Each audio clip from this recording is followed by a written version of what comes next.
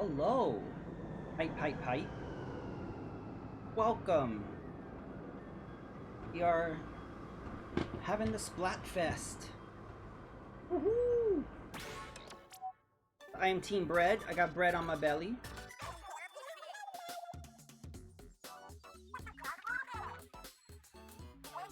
Pipe, pipe, pipe.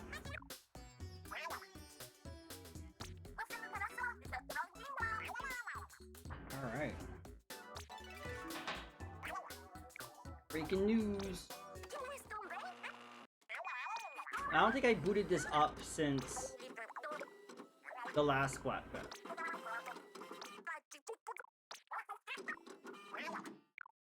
Hey, Breadbug. First one in chat. Yeah, I got Breadbug on my belly. Yeah. How are you doing? Welcome to the stream. I was thinking about picking pasta, but because it is green, and we like green around here, and I do love pasta, but I don't think I could live without bread because I am a big bread person. Plus, I assume bread will be the popular choice. Which rhythm games have you been playing? Competing this time, we have bread with whatever you like to spread on it. We can go with rice, soft, chewy, and smooth, and it goes great with any side. I like to slurp up a perfect plate of pasta. I already know where I'd land. If I can only have one, it's gotta be piping hot rice. Rice fills you up and keeps you going for hours. It's perfect for a pre-fight meal. You mean match, not fight, right? Right? If I'm in for the long haul, bread has the most variety. Toasted, buttered, and so on. Oh, that's not even counting all the kinds of jam. Don't get me started on pastries unless you have all day. I do love my pastry. A theater rhythm, that's the Final Fantasy thing, right? That's awesome. And Hatsune Miku, I've heard of that. I have not played that. Oh, have you ever gone to the Rhythm Heaven series? I actually really like that. They haven't made one on the Switch, but they had one on the 3DS and the Wii. I streamed the Wii one not long ago. I liked it. But I'm not normally into rhythm games. I just have really bad rhythm. I think pasta is so delicious that I wouldn't need variety, just sauce. A heaping pile of pasta is as satisfying to look at as it is to eat. Got me there. Okay, new plan. Main course of rice, side of pasta, sweet bread for dessert. Fried, that's not what sweet bread means. But no, I gotta stick to rice. Fried rice, tempura, donburi, bibimbap, and souffle. What? Bread is just as versatile, you know. Think of sandwiches, croissants, and pizza. Are we pretending there's only one kind of pasta? I had one on the DS and I liked it. Okay. Yeah, Rhythm Heaven first came out on the GBA, but only in Japan. And fans made a translation of that, and I played that. They called it Rhythm Heaven Silver, I believe. And in the US, I think the first was DS. That's what all for now. Make sure you get to voting.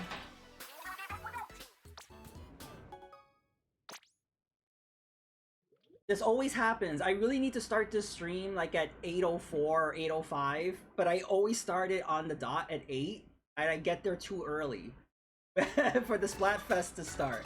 I really should do my stream at like 8:04, 8:05. I wish Theater Rhythm Dragon Quest was localized. I didn't even know that was a thing. What platform was that on? But yeah, it might get eventually re-released. Remember all those Dragon Quests that came out in Japan? It took like, what, 10, 20 years for them to finally get localized and come out here? So it may take a long time, but it might eventually come around. My 3DS didn't brick. I would be trying to get English by... Oh, I'm sorry to hear that. Did it get bricked because you modded it? There's always a... And luckily that hasn't happened to me, but that is definitely a possibility that could happen. Perils of modding.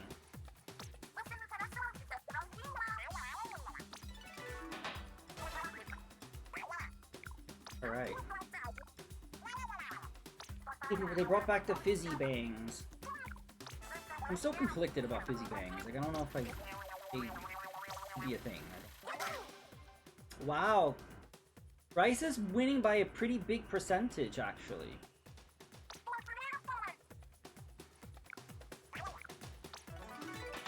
That means we're gonna get a lot of mirror matches. Or maybe not. Don't want to. I shouldn't jinx it. Last Splatfest actually went pretty smoothly. Talking. When I tried to mod it, it got stuck on a step and wouldn't boot up. Is there any way? Maybe it's just a software thing. Maybe you're able to try it again.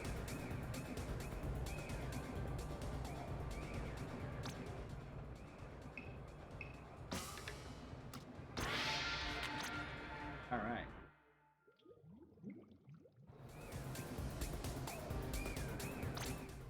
So let's see what our outfit should be. I think we're gonna start with the paintbrush.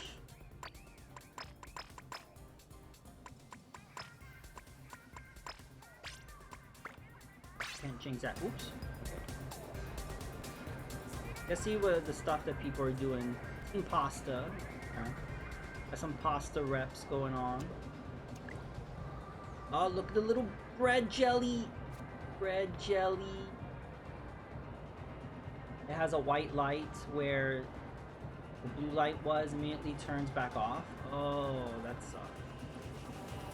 Did you look it up? Like, is that like an unrecoverable thing? I haven't heard of it. I haven't heard of that. Pasta. Breadly. It's a bread jelly. Breadly. Brelly. Brelly.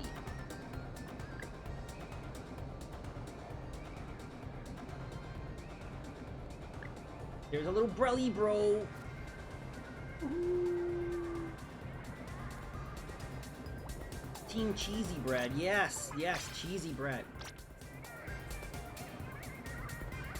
Let's see if any of the markets here are selling any, like, bread, pasta. Not just selling the same stuff. Oh, here's some bread. They did that on purpose. Look at that. They put the little brelly next to the bread. I see what they did there. Oh, I see the little pasta guy eating a bun. Wait a minute. Wow, that's bread. That's bread.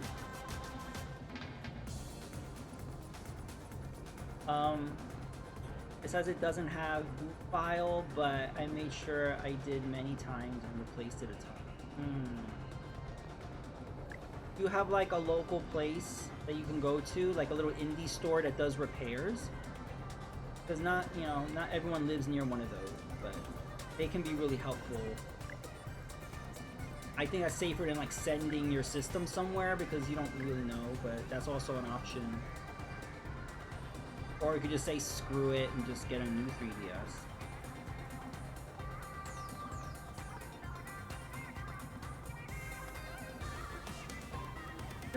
I saw something on that roof. What was that? Look, someone's littering. They just threw a bottle on the roof. Anyway, okay, there's nothing unique going on back here. We can go, I'll make a room. I have a new 2DS XL that I use more often anyway, so I said, okay, that's what I did. Like, I used like my first 3DS to do hacking with, because I had moved and all my info, all my games and saves to another, so I wasn't using that 3DS anymore. So I think, okay, this is the one I'll use for hacking. And then I did a little bit of it, and then I didn't really do much with it. I think because at that point I was not using my 3DS as much anyway. So I did not go diving into the hacking with the 3DS as much. I focused more on hacking the Wii U.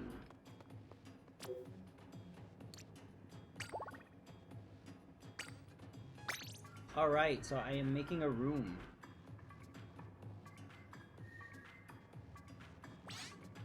Alright, so anybody watching, jump on in. Hype, hype, hype.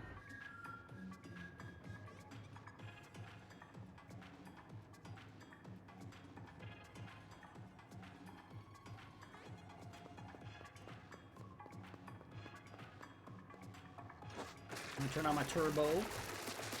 So wow, this looks like tomato sauce. Actually, the whole theme looks like the Italian flag, or the Mexican flag. I just think was that done on purpose?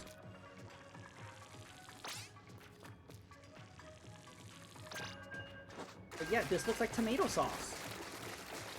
And then the green is like a pesto sauce. The white is just like an Alfredo sauce. So it's like, it's supposed to be the carbohydrate Splatfest, but it looks like the sauce Splatfest. It's all about the sauce. I just have a hacked Wii. And with 200 new tracks. Oh, wow. I never played any of those. So fans made like 200 more tracks for Mario Kart on the Wii?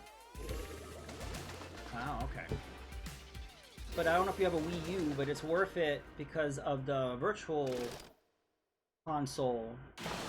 Being able to play DS games. I've done a lot of like injecting DS ROMs into the virtual console.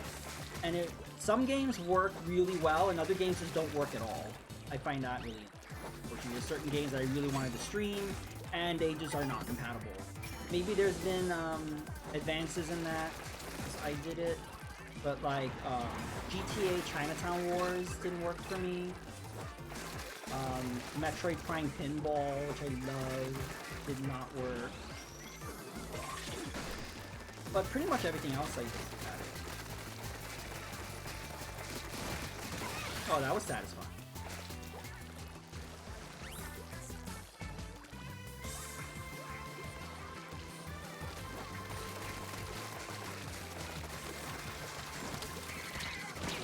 Whoa.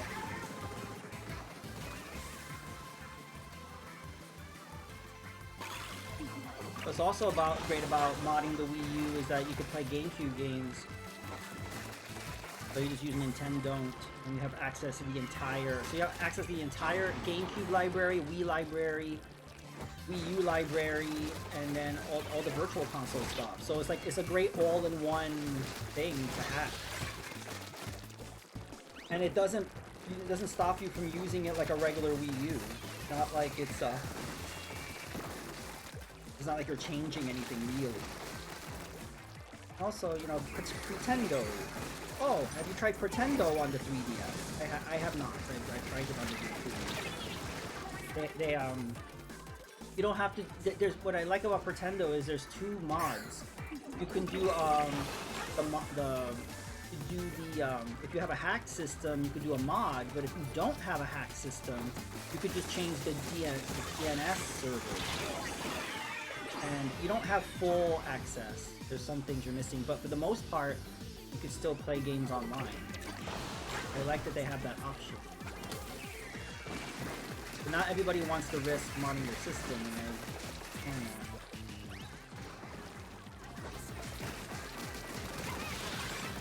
it also it would have limited the amount of people online if you like had to mod.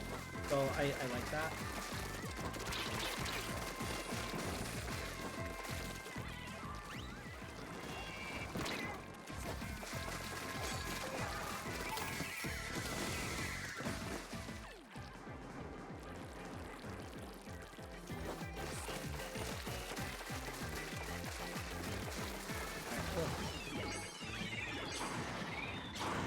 I wonder if this Splatfest is going to be against pasta the whole time, or are we ever going to see rice, or it's going to be one of those things.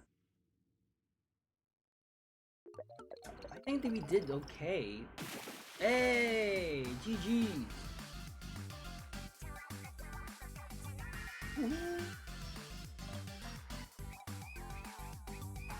Nice. Team bread hype.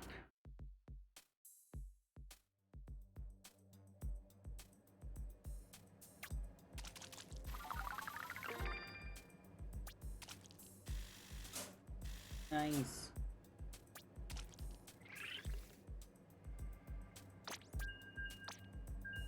Oh, I didn't look.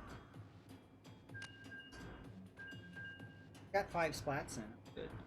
Red Bug's the VIP. This red is so vibrant. No sauce. I emulate, so I don't care about the virtual cons a ton. For the most part, I agree. Like when it comes to like most systems, it doesn't really matter what you play it on. The DS is different. Emulating DS on PC is really awkward because of the touchscreen. So it's good on the Wii U because you can use the gamepad for the touch stuff. But if you don't care about that, then in general, yeah, you can emulate on it. I pretty much only used it for the DS. Um,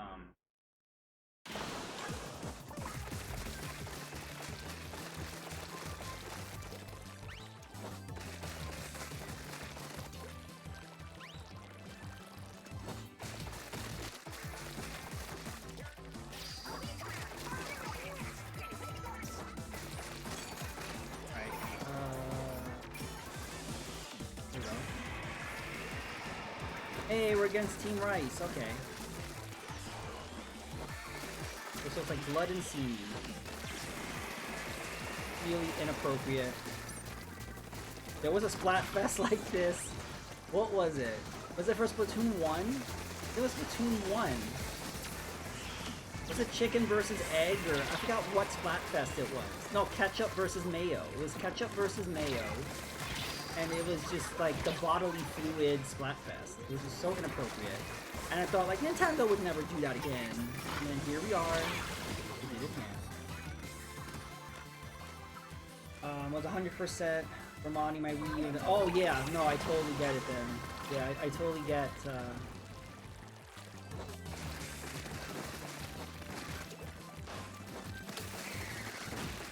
definitely a risk. And I can't say whether one has a less likelihood of bricking than another. I don't know. That's just an individual choice if you want to take the risk.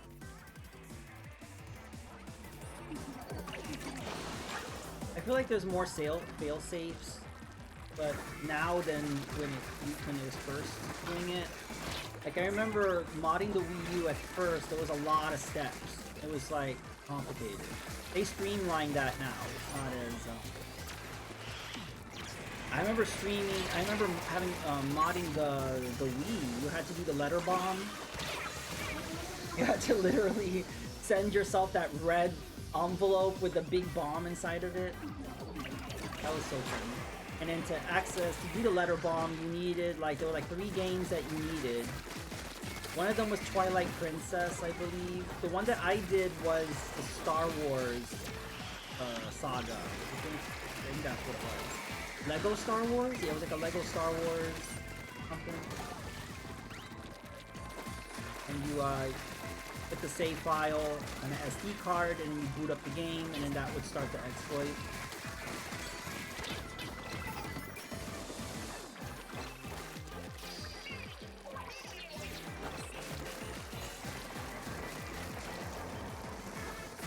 And you can't do letter bomb anymore because there's no online service right now.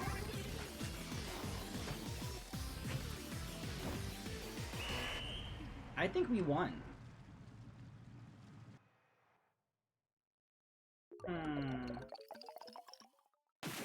Oh, that was close. They took over the middle. Toward the end.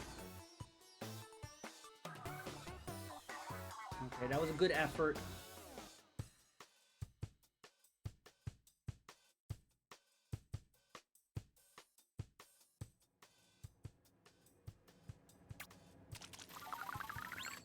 So much easier, you don't need any games for your console ID.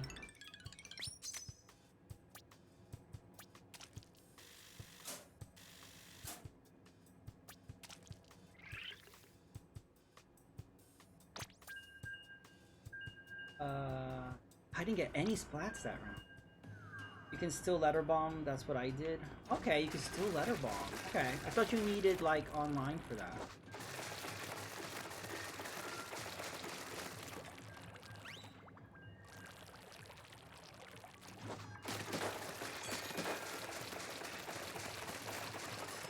Oh yeah, that's great. Yeah, I think there was a time period where you did need it, and then they, I guess, modified it.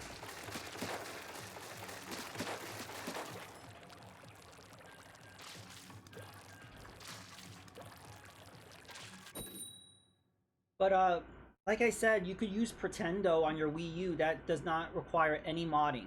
You just go to your settings, your console settings, and you change the DNS server.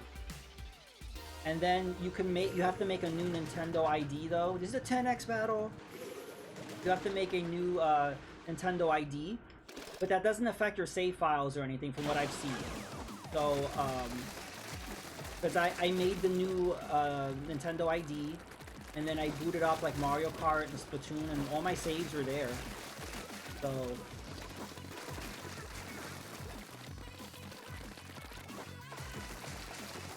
as far as I saw, Miiverse is not live. It could be, just for some reason I didn't see it. Maybe because I have to do a hardware mod to see it. But I like that they're bringing some stuff back that, you know, I like that it's not gone forever. I have very fond Miiverse memories. Yeah, if you go to the Pretendo website, they have the two options there. They'll tell you, like, here's the mod version and here's the non-mod version. And it's just literally just putting in numbers, and that's it. And, you know, because otherwise your Wii U would be completely offline anyway, so you might as well have access to some servers.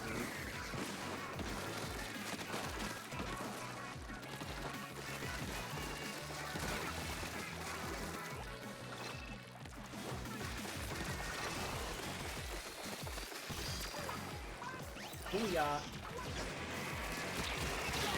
Ooh!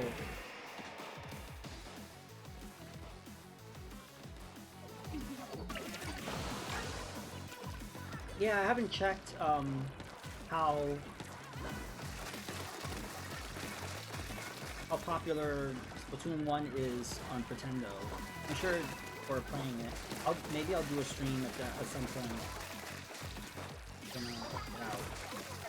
But the last time I played Splatoon 1 was like right when the servers were gonna be ended, so I did like a last hurrah on the Wii U official servers. And then off stream, I did test it out briefly. I tried Splatoon 1 and Mario Kart, and both worked fine.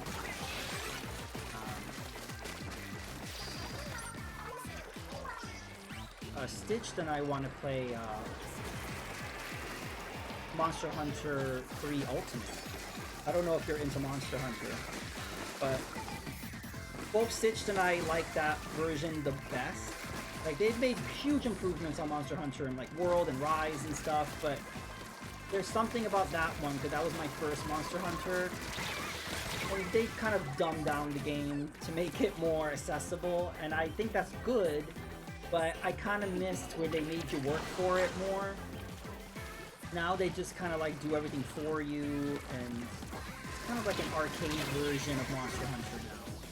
And again, that's not bad. It's good. It's fun. I like it. But they took away the edge. They took away the grind. They took away the...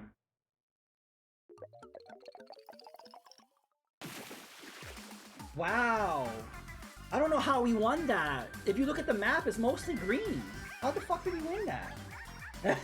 How did that happen? I'll take it.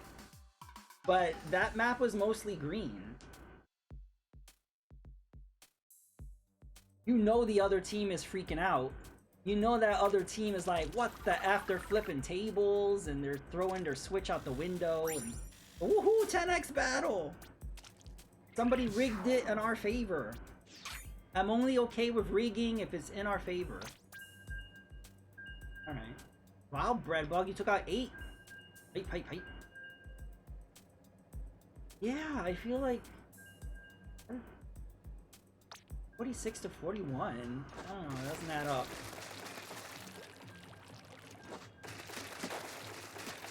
I have the 3DS and PSP Monster Hunter, I didn't get that far. Okay. Well, what's really cool is, the problem is now with the 3DS eShop down, I don't know if you can get this app anymore. I guess not. But there was an app where you can swap your save file, because the 3DS and Wii U versions were the same. So you can like swap your files back and forth. I used to do that, so you can have your game on the go. Sometimes if you ever like got the Wii version later, you could just transfer over your save. The problem is, I don't think you'll be able to get the transfer app.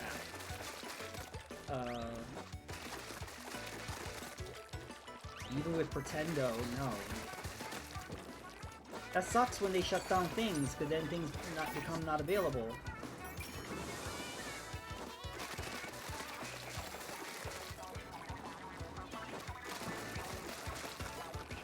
It's like if anybody wanted to get into Splatoon 3 now, I would not recommend it. Because I'm like, the next Splatfest is next month. So you could still enjoy the game, like first player, single player, and playing online and all that. But I think the Splatfest are such a huge part of the game, you missed out. So you could still play, but I don't know if I would recommend it. Now, if you're someone that didn't care about participating in Splatfest in general, then yeah, sure. But I feel like at this point, just wait for Splatoon 4. If you didn't play like this far into the game, then just wait for Splatoon 4. I think that's fine. You can use the 8 shop. Okay, so the 8 shop, does it have like, yeah, so it will probably be there, hopefully, and you'll be able to get it. Again, this is what hackers have to save.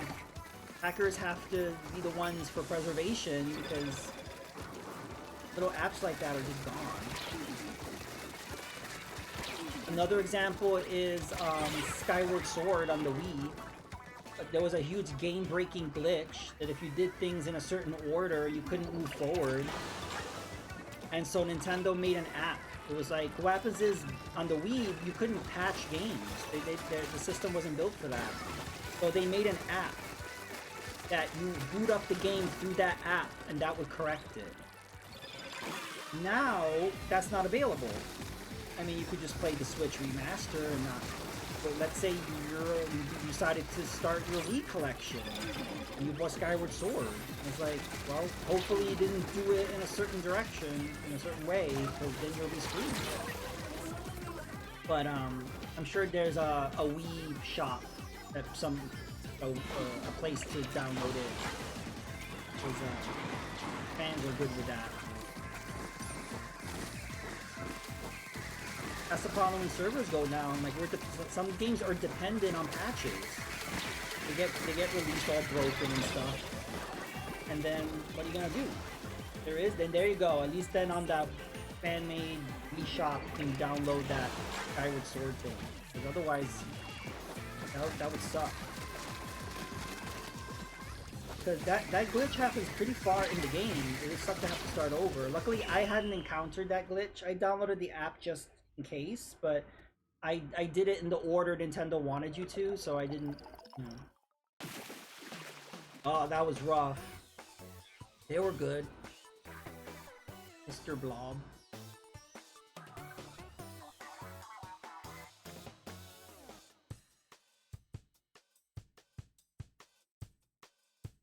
Your bitch, Wii.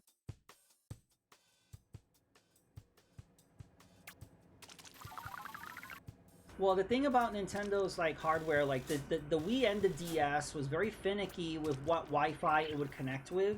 Extremely picky. And especially we have new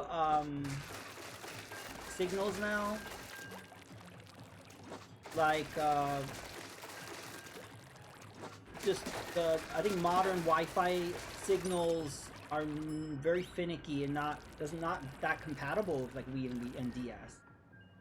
I remember my DS could not connect to my Wi-Fi. I had to go to McDonald's.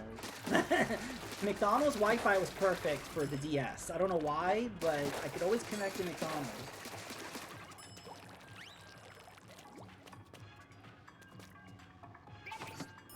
Used to, and now it doesn't. I don't know what that's about. I've had that problem with my Xbox 360. I cannot connect online with it. So that's why I didn't bother with, you know, ooh, the marketplace is closing, go check it out. But it's like, I can't connect. Not through Ethernet or Wi-Fi. It just doesn't want to connect. So I'm like, even if I wanted to, I couldn't say goodbye to the Xbox 360 marketplace. Yeah, I mean, it was a good excuse to go to McDonald's. It was like, I'll go here and I'll have like a McFrosty or McFlurry. I'm McFlurry if you can find a ice cream machine that works. And then just enjoy the sweet Wi-Fi.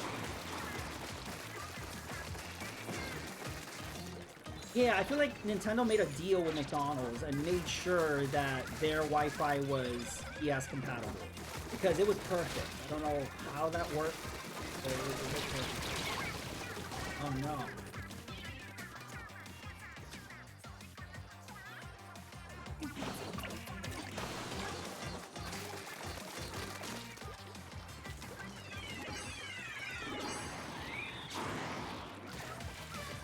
There was something with the, like when the Switch first launched, the Wi-Fi was finicky. And I think through like firmware updates, they fixed it. I don't know how, but they didn't need any like actual hardware updates. I think maybe they just did something to boost the signal or something. But the Wi-Fi is much better now. But at launch, Switch Wi-Fi was garbage. It was really not good.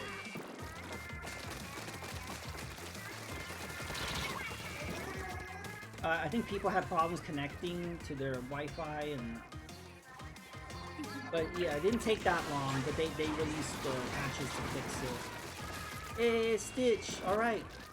So Breadbug, on the next match, I'm gonna close out the room and restart it. So let Stitch in.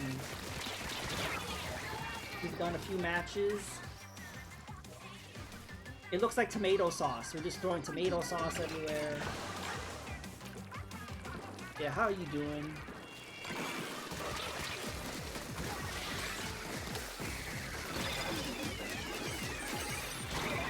Oh. Well, they're dominating right now.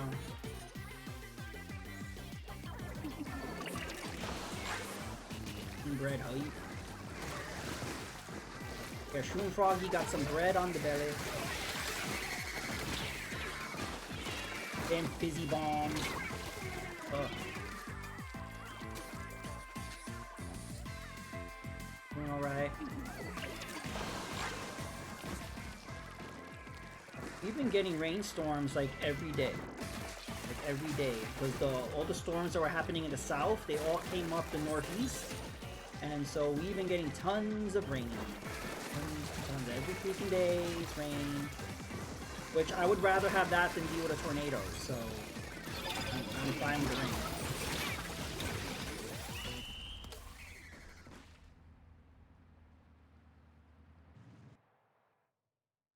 That was rough. If Deviant was here, he would start screaming, "The middle! Why didn't you go to the middle?" And then I would say, I couldn't even get to the middle. I kept getting splatted before I could even get there.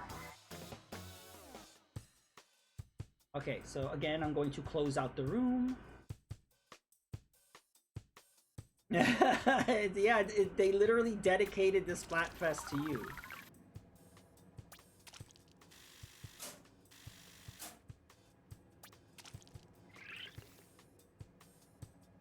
Stop. And... but Stitch, we did win a 10x battle, which is good. Oh, and that 10x battle, I might have to make a clip of that, because we clearly lost and they said we won. Like, it was bizarre. There was clearly more green ink on the map. Like, there was 100% more green ink on the map, but they said we won, so it, like, I think it glitched in our favor.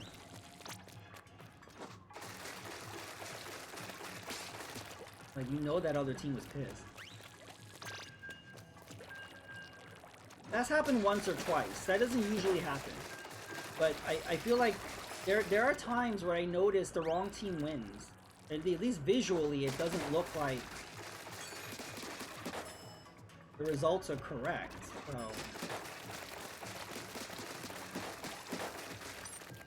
But sometimes you could be a little off. Like, it can be deceiving just looking at it. This was very clear. This was a clear loss. This was not something that was ambiguous.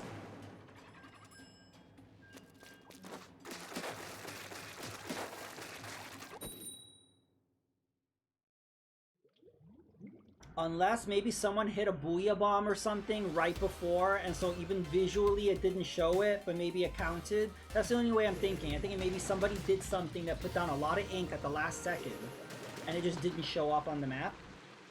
But when that happens, it usually doesn't count, like if it doesn't show. But it's possible that could have happened.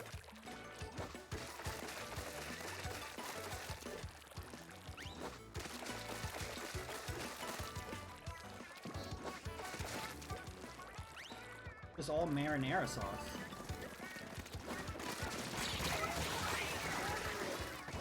Yes, it looks stitched. It's ketchup versus mayo all over again.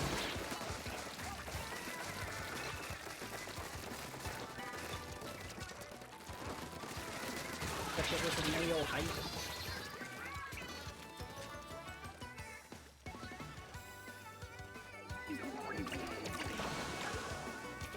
But it's basically tomato sauce versus like Alfredo sauce. It's the Italian cuisine Splatfest. Why is bread red?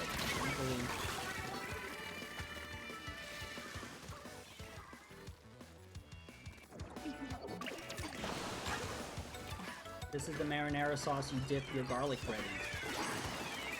This is the Olive Garden Splatfest.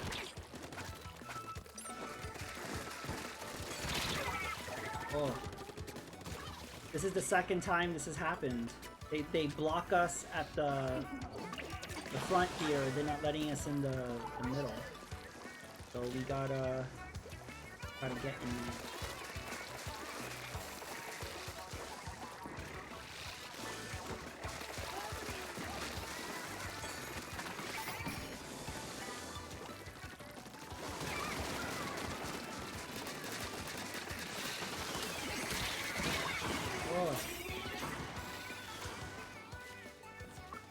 Yeah, it sucks we can't get in there.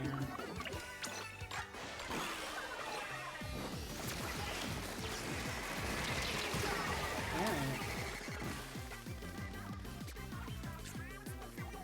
I noticed Team Rice being aggressive. I think that they will probably win this Splatfest. They won the popular vote before the Splatfest started, and I was surprised by that. Because I just kept hearing a lot of people mentioning Team Bread for Splatfest. But rice is the most popular dish in like the whole world, so I get it. Plus, any Splatfest that has like white ink usually wins for the lulz, I guess. They're like, hey, it looks like semen, ha ha ha. You notice that? Like every Splatfest that has a white color for the ink, they always win regardless of what the theme is. It's very childish, but it's effective.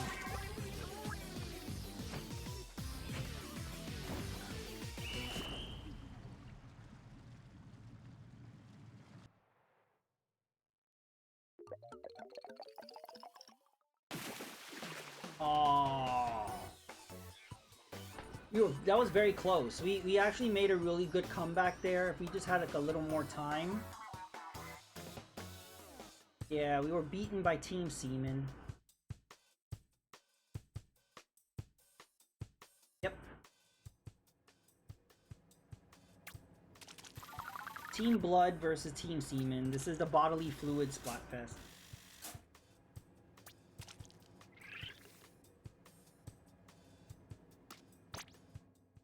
What if I change to...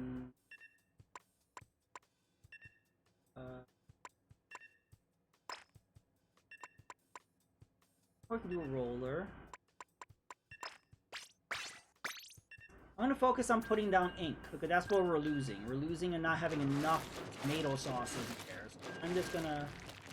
every single little crevice of the map will be tomato sauce.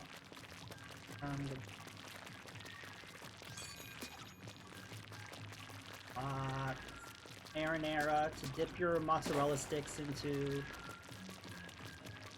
Mozzarella sticks. I haven't had those in a while. They're so good. Fried cheese. Fried cheese.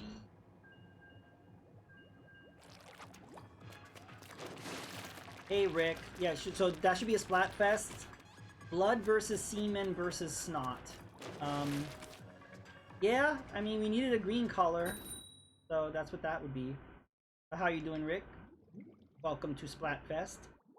I am a little froggy with some bread on my belly. Mm.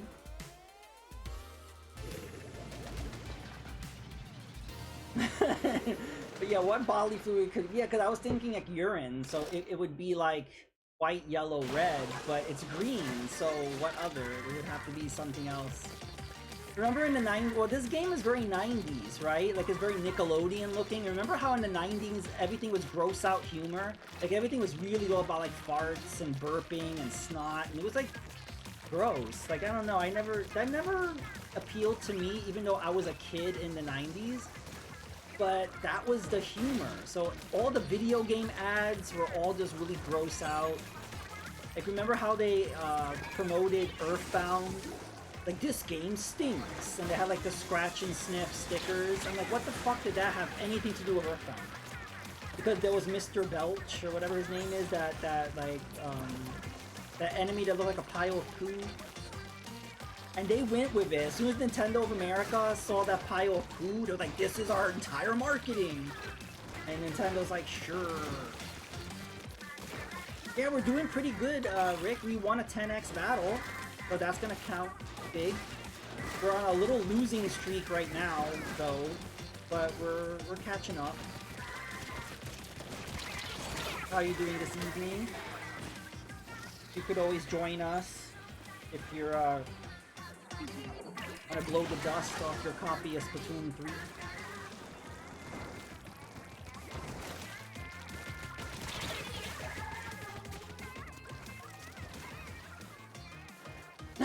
Tired? Alright. Yeah, so I usually do Splatfest on Friday night because I'm just conditioned, because I remember the servers being really bad on Saturdays because everybody was playing on Saturdays, which is understandable because, again, Friday nights everyone's tired. So I just decided then I'm just going to play on Friday nights because the servers are better. But I don't know if that's still the case, but I just got conditioned, so I just always play Friday night. Because I haven't had any major connection issues on Friday night.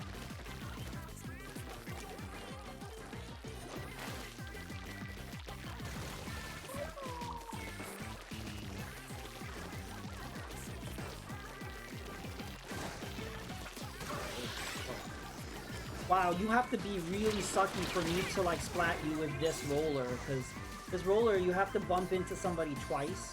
I think what happened is he was already weak, so I was able to kill him with one rollover.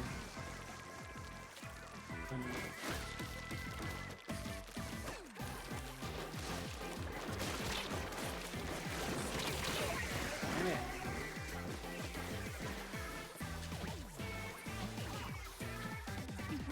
For the next 5 days straight. Oh, that's rough. Hope you have some time to rest.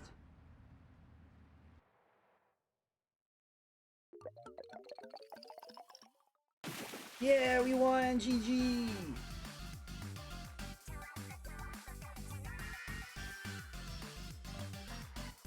We won the DNA Splatfest.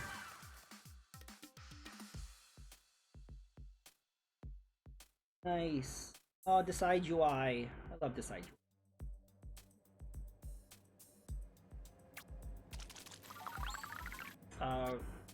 Rowlet was definitely my main.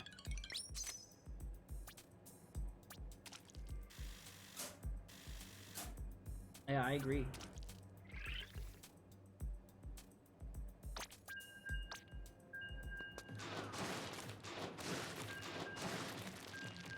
So, did you play Pokemon Arceus? Because Pokemon Arceus, you have a choice to choose Rowlet. And initially, I was going to choose Rowlet, but then I realized they changed his type.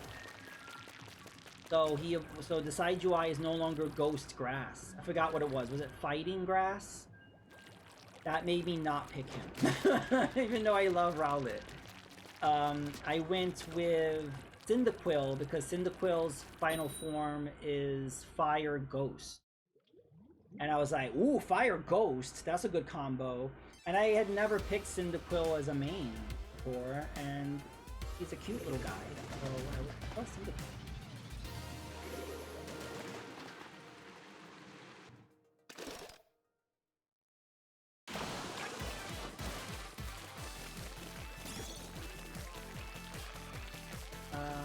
Always love the owls. Yes, the owls are always cute. I love in the anime that Ash just puts him in his backpack and he's like the perfect size. Like he's like fits exactly in his little backpack. Fighting grass. I still like the design, yes. I like they mixed it up though. I mean, you know, had some regional differences. I always like the regional variants. I know some people don't like that. But I do. I love the regional Wooper. Clodsire is adorable. I love Clodsire.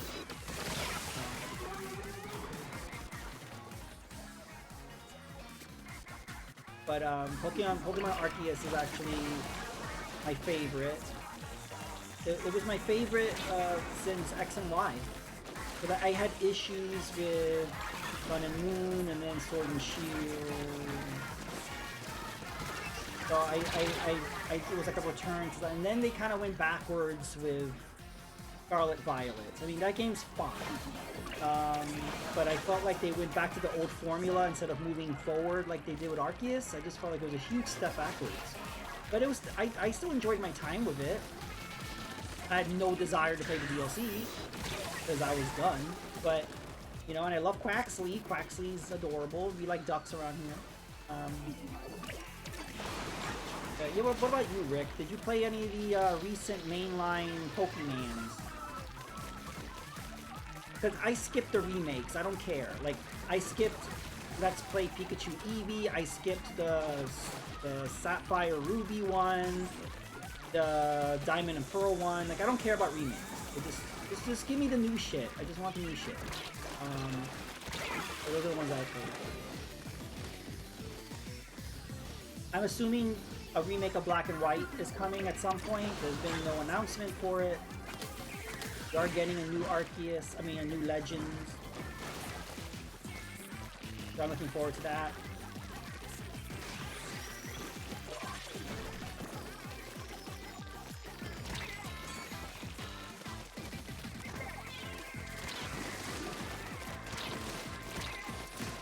Ooh, double splat. I played the most recent 4. Alright. Yeah, I'm all about the mainline series. It's weird if you think of Arceus that that even counts as mainline. I think it does, but I think it's tactically a side thing. But I consider it as mainline. But it didn't have... It had a lot of... No, it didn't actually. It didn't have original Pokemon. So I guess, yeah, I guess it's not mainline.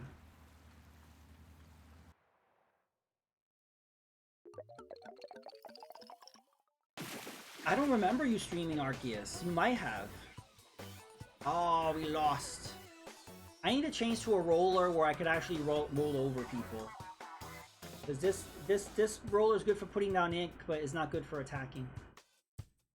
Yes, this is like the 3rd or 4th round where Team Rice have been super aggressive.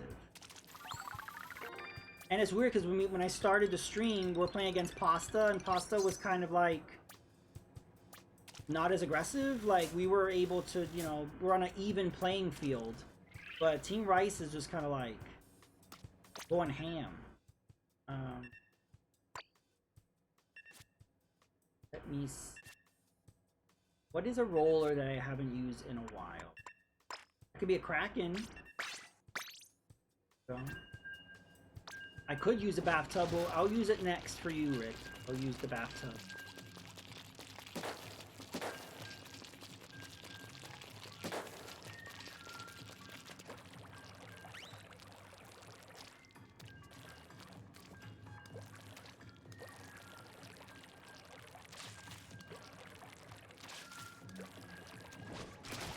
Did anyone play Pokemon Snap? The recent one? I love that. I did streams of that, and then I also streamed when they updated it. And when the new Pokemon Snap came out, there was no Psyduck, and I was really pissed off. I was like, how can you put all these Pokemon in this game in all these different areas and all this stuff and not put... And then in the update, they added Psyduck. So I'm like, ah, they corrected themselves. So I literally had to do a stream of the update just so I could, you know, see Psyduck.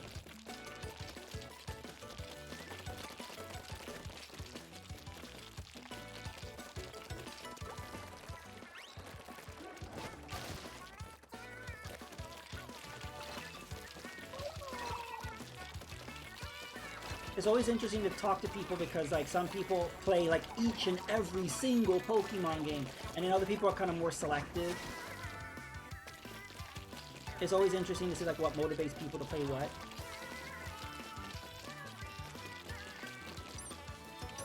I mean, yeah, I don't know, there was something that, like, turned me off about the Let's Go thing.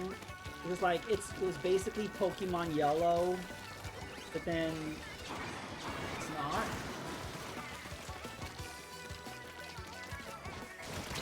Ouch.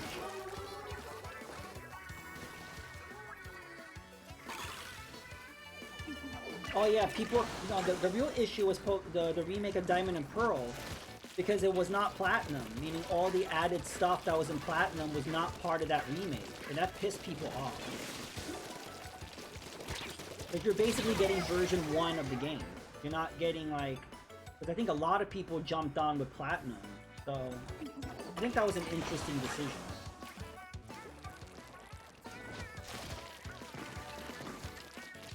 Now, I don't know, I didn't play the Ruby Sapphire one. I don't know if they put any Emerald content in there. The Emerald had like a battle tower or something. I think Deoxys was only an Emerald, right?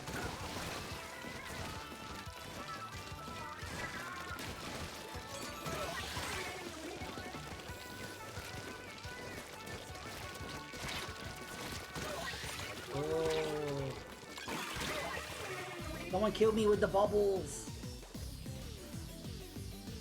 I played that I missed on DS. Not playing those ridiculous prices. Okay. Uh-oh. One moment. Brilliant Diamond. And what was it? Dazzling Pearl? That's the good thing about these remakes, like, even though, like, I'm not a fan, like, to want to play them, really, but it's a good because, yeah, because people are really price gouging those games, anything Pokemon, and also, you may not even be getting a legit cart, because there's so many fakes out there. So not only are you paying a lot of money, you may not even be getting the real thing. So, these remakes kind of screw up this, up these scalpers. Mega Ruby was an Emerald, so I'm not sure what people were expecting. Yeah, so like they already set a precedent to not do the third iteration in the remake. So GG's. Yeah, it was good that I mixed up the roller. I was able to roll over a few people. Woohoo! Shining Pearl. Okay. Brilliant Diamond, right? Shining Pearl.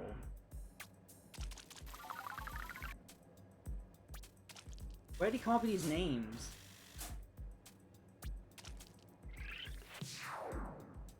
Woohoo!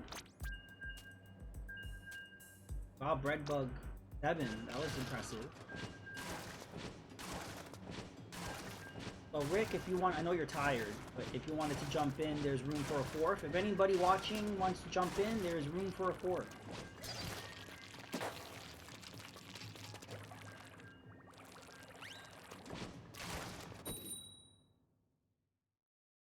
I forgot what the new Pokemon is called. I know it's Arceus, but I forgot the name of it.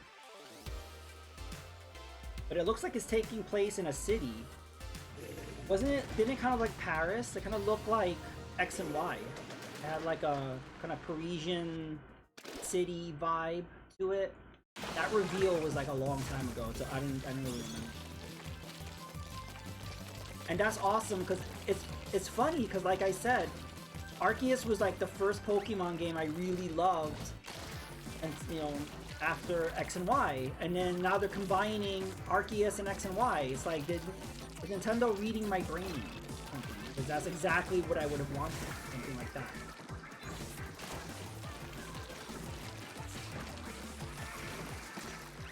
Pretty good, but I heard bad things about the thing about the Diamond and Pearl remakes. I heard was just really generic. Like it wasn't really. It was like a one-to-one remake. But to be fair, if they would have changed a lot, people would have complained. So no matter what they did, people were gonna complain. But I think the complaint was it was like a very literal remake. Even visually, it didn't do much. So yeah, it was a very bare bones one-to-one remake, which I don't know if that's a bad thing. Again, to kind of go against the overpriced market going on, that was actually a really good thing. So let's say you couldn't afford to buy the original DS cartridge, you could just get it on Switch, and you really are getting the same experience because it's a one-to-one like remake. Maybe that's why they did it.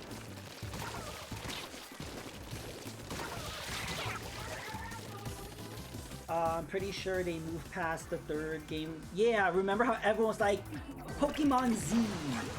Pokemon Z did not happen. Pokemon Gray. Pokemon Gray did not happen. I think because it started to get so predictable, they really pushed against doing it. That happens every gen. Like Sword and Shield, we're gonna get Pokemon Gun. Like, no.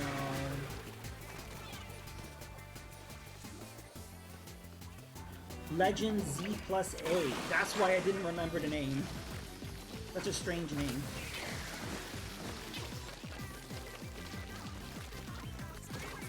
The difficulty was changed as well. Oh, so people were like, oh, they made this for babies.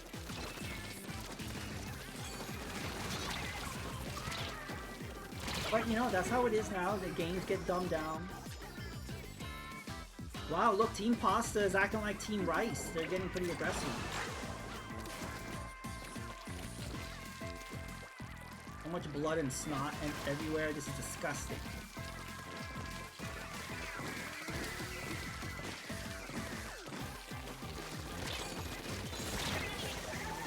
To me, this is pickle juice. It's just tomato sauce and pickle juice. That's all.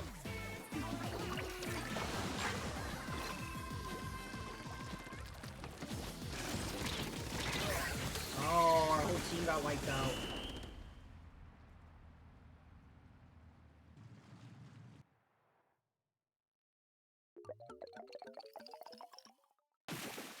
Oh. But to be fair, do I have those shoes? Oh my god, I don't think I have those. With little wheels on them, I want them. I don't think I have those.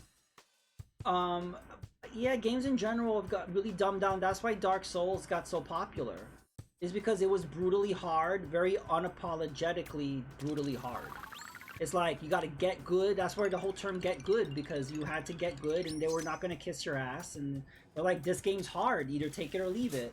And that really challenged people. That's why people are like, very intense of like, I gotta conquer this game, I gotta figure it out. And it became like a whole thing, because especially at that time, I mean, 2000, when did Dark Souls come out? 2010, 2011? That was like the Wii era, right? And the Kinect and all this stuff. Like, games were really dumbed down. Games were like, every game had like this massive tutorial, and they also did that because they were trying to shift away from manuals, but there were still manuals. But I guess they were hoping or thinking of getting rid of manuals. And there's been a pushback, because if you notice, Nintendo games have actually gotten very challenging. Like, especially the single-player mode in Splatoon 3, especially that last level, was really hard. And that final boss in Metroid Dread was the most difficult boss. That was like a Dark Souls boss. I've never fought a boss that more difficult in a Nintendo game before. Same thing with Tears of the Kingdom and like Breath of the Wild and stuff. Like the end areas were kind of tough. And like, Nintendo has like increased the difficulty of certain things. Like they're more aware of when to do it and when not to do it, and I appreciate that. But there was a time where everything was freaking baby mode. And I think, again, Dark Souls was like the only game where I gave you like a challenge. And what's nice is I feel like that inspired others to do that. Like all like the Dark Souls clones, or there's been a lot of very difficult games that have come out the last few years. And I feel like that was a starting point of all that. The bacteria has taken over the bloodstream. That's what this looks like. This looks like just like blood and bacteria fighting each other. Freaking sinus infection.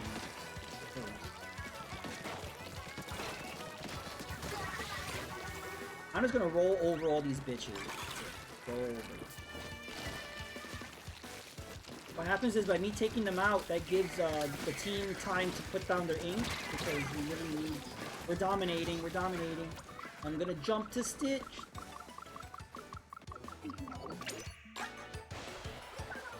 Ooh, I still miss playing this on the Wii U. Because, like, using the map is so not as fun as just tapping on the gamepad.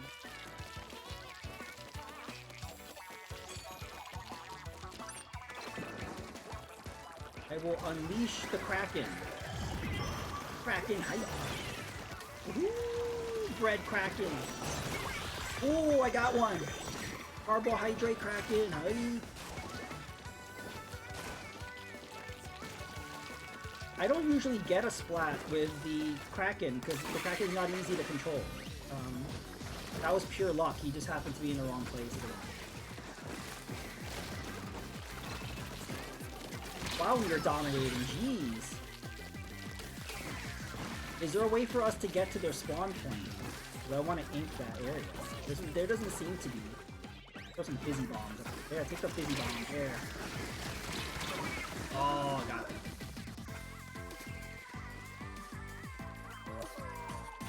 it. Jump into Stitch, he's the only one still alive.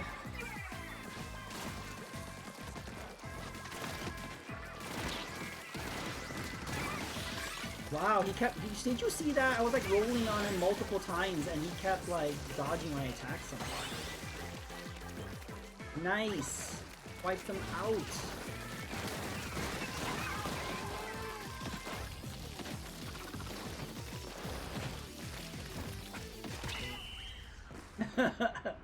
Wow, we destroyed them. We destroyed them. Oh my god. Oh my god. Wow. They must have had a drop on their side. I've never... Wow. It's never been that far off.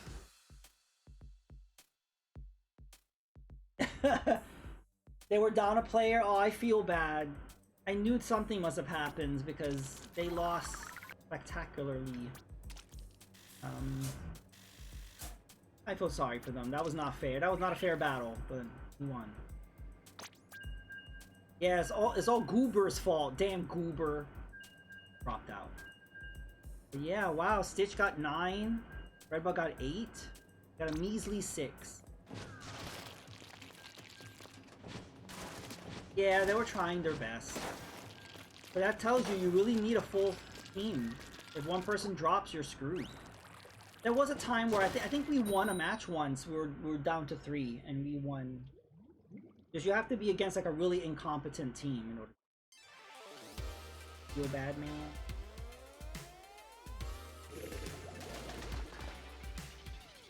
It's like, sucks to be you. I'll take the win, but you know, sorry that happened, but you know, you won, yay.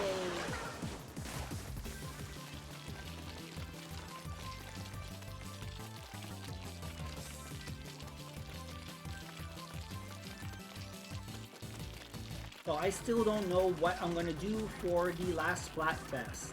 Past, present, and future. Deviant's gonna go with the past because he likes the Squid Sisters. Present is Pearl and Marina, and future is Fry and River and Big Man. I don't know who I'm gonna go for. Honestly, I might do a poll or something because I like them all. I don't really. I'm indecisive. Because I'm an OG Splatooner, so I should pick pass. But then that, you know, that doesn't mean I'm not rooting for the others. So I'm confused.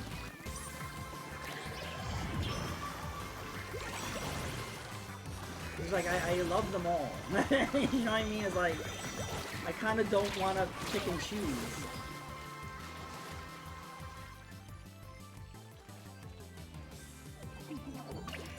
Next month. So I don't know the exact date, but next month's Splatfest is the final Splatfest. And it's that's the big one. I'm expecting a unique stage for that one. There's no confirmation of that, but I'm expecting maybe we'll get a unique stage for it. Also, that will dictate the plot of Splatoon 4. So it's a big deal, that Splatfest.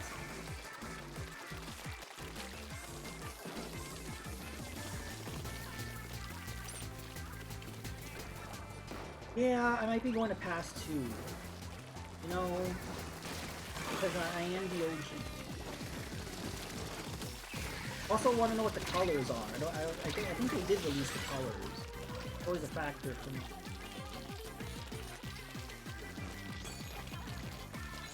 I'm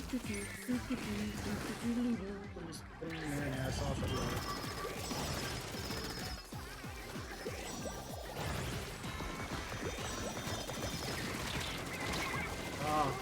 You're vulnerable before and when you turn into the Kraken, and then once the transformation ends, you're vulnerable. So someone resurrects them with custom servers.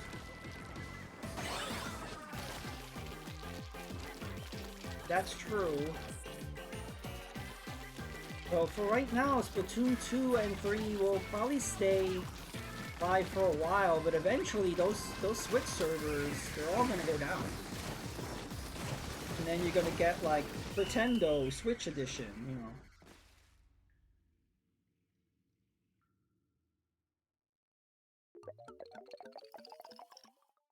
Woohoo! GG's!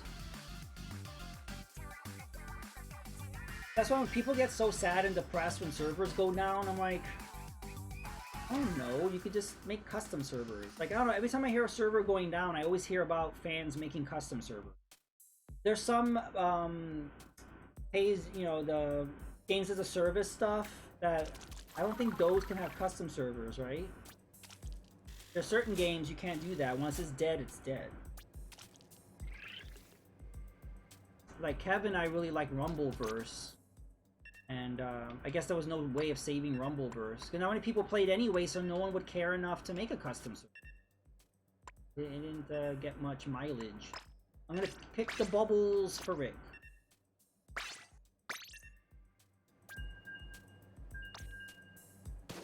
Yeah, Pretendo Switch Online. There you go.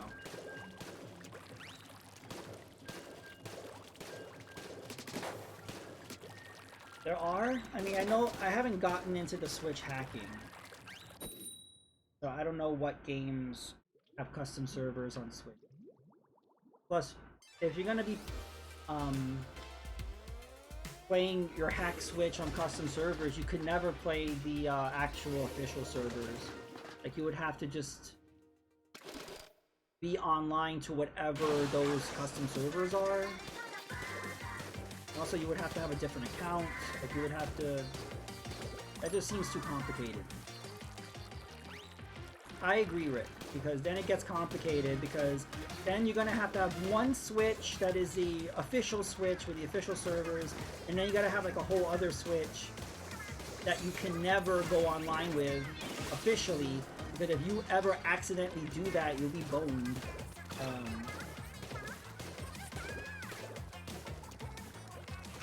The ninjas will come after you. The Nintendo ninjas will just come bursting through your window and slap you.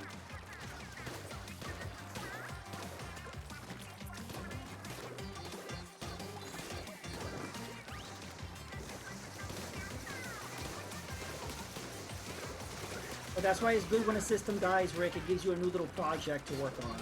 When you kill this guy shooting semen all over our territory, that's really inappropriate. somebody please get him? Dude.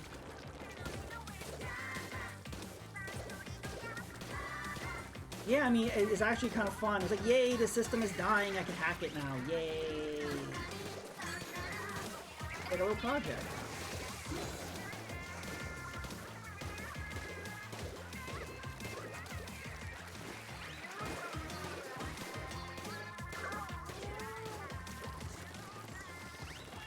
That always happens. When a system dies, all of a sudden people start caring. Like the Dreamcast. I love the Dreamcast. It didn't do very well, but then all of a sudden everyone cares about the Dreamcast and the Sega Saturn. And there's like huge modding scenes and ways of like, you know, playing these games and new games and all this stuff. Same thing with the Wii U. There's like a very active Wii U, you know, community. And I'm like, where were you when the system was out? But no, yeah, there's some people that like only care about a system when it's dead. It's kind of funny. Like, yay, it's dead, I can care about it now. Whee!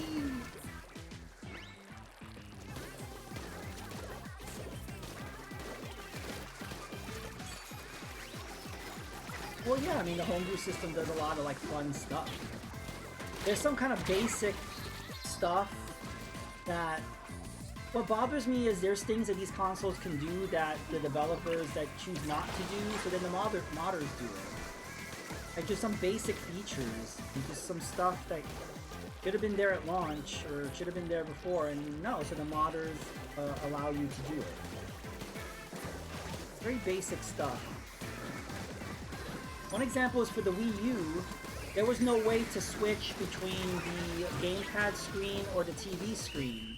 Which seems like a very basic thing, but someone did a homebrew app where you can switch the screens, and that's great for streaming. But if I'm seeing something on my gamepad, I can switch it, and then you can see it on the main screen. So something as simple as that, why was that not an option to begin with? So that's the cool stuff that modders do, just like allow you to do something that was very simple, but was not enabled, you know? I got my Wii U, I only had about 6 months with it. Homebrewing is definitely made up for it. There you go. Yeah, like, people that jumped onto the Wii U toward the end, they were kind of screwed. Like, yay, I bought Nintendo's new console. Oh, it's dead. Yeah, I didn't do good that round. I didn't get any splats.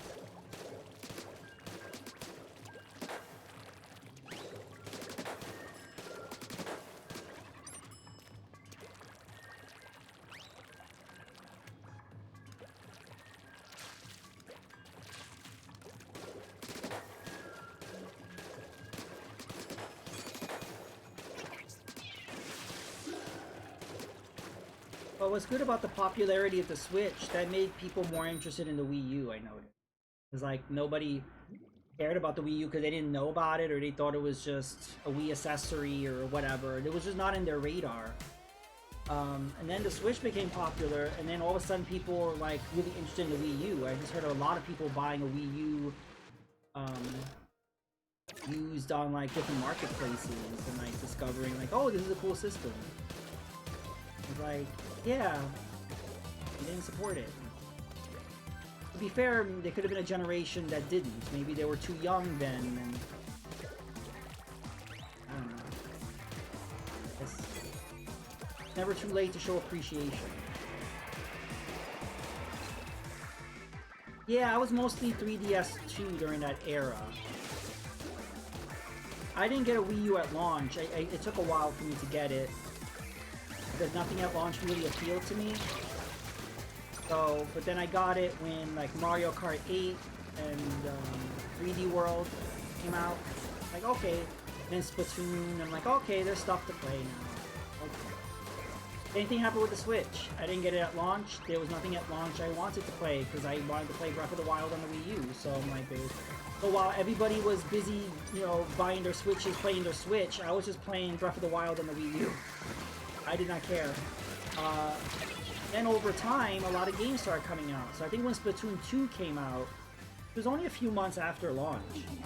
That's when I'm like, okay, I'll get a Wii for a Switch.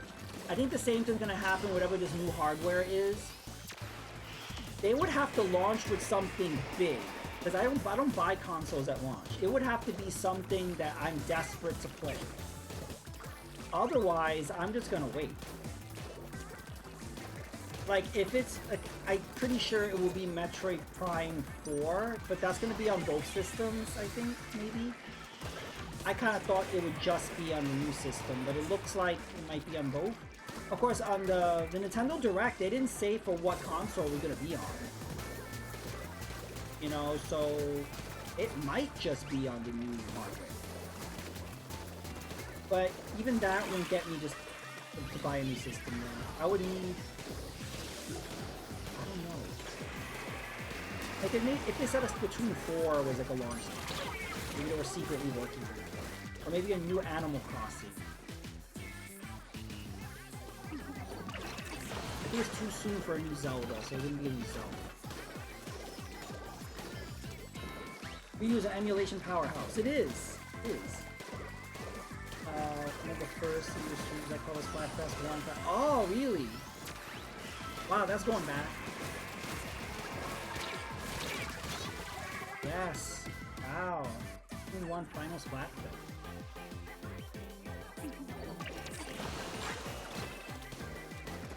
It could have been... I don't think I was streaming during Splatoon 1 era, though. It might have been the Splatoon 2 final Splatfest.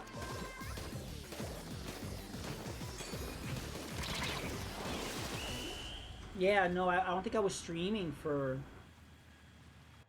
Yeah, I don't think I was streaming for Splatoon 1, so it might have been Splatoon 2.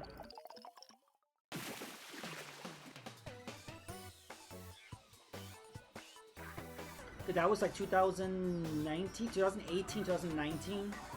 So that would have been Splatoon 2.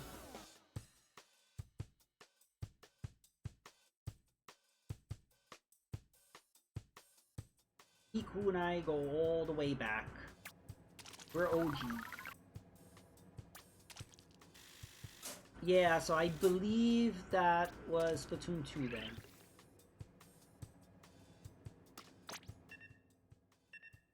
Let me... Weapon should I... I'm not picking the Bamboozler. Maybe the Sploosh-O-Matic. Redbug is the constant VIP.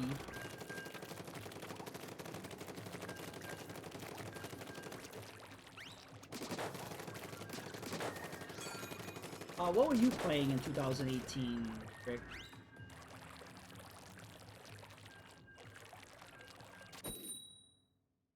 I'm trying to think. Other than Splatoon 2, what the hell else was I playing then? Animal Crossing. No, Animal Crossing came out with the pandemic, so that was 2020. 2020. No, it wasn't Animal Crossing yet.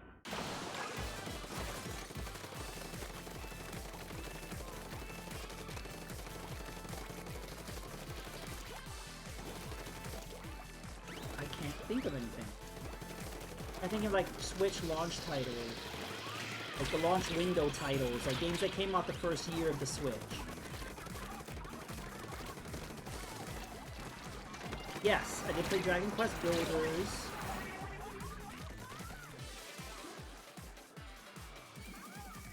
After this match, I'm taking a short break to take the dogs out. All right, the dogs. I wouldn't want the dogs to dehydrate, so you do that.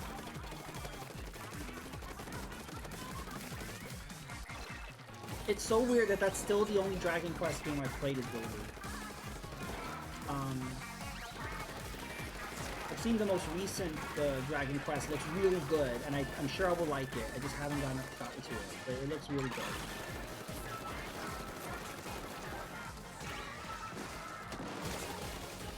I really want to go back to Animal Crossing, but there's nothing for me to do. I did everything, so I need a new Animal Crossing.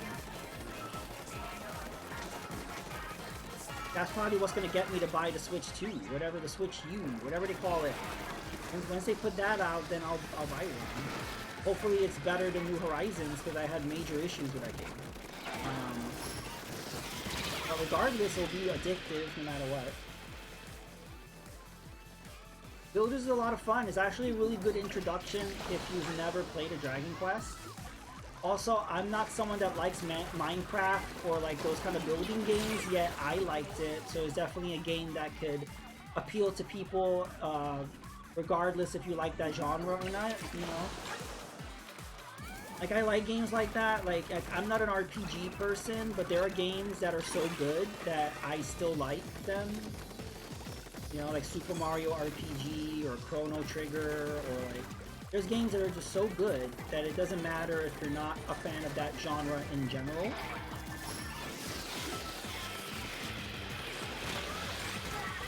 Like speedrunning. I am not a speedrun person, but I really liked Nintendo World Championship.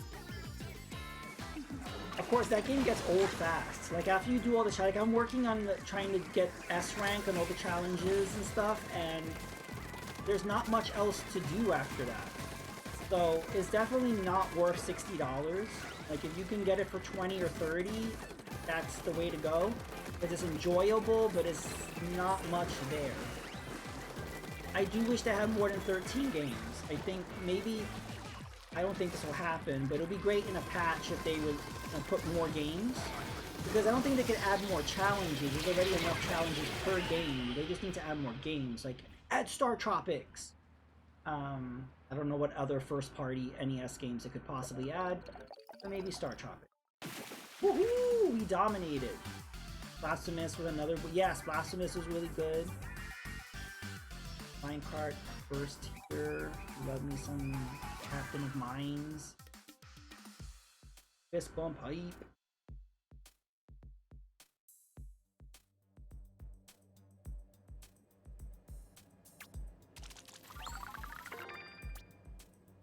Yeah, the thing is, I'm very kind of like, if I don't feel a game at first, I don't usually try it again. No problem, Breadbug.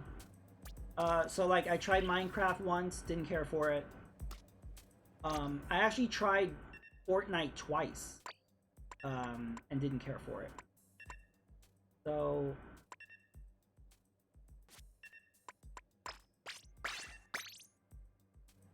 Because I tried it on the Xbox One, and then I didn't like it, and then I tried it on the Switch just for the hell of it because it was like a big deal that it was coming to the Switch, right? And everybody cared about that for some reason. And I said, okay, well maybe I'll like it better on the Switch, and it's like, no. No.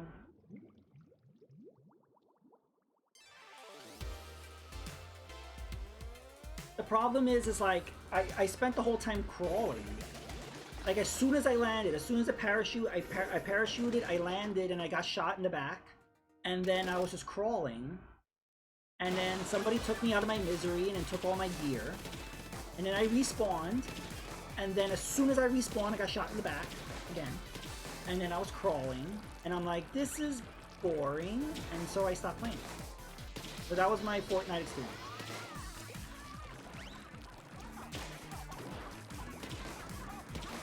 Yeah, I just, you know what, I would have been more inclined to give it a better shot if it was not for the crawling, to be honest.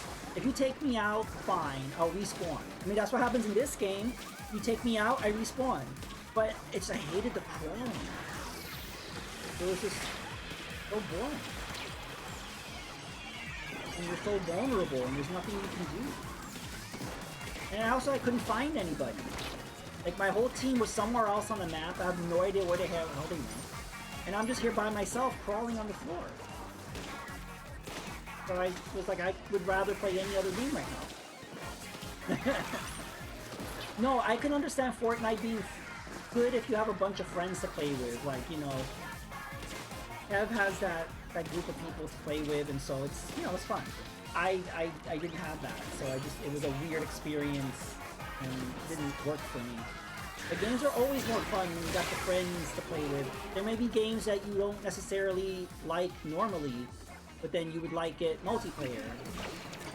That's what happened with Stitch. Stitch was not feeling Elden Ring, but then he started playing with other people, and then all of a sudden he liked Elden Ring. There's a lot of games like that. That's cool, I get it. That's why when a game says it does not have online multiplayer, it turns me off. Because I'm thinking, what if I'm not feeling this game, right? That means I'm stuck. At least if I'm not feeling the game, it might be more fun with other players. You know, at least you have an option to get some life over the game you spent money on. Or if it has no online, you're screwed. So that is an immediate turn-off. Like that Disney game, that Mickey Mouse game, the Illusion Island. I love the animation style. It looked a lot of fun. And then they said no online. I immediately had no interest in Illusion Island. Same thing happened with Sonic Superheroes. I was like, great. Or Sonic Superstar. I was like, this is great. A new Sonic game. When they said no online, I immediately lost interest in Sonic Superstar.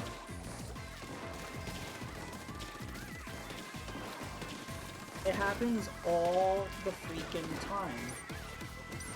I almost canceled my pre-order to Nintendo World Championship because when they first showed it, they said you could play 8 players online. I thought, no, they said 8 players multiplayer, and they said local, but at the time I guess I didn't notice they said local. So I was like, wow, 8 players online, and then shortly before the game was going to be released, I noticed that it's not online. And I decided, I'll let it go anyway, but I almost canceled my pre-order. Alright, Stitched, I'm going to end the... I'm going to close out the lobby to let Breadbug back in. Also give you time to get your drink. Fortnite seems like it's a good time to play with the boys and I like GoldenEye. Yes.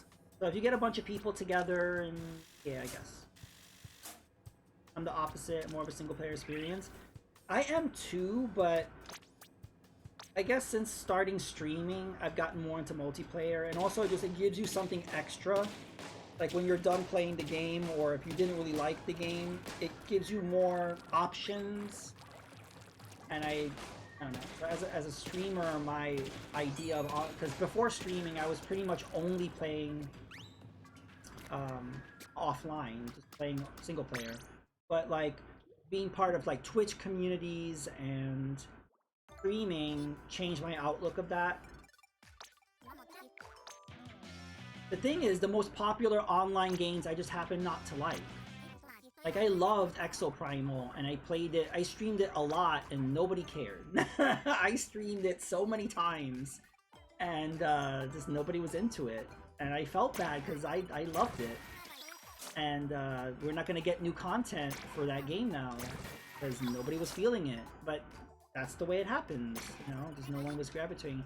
But I really liked it. Everything that was lacking in Fortnite was there for me in Exoprimal. But yet everybody disagreed with that. So that's the thing. It's just sometimes, like a lot of times my opinions don't really match up with the mainstream. Which you saw RGT's post about like why he's leaning more toward retro. I feel the same way. My tastes are not aligning. The stuff that I really like, I notice the majority of people are not into. And the majority of that are into stuff, I notice I'm not into that. So there's been like a divide going on. That it could be because of age? What's this? Wait, bread makes you fat? Yeah, I'm afraid bread does make you fat. You're going to like that. Yeah, this is the official carbohydrate Splatfest. Fortnite is fun with friends, but I haven't played in almost a year. Used to be more into multiplayer, but now single player. Okay. Just saw my response. I did see your response. What do you mean? Oh yeah, in RGT's post. Yes, I did. But yeah, I just it's funny that that's becoming a thing. Because I've made posts about like not liking modern gaming and I've gotten some clapback on that. So then it makes me feel like, oh, am I the only one who feels that way? But then now I'm seeing people kind of say that they do feel that way. So I'm like, okay, I'm not alone on this.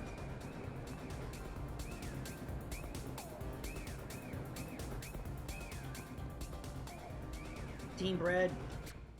Oops. No, I want to vote for the bread. I pressed the wrong button. Oh well, we're back here. Let's see, what should I wear? Did I change my hat? No. Change my shoes? Change my weapon? How about the gal? This will be... Alright. Oops. I'm going to make a room. I played my PS2 more than my Switch these past 2 months. I think there's major nostalgia going on right now, which is that's why people are really embracing all these remakes and ports. Why people are really focusing on playing their older consoles. There's just like a major nostalgia thing going on.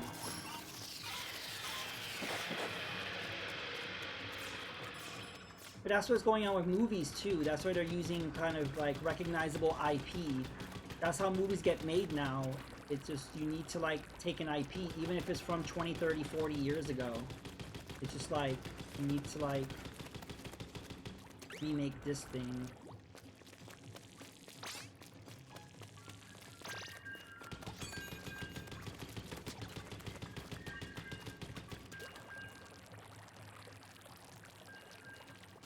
There are some people, yes, there are some people that I notice, especially the younger crowd, that they only play new games. So they either only play Fortnite, or they will literally only play new releases. And the idea of playing PS2 or N64 is like repulsive to them. God forbid even like NES. That's like caveman gaming to them. So yeah, there's this repulsion. And I understand, like, it's kind of like, it's just kind of weird how you can like what you like, but to not show any appreciation is kind of weird. You have every right to like modern gaming and just like the new stuff, but to not have any appreciation for anything that came out on a retro console, like not even one game, like the entire era is just beneath you or horrific for some reason, that I find strange. I totally get it not being your gen or not being your thing, you didn't grow up with it. Totally get that. But to have this like repulsion and actually insult people who prefer retro gaming or like retro gaming, that I have a problem with. That I clap back on. There's room for everything. There's room for modern, there's room for retro. There's no reason to be that divisive. This is not politics. You know what I mean? Like, it doesn't need to be... We're all freaking gamers, okay? So there's no reason to be divisive. Hey, Mega Retro Man, how are you? We're having a very heavy-heated gaming conversation. But yeah, welcome to Splatfest. What team are you on? We are bread. I have bread on my belly. I am a froggy belly bread queen. I forgot it was today. Yep. I noticed some people didn't realize it was today either. I think it was Stitch. I think Stitch didn't know it was today. Most people play on Saturdays anyway, so... But yeah, I hope you're doing well. Okay, Kev's reaction to N64. Yeah, that's a hot take, though.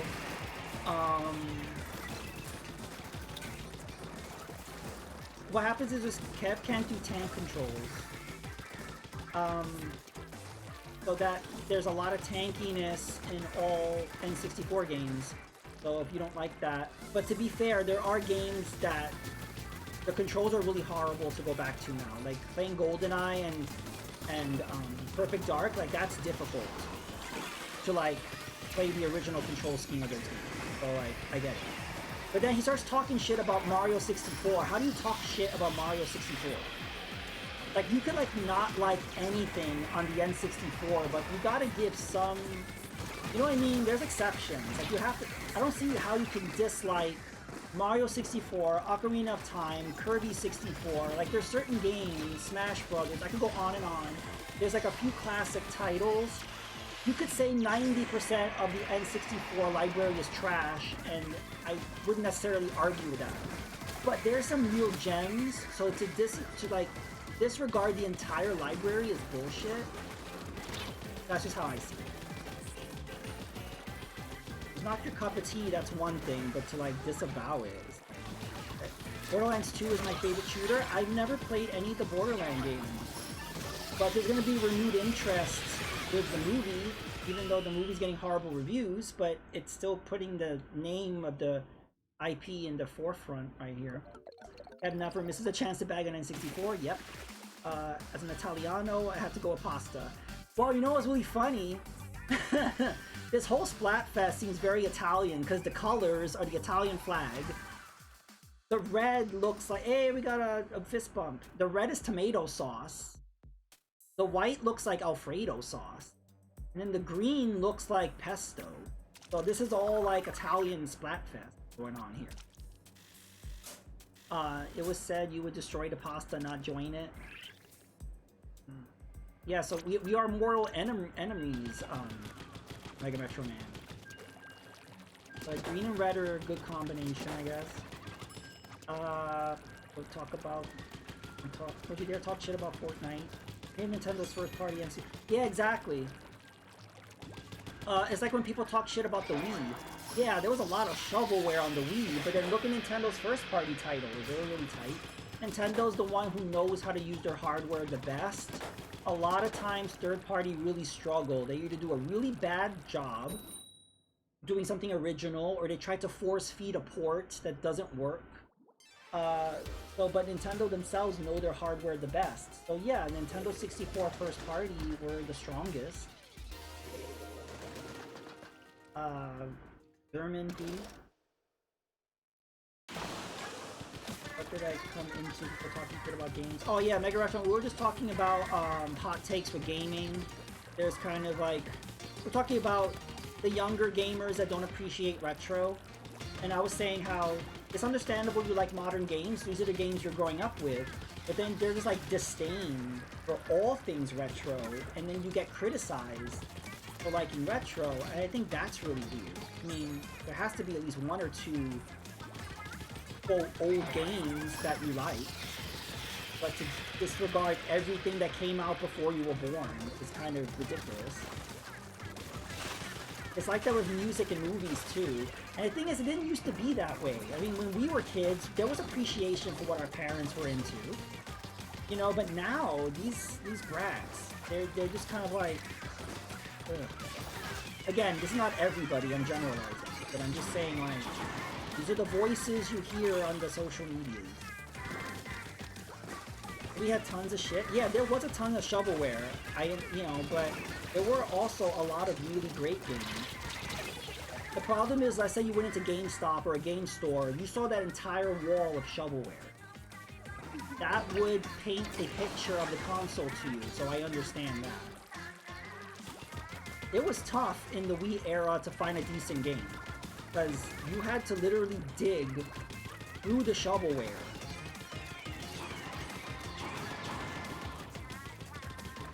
People are in television, but I can appreciate them. Yes. I think maybe it's because of the AGN. I think AVGN was covering a lot of LJN and a lot of, but maybe people got the impression that the NES sucks because of the games he showed. There's been a lot of impression of Atari games sucking. I'm like, have any of these people actually played Atari? I mean, so like, I think maybe they're getting their opinions from YouTubers, or I don't think they've ever had any first-hand experience. Like, you could tell them, did you ever like boot up an emulator and play some of these games? And they'll probably say no. But I saw a video on it, you know.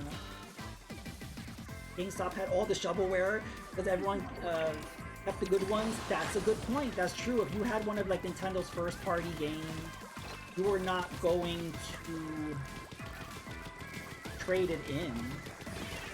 That was the issue with Xenoblade Chronicles. People kept coming in asking GameStop, I want Xenoblade Chronicles. And GameStop's like, we don't have that, that's an import. And it's not like anybody would want to turn that in anyway. That was like a holy grail.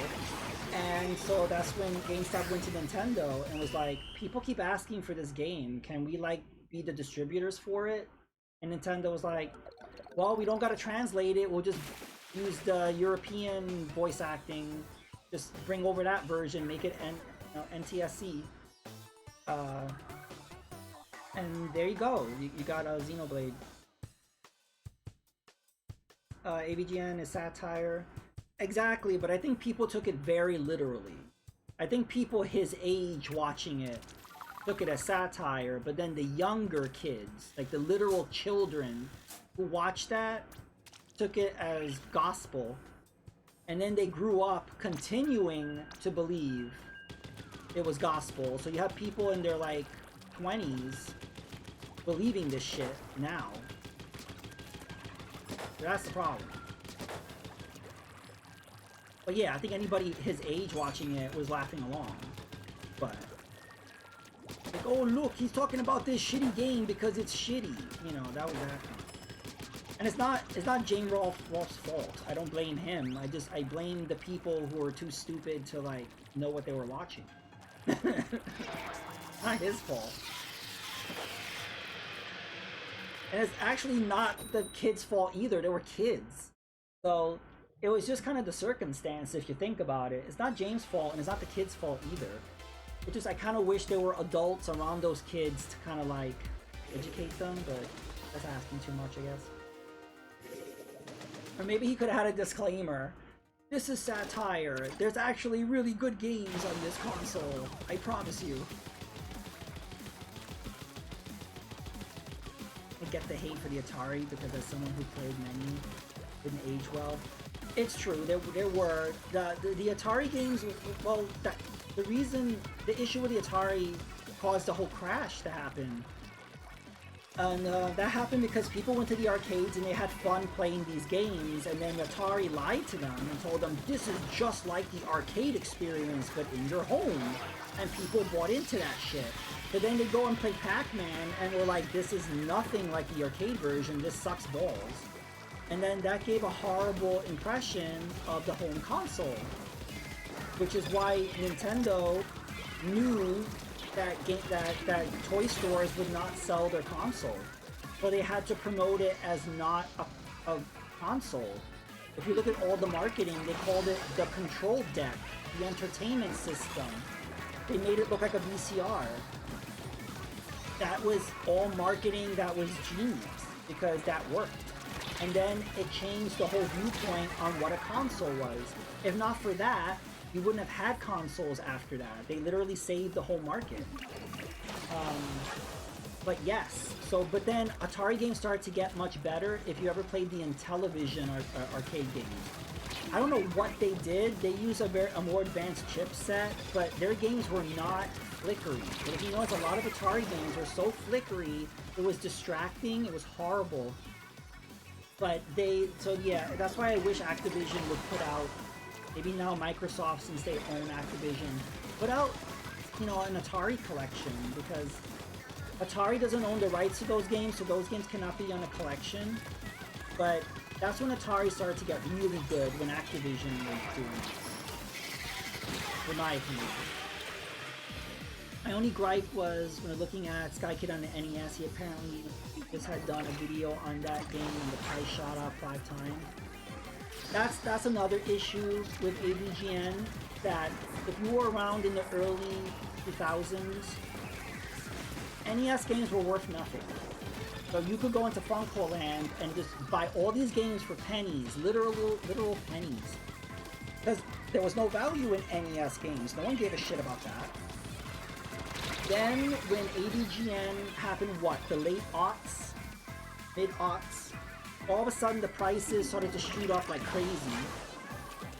And then yeah, something like Sky Kid, which nobody cared about, was all of a sudden a valuable game. Because yeah, all these videos start coming out about hidden gems of the NES, right? Yeah, all these videos talking about Panic Restaurant, Little Samson, Mr. Gimmick, Shatterhand, all these games that the majority of even NES fans didn't really know about. And these really great games that kind of came out toward the end of the NES cycle, because again, everybody was moving on to the new thing, so they missed these great games. And so YouTubers were just shouting them out, not necessarily doing anything bad, but the after effects just completely changed the market after that. Welcome to the YouTube eBay cycle. It was talked about by a major tuber and it drives. Yeah, I don't think it's still like that though. I think everything that was good has already been talked about in terms of retro. I mean, there's always like a drop of something I never heard of that happens occasionally. But haven't we talked about everything already? Like, in terms of the hidden gems. Metal Jesus had the same effect. I had a PS2 game from my teens. I had an eye on. Some stinking YouTubers started talking about it. It's over 100. Oh, I'm sorry about that, Stitch. Yep, that's what's happening. It's happening with everything now. Even, you know, you don't have to go back to the NES. It's happening with PS2 right now. PS2 and Wii is really big right now. With the prices going up. Not even RTT have the same kind of effect on third-party market as well. Into the next match. Okay, Stitch.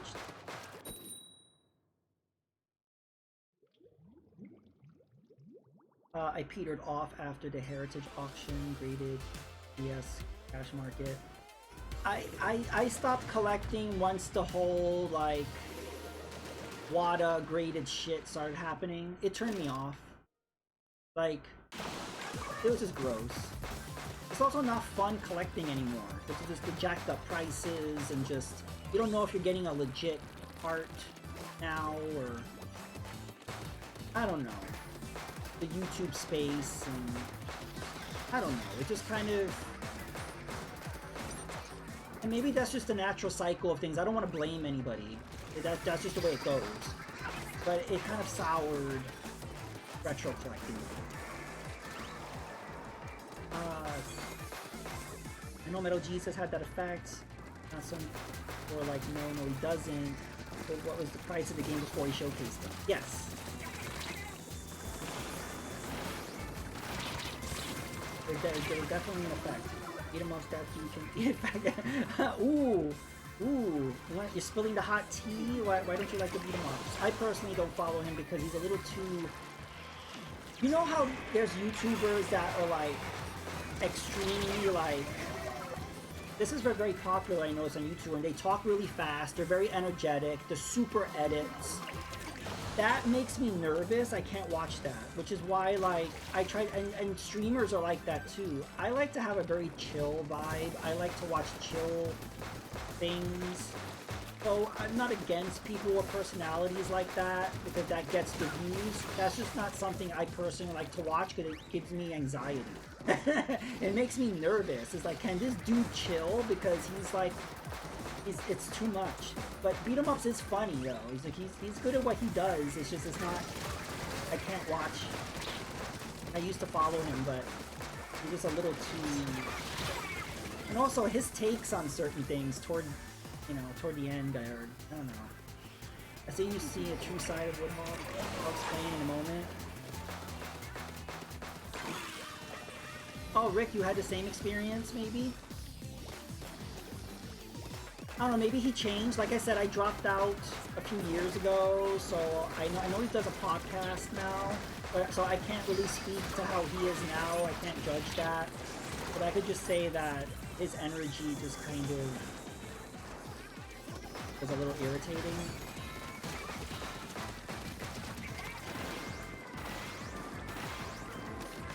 But you know what? Everybody's different. Everybody hits is different.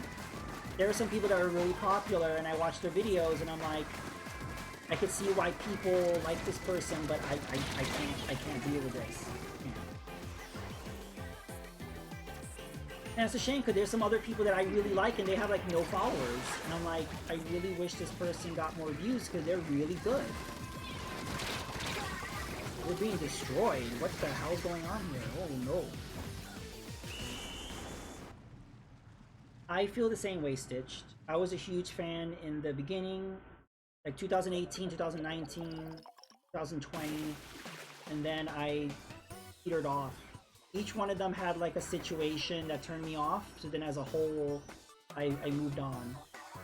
But they still do their thing, and they keep growing in their viewership, so good for them, but I petered off as well. They all start to get more extreme. I think that's the issue. Which I think being in the YouTube space does that to you. It changes. This is why this is why I have no interest in becoming a YouTube personality. I never really wanted that for myself. because it changes you as a person. It kind of sucks your soul out and turns you into like something. You know what I mean? Like it becomes. Oh, I'm sorry, Stitch. I forgot. I got lost in the conversation.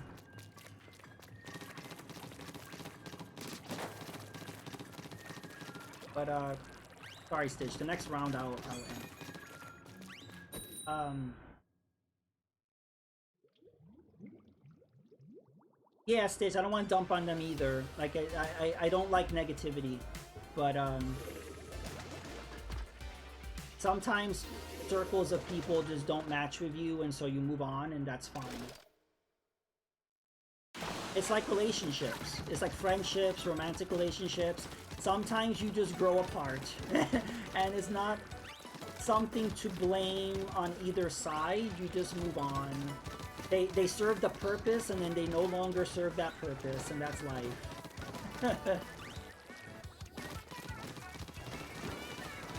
Yeah, Rick, it does turn you into a diva. It makes you super entitled.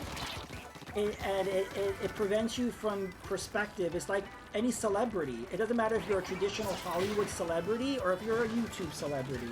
Once you start to get fame, notoriety, your ego gets inflated. And then what that happens is you lose your humanity. You start to become like this, like, leech. You start to become like obsessed with attention, doing whatever you have to do to get that attention and fuck everybody else. And it's just like, and again, it's hard to hate somebody that does that because it's part of the cycle. It's just sad that they fall for it. It's sad that nobody really has the foresight to see that that shit is happening to them, but it happens every freaking time. So I'm torn. I don't want to hate them for it because it's inevitable. But at the same time, I'm like, you couldn't see what was happening. Like, did you really want to become like everybody else? Just get your soul just sucked out of you. Like, did you really want to do that? Ugh. Wood came across my channel on his live stream and basically said my channel sucked. What? I did not know that. That's horrible. Why would... Okay, first of all, why would someone do a live stream calling out other people? That's horrible. I'm sorry that happened. Mega chose another team. Yes, Stitch, she's pasta. Remember those videos they made where the caption was, is it worth it? I made a parody of those videos. Oh, I just want to play and talk about games, and that's especially my position on YouTube. Yes. So, Rick, that's how I feel. I just want to play games and chat, and that's it. Like, I don't need followers and views and people's money and all this shit. Like, I literally just want to play and chat, and that's it. Like, I don't really want anything else. Once it starts to become a business, then it destroys what you love. Like, I totally understand people wanting to get paid doing what they love. The problem is, then you're only doing it because you're getting paid, and then you end up, like, losing perspective. Like, you end up, like, not really loving... There are people that play games just because it's popular, not because they actually like it. Imagine as a gamer, someone who loves video games, you're playing a game that you know you hate, but your audience loves it. So you just play it anyway. Like, that sounds horrible to me. I wouldn't want to become that. They made 10, 15-minute long videos. Is this something? So what, they spent, what, 10, 15 minutes on you? Whereas I did it in less than 10 seconds. Saw that and was like, I don't like that. This damn coming from a large YouTuber, I can bomb someone. Yes, that's another issue. I've seen a lot of big YouTubers and content creators ragging on a small guy, and then that gets their entire audience against you. I saw that a few times. That really turns me off. Okay, so I'm quitting, Breadbug. I'm quitting so we can let Stitch back in, okay?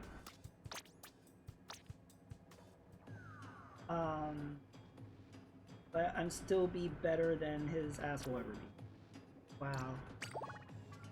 Well, that's another thing, that they cannot take criticism. So even if you're doing a parody of it, they can't just laugh it off. Now you're all of a sudden the enemy. And I've noticed that too, where the more successful they are, the more less able they are to take criticism or parody. It's impossible. Their ego won't allow it. So, yeah, Rick, there's a lot of people playing Fortnite right now that legit do not like Fortnite. And they're literally, that's all they play. 24 hours, every fucking stream, because they know they're gonna get the viewers. And they're so desperate for the viewers. And that's my issue with Fortnite. It's not the game's fault, but it's what it created. It created this thing where you have all these people playing this game that they don't even legitimately like. I hate that. And what really hurts is there's probably some games that they really love and they will never stream those. Ever. Because they know their entire audience would revolt. Yes. Imagine like every freaking day playing a game you don't like. Just because that's the popular game. You're gonna end up hating yourself, hating your followers, and just rage quitting and burning out. And I think that's sad, because that's a streamer that could have maybe had a lot to offer, and never got to show their passion, and never got to show what they liked. And that's fucked up. So again, that's not inherently the game's fault, but that's what it created. So, it's just really fucked up. So I just don't want to be part of that at all.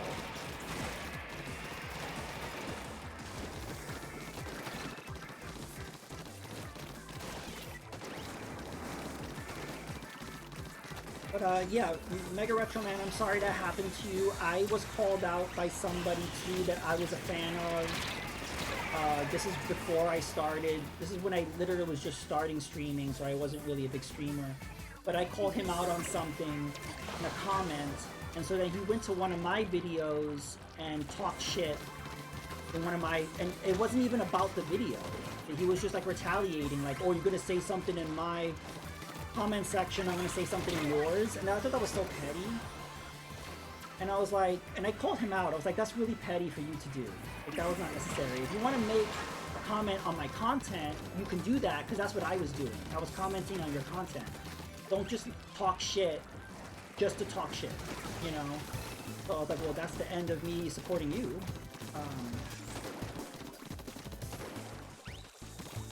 So no, I've gone through that.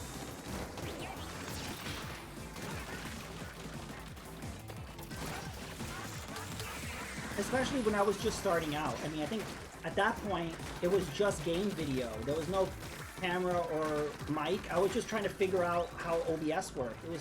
I was so, to like be treated like that when I was literally just starting was just really insulting. I would rather have 3 viewers than play something I have 100 years not chatting or playing something I hate. Yes. So, especially when you have these people that buy followers. So it's really weird when you see like there's 100 people in the chat, but yet no one's saying anything. I find that very suspicious. Or, let's say the chat is booming and everyone's happy, but guess what? The streamer is playing a game they don't like. So everybody's all happy and you have all these followers, but you're freaking miserable. And you have to pretend that you love your viewers, you love this game, you're having a good old time. How long is that gonna last? You know? And I see that a lot. That's what's scary. I see that a lot. So that's why I just follow small streamers, because small streamers, they're doing their thing. They don't care what's going on. They're focused on the game. If you drop in, they'll say hi, but what people are saying or doing in the chat is not really that big a deal. They're into playing the game because they're enjoying the game. That attracts me. You know, pay attention to your chat, of course, but I want your focus to be on the game. I should be telling myself that because we sucked. I think I'm the reason we lost that. We got wrecked.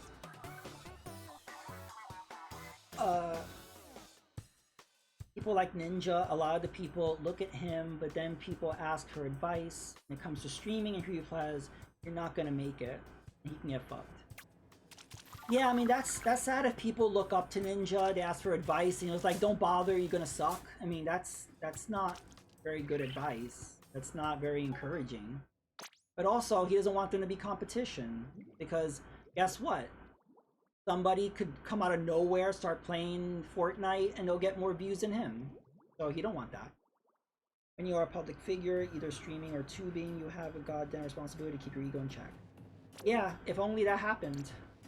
Right? Okay, making a new room. I have to say it to my friends multiple times. If I ever got like that, kick me in the nuts. I agree, Rick. Ditto.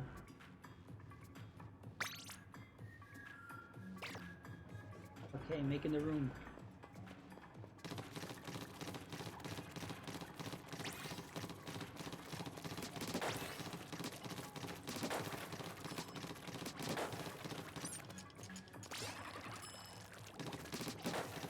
What happens is we have this inherent thing where people are desperate to be liked, right? They're desperate for attention, they're desperate to be liked.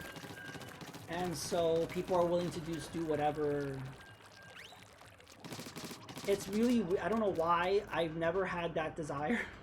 I've never cared about anyone liking me or not. I think because I grew up, I was always bullied. And so I was always like a loner. I was always kind of introverted. So I've never felt as if I needed people's approval. So that's why when it came to streaming, that was not my goal. I was not thinking, oh, I can't play this game because people are not gonna tune in. I don't care. Like, I play what I want. But if you're the type of person who is desperate to be liked and wants to, you know, then that is going to dictate how you view streaming. That means you're just going to stick to the popular stuff. And you're going to whore yourself, you know, literally whatever your audience wants. I see this all the time, by the way. Remember that whole shit where people were offended with video shoutouts? I got so angry about this. So somebody made up some shit, which I still don't believe is true, but they made up some shit like, I don't like video shoutouts because then a clip that I'm embarrassed about will pop up and I don't like it. So then my response was, well, why do you have clips that you don't like? Like, why do you have clips that you're embarrassed about? Just delete them. Oh, well, my audience really likes those clips. Whose channel is it? It's your channel. If you don't like those clips, delete them. If I had clips on my channel that my followers liked, I would still delete it. You know what I mean? I would tell people, listen people, if you like this clip, go download it because I'm going to delete it tomorrow. So you have until like one day to download that clip. And you can do whatever the hell you want with it, but I'm deleting it. Then other people were like, well, I have like 3,000 clips, so I can't go through all my clips and delete the ones that I don't like. Okay, how is that my problem? That sounds like you have issues managing your channel and your community.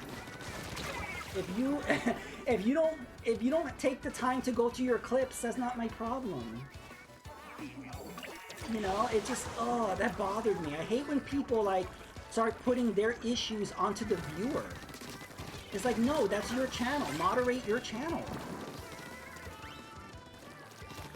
Like, you know, giving a video shout out is a compliment. It's actually a nice thing. And you're trying to corrupt it and making something negative. It's like, why does everything have to be something negative? Team Pasta may have been the worst choice. These teammates sucks.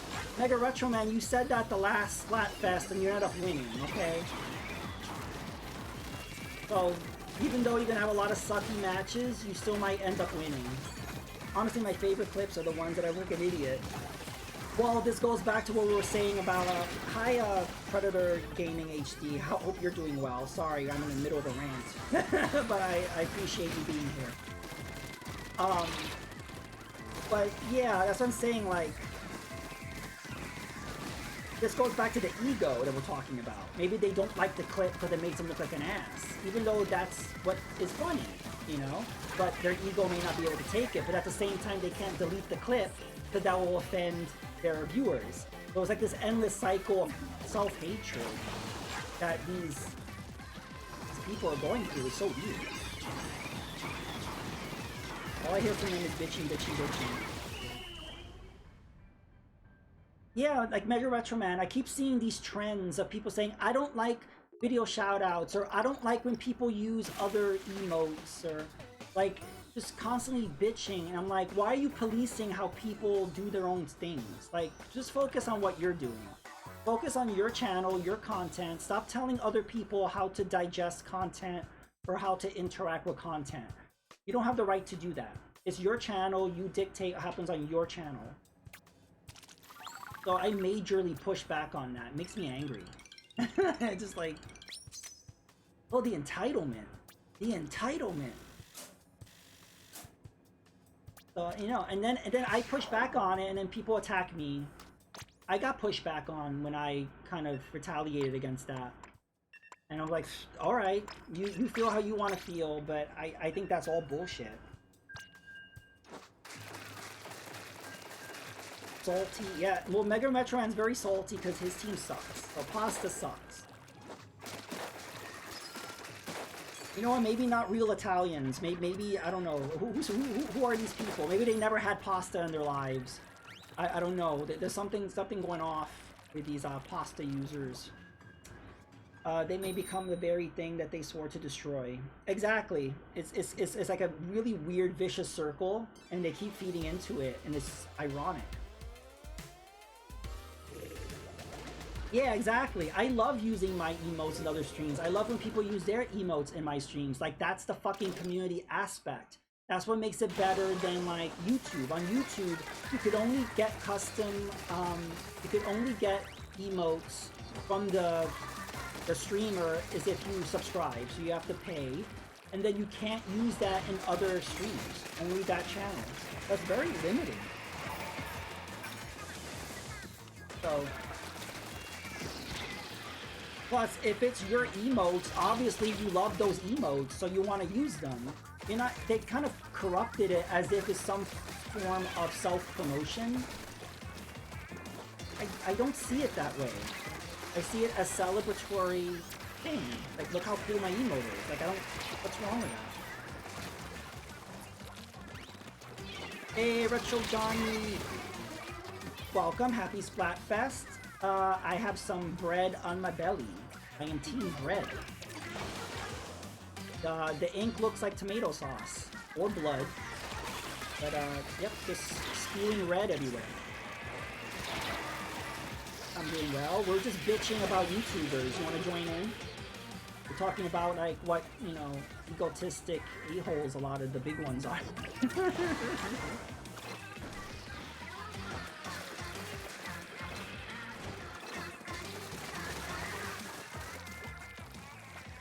Again, I just think it's really sad that with you know, with celebrity you can lose your humanity. Not all are like that though. There's some really kind of... Look at James Rolfe. I mean, like, he's just a regular person. He's just a regular dude. He knows that with this giant impact that he's had.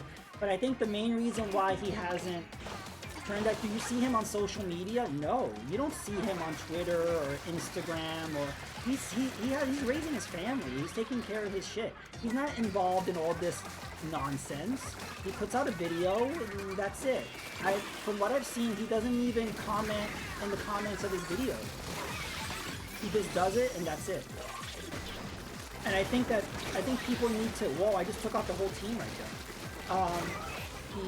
I think people just need to take a step back. You know, but unfortunately, becoming a popular YouTuber, you have to be in social media. You have to be constantly, and that's what takes away your soul. Turns you into like something not human when you just dedicate your whole life to that. So I think there should be a space to take a break from that, but you can't. You have to constantly put out videos. But if you don't, your numbers are gonna drop. It's really the YouTube algorithms is really fucking up everything because you have to put out stuff constantly, and that means you have to constantly promote the stuff you're constantly putting out, and you don't get a break. And I think because James Rolfe got his popularity before all that social media stuff, that he's able to continue to be popular without using social media, and other people do not have the luxury of that, unfortunately. But yes, GG, we won. Hey, we got a fist bump. I'm going to save that clip. The only ones I have set to follow emotes is the one that look like my AC character. Good evening. If people piss and moan about emotes and I'm in their channel, I'm gonna spam my emotes. I would too. That's why I go Zeldagasm crazy when Kev whines about how it disturbs him. Give me that game, Genie, or perish. It doesn't bother me. Even if it did, no stream no more. Clearly haven't been paying attention. I don't spend much time on Twitch. How come, Johnny, you're not on Twitch too much? I think I unfollowed you, figured you never stream again. It's true, Rick, you've been over, it's been like a year. I'm not exaggerating. It's been like a year that we didn't hear from you. I'm glad to see you back, but I don't blame anyone for unfollowing you. It's like Rick is dead. I'm gonna unfollow the dead channel. Yeah, time to follow Rick again. I unfollow people who don't stream or come to mine. I don't expect much, or every now and then say hello is nice. OCD, I even remove people from Facebook. I do the same thing.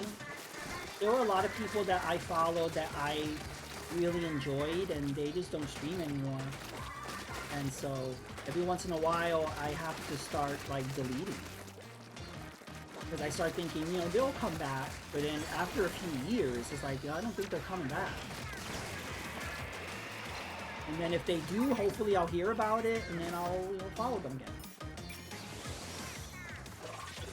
Yeah, Johnny, it's been like over a year. It's not like the emotes or pictures and links to the stuff. Exactly, Breadbug. It's like, why are people so angry about that? I think maybe because somebody might say, oh, that's a cool emote, and then they could say, oh yeah, that's my emote, and then they could see that as promotion, or I don't know.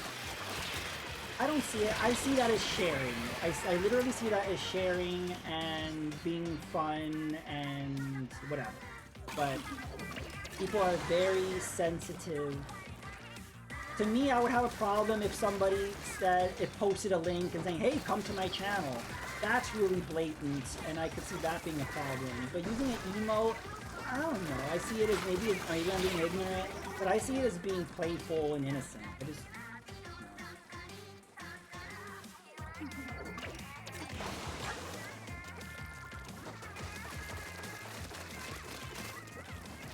Rick has the high ground. He is Ewan McGregor.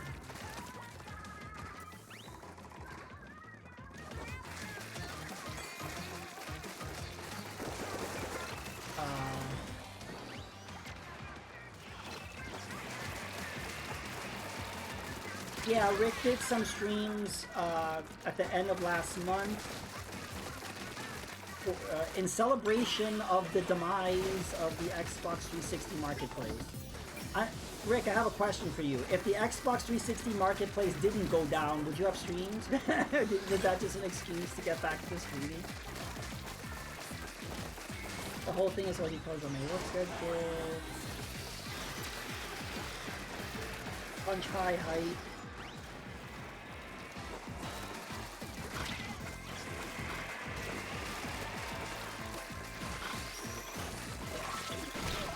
Oh no.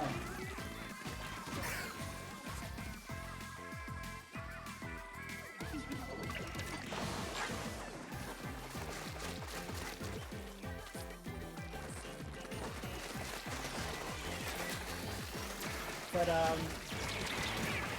Mega Retro Man, I think you know Console Kev. I will never forget this moment where there was somebody in his channel where he was playing Batman Arkham Asylum, I believe, and literally some guy came in saying, oh, I'm watching my friend stream this game, you should come watch my friends play this.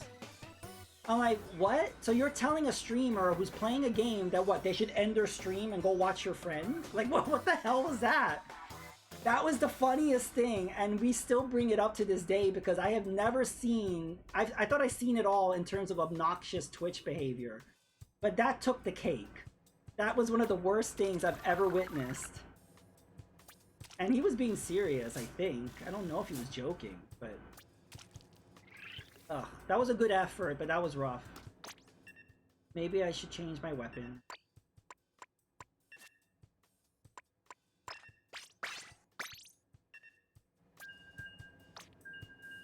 I was planning it before, was trying to consider which game. Well, for me, like, I don't stream as often because I never know what the hell to play.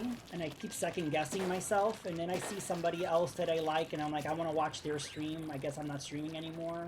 So that's the endless bullshit cycle that I'm in.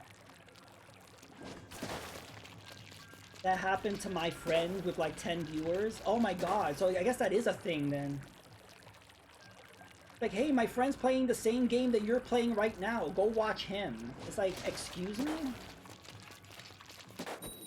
You hit the lotto or something, just called work, like I'm done. There you go. Yeah, don't you know, Johnny, Rick is building sheds across America. There's still a few more spaces that he hasn't filled up with a shed, so... He's the emperor of a shed builder.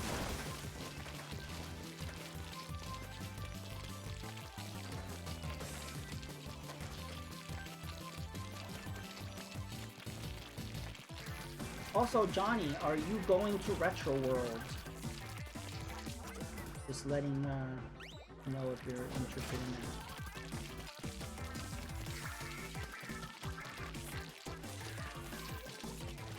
Because Rick is abandoning us this year, he will not be there.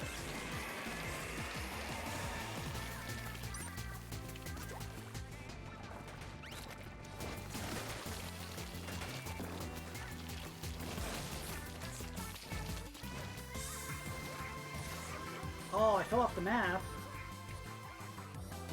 No, Rick, you're working a lot to not have no money. You're working like every single day, making nothing. That sucks. And you can't afford like $30. Are you getting paid like what, $2 an hour?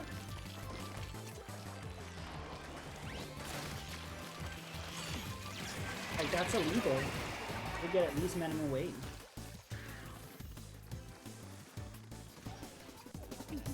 Oh, I meant to say last Splatfest we should not have won.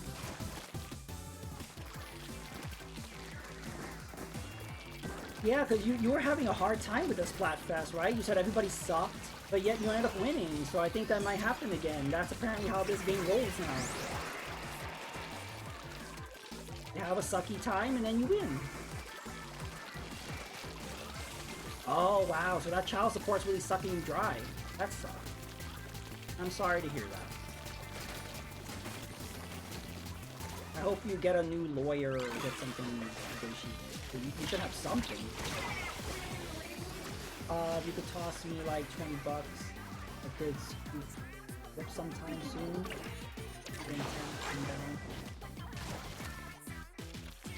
520 on top of each check. That's terrible. That's robbery.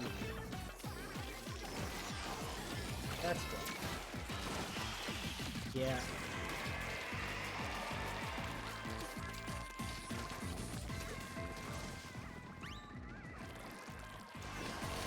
I remember this year, but still not enough funds to do it. The packages I did want are sold out, and I live close enough. Okay, no problem, Retro Johnny. I'm just going one day, but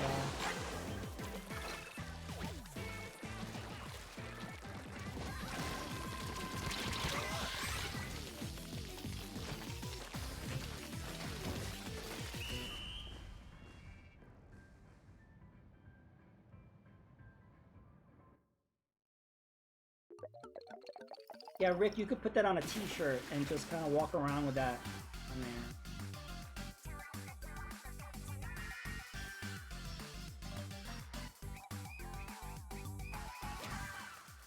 Oh, Rick has stories, I'm sure. Did we just become best friends?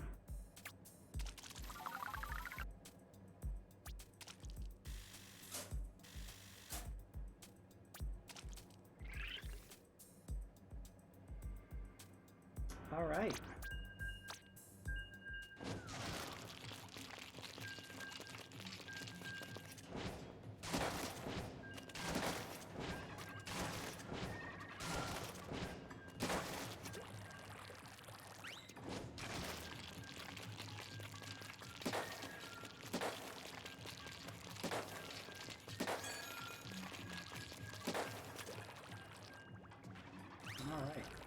We are bread champions. This is bread defender.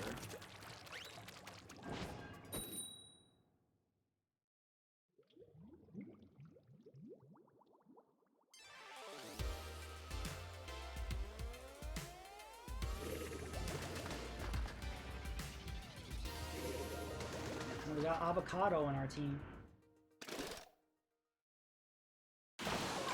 I don't like this stage. It's so big. Nothing about it is a ramen restaurant, and yet it's called a ramen restaurant. It just looks like a giant gymnasium. It's too big. And you got this whole underground area. There's too much to aim.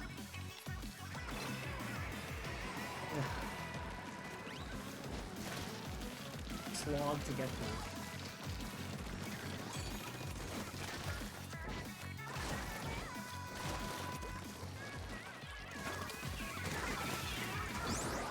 One day Retro Johnny will get into Splatoon. Actually no, Retro Johnny, if you don't have a Switch by this point, just wait to the new Switch. The Switch 2, the Switch U. I don't know what they're gonna do. Just wait for that.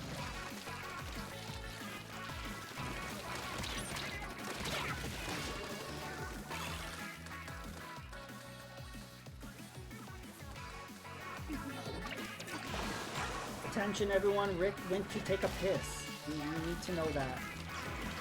Thank you for informing the chat, we needed to know that.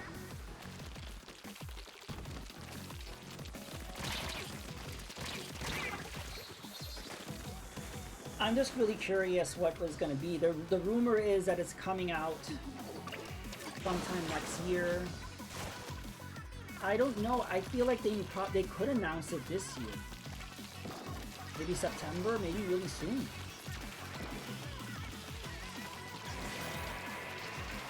No.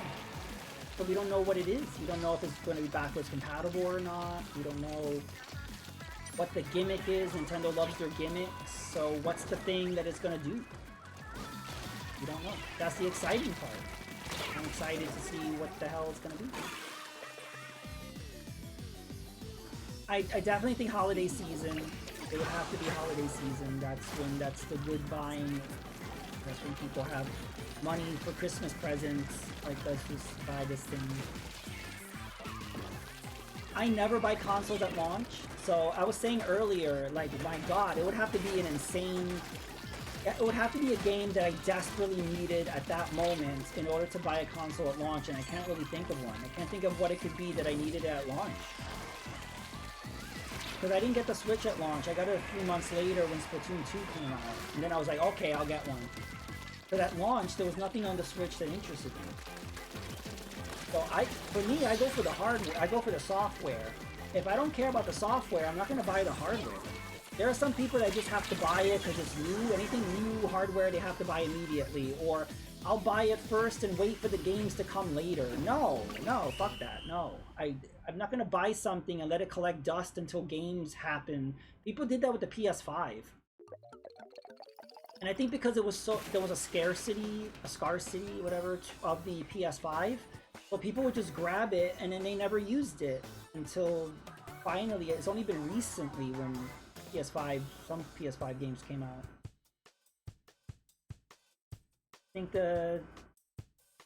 was one of the only consoles I relatively soon. I got the Dreamcast toward the end, so I got like brand new for 80 bucks, which was great. Because it was like, they were literally clearance. They were getting, these are brand new consoles they were trying to get the hell out of their store because nobody wanted them. So like, I'll take it.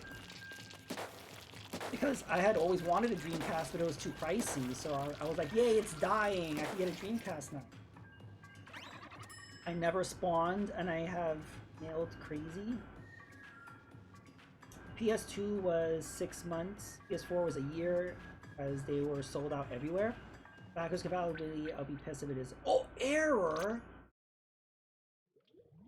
Wow, we're 2 hours in, that was our first error. Is not bad, considering the reputation of this game sometimes. So, making a new room. saw Dreamcast in the store. It was the Japan one before US. I was like, well, damn, I want one. Cool.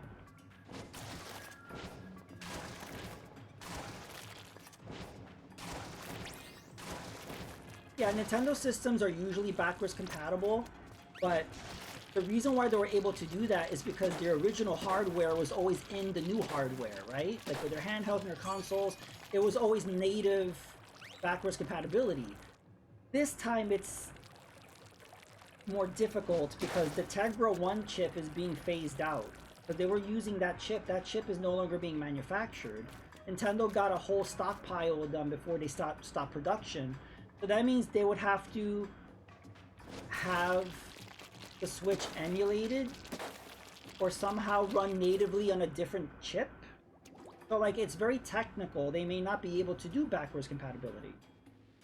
So it may be different with the Switch, and people are going to be very upset about that if it's not true, but from a technical standpoint, it may be impossible.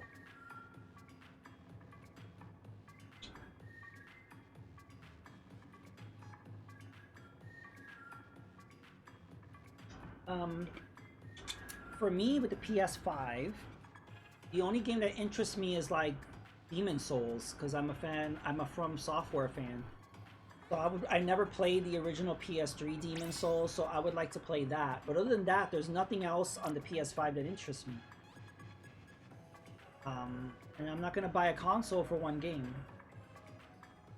I got a PS4 a year after PS5 launched. Kind of must-buy games.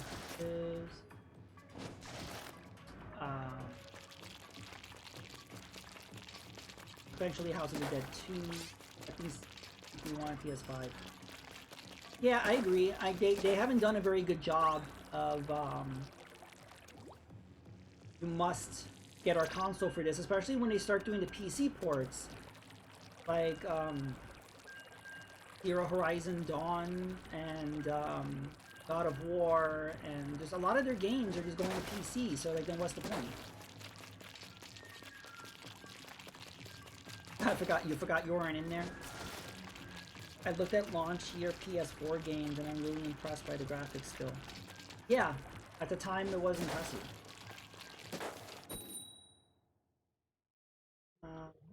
Plus the prices mostly stopped me. Gaming PC, but to each their own. Yes, gaming prices are high. I've been way more selective. Like I've been mostly either playing on Game Pass or I've been buying. There was a time where I would buy a lot of games, and my tastes have changed. There's a lot of the current games I just haven't been interested in. So I've been very selective.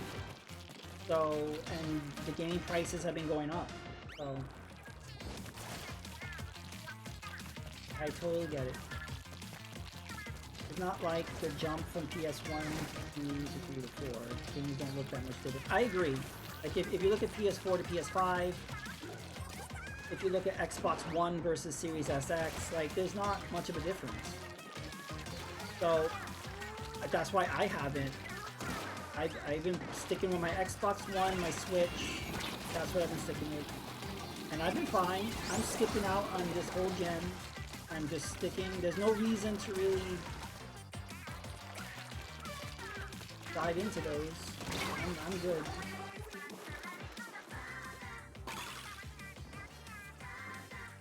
Yeah, Metro Johnny. What? What? This is wow. This is the second disconnect. I feel like I'm playing on a Saturday. What's going on? It's all the charger's fault. But let's see who's to blame.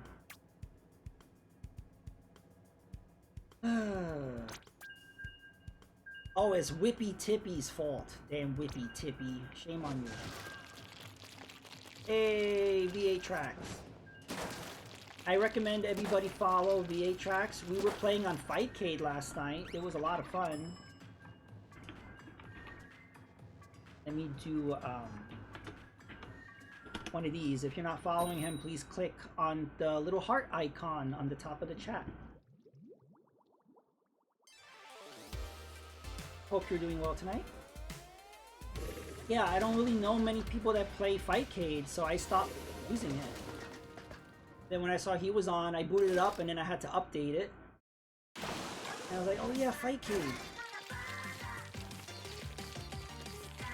So, also, I recommend everyone try out Fightcade. It allows you to just play games online with people, and it has like a whole lobby system.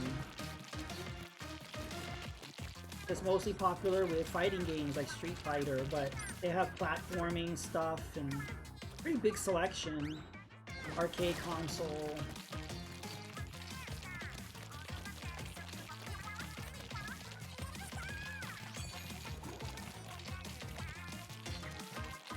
You can also cast it for Connecticut's hand.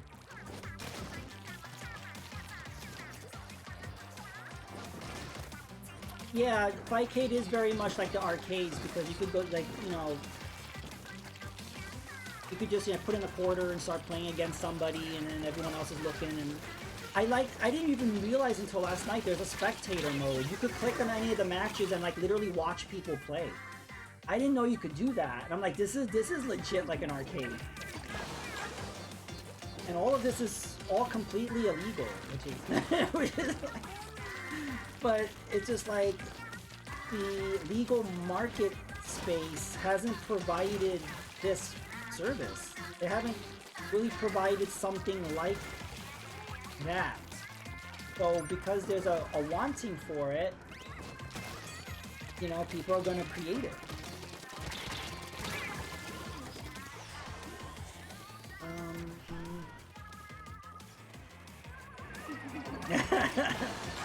Well, I do have thousands of people following me. All these people following me, they're gonna report it to the feds or something.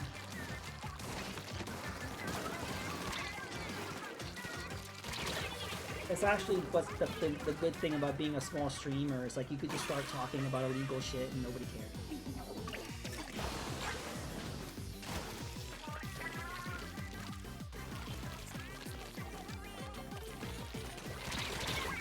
Oh my god, we're being massacred. Okay, we gotta try to get to the middle.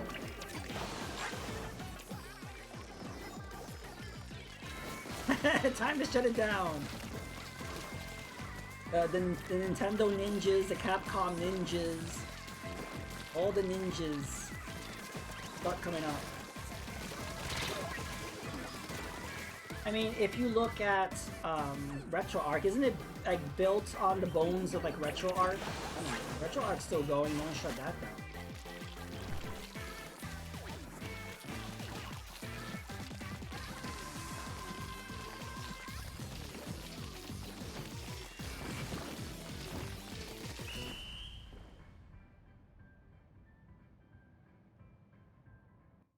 Oh, well, we caught up because the whole map was not red like that before. Woohoo!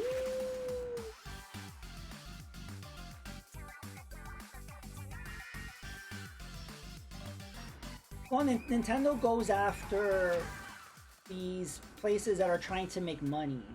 If you notice, they went after the those guys that was like doing the Switch emulation because they were charging money for the keys that you use when you download a Switch game. You still need the key to make it compatible with your console. They were selling that stuff and making money off of it.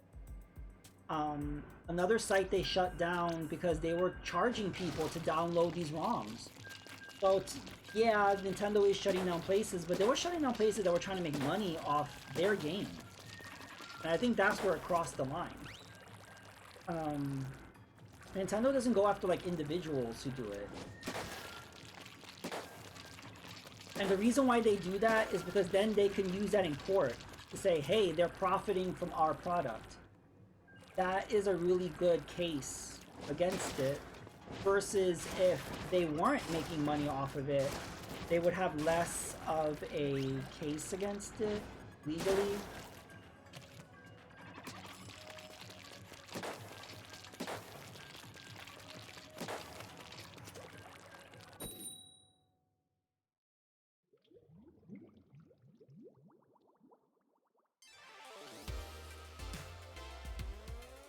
Also, there's a lot of Capcom, like a lot of Street Fighters on there, but Capcom makes a lot of good money. All they gotta do is keep re-releasing Street Fighter and it still sells like crazy. So they're not really losing out on anything, technically.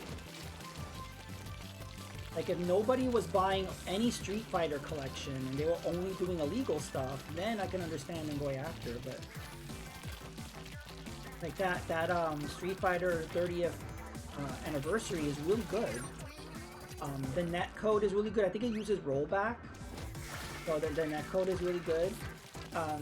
You only have a selection of games you can play online, though. I wish you could play Street Fighter 1. Because imagine playing that online, that would be fun. Because I guess you could do on Fight. But I'm not in the collection. I guess they thought no one wants to play Street Fighter 1.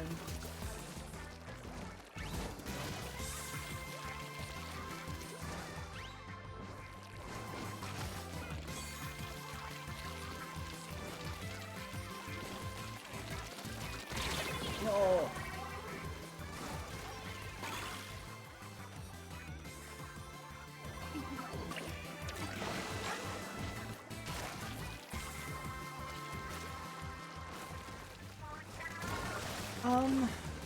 Well, they didn't have much of a case, though. I mean, they were selling things illegally. I mean...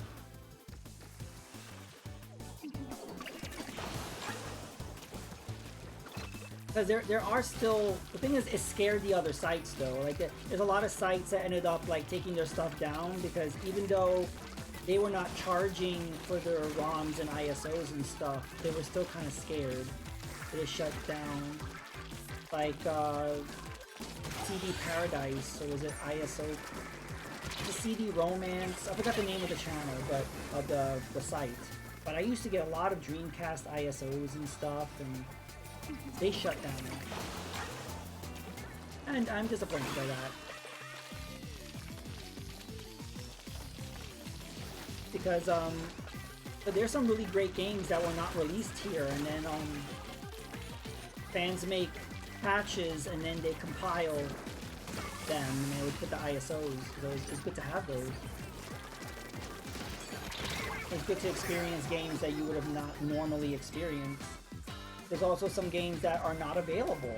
Like, there are some games that there's no other way to get them but use these sites.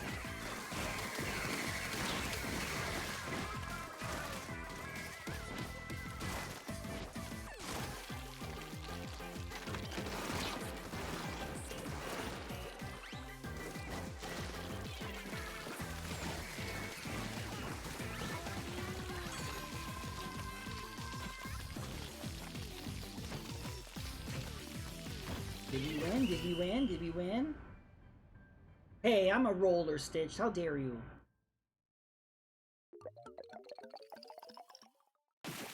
Hey, we won. Whoa, by God, by 0.1%. Whoa. 0.1%.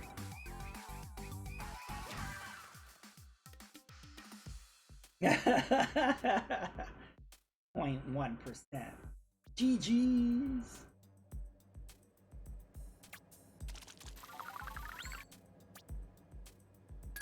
Oh, I forgot to reset my shirt.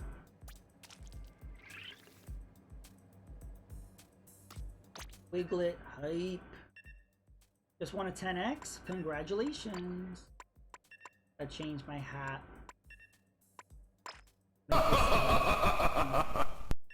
X-Men, welcome to die. I am Magneto, Master of Magnet. You shall meet with my wrath. You are nothing. You are helpless against my power, X-Men. I kill you, X-Chicken.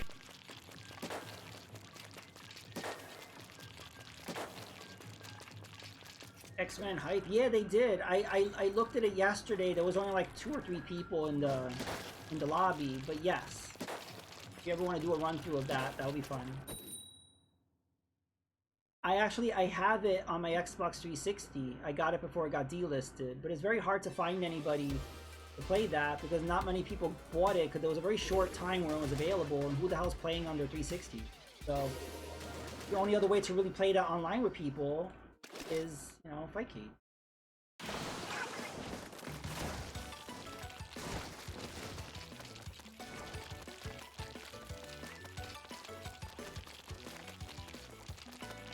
But no, I have a lot of fond memories of that game. I really love that game.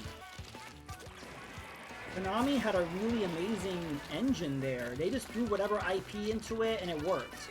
You know, Ninja Turtles, Simpsons, X-Men, Bucky O'Hare, like, didn't matter whatever. They just threw it in there and it was like, it works, there you go.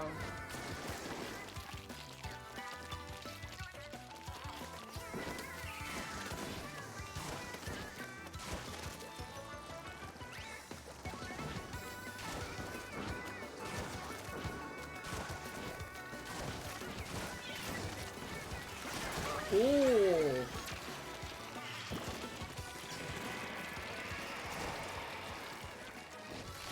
It just works. Yep.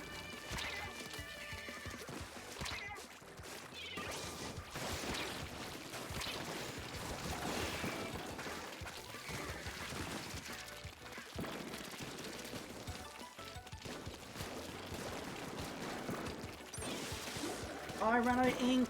I hate when I run out of ink right after I like run up to somebody. I don't know how I lived right there. I'm just painting the base here because this is important. And I'm just focusing on this area here. There, house cream.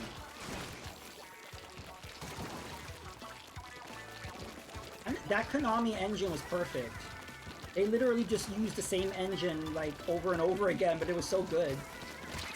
Just put a different IP in there, and they just kept using it. It was just so perfect.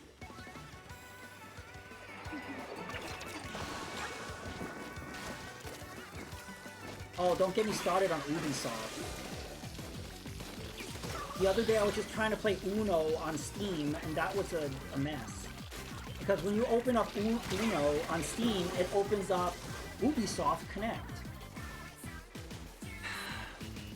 And then that thing has to update, and then it does. It's just like, it's annoying. It's like, I don't want to open up this thing. It doesn't do anything. It doesn't do anything. And then I closed it out, and it says, oh, if you close this out, you may have, you may experience some issues with your game. And I said, I don't care, I want to close it out. And guess what? I had no problems with the game, so that was bullshit. I was able to play Uno fine without Ubisoft Connect.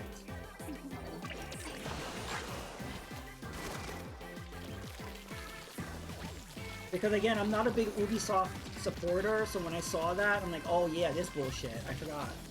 This is what you have to deal with if you want to play any of their games. It's different if it served a purpose. It doesn't serve a purpose. It doesn't do anything. GG's.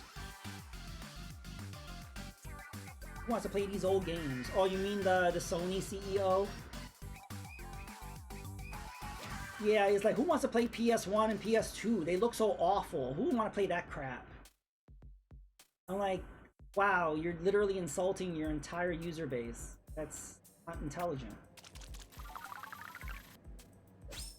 Whoa, I got a freshness sticker. Woohoo! Freshness height. Oh, I should maybe try to get a freshness sticker for another weapon. Flash Blaster. Serves us no purpose, but they sell out the data from it. Yeah, I guess they're just saying, oh, you know, John played Uno at this date and time. That's very important data.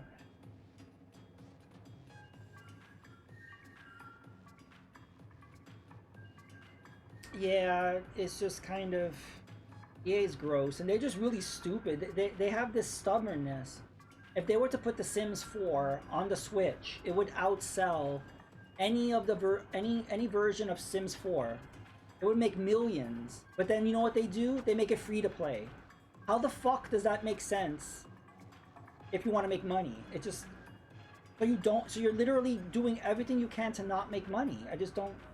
Is that how you run a business? Just because you're stubborn and you don't want to support the Switch for whatever reason. It's ridiculous. Again, it would have sold millions on the Switch. Millions.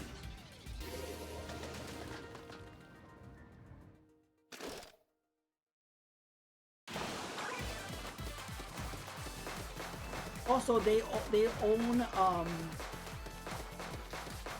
games like Zombie Ate My Neighbors, not Zombie Ate My Neighbors, Plants vs Zombies, and like Peggle and those kind of games from PopCap. If they would put those on the Switch, those would sell really well. But again, they're just very arrogant. They don't want to sell. They want to play on there. But like, they're just very. We will not support the Switch. A platform that literally has like over 140 million users. It's like, nah, we don't want to support the Switch.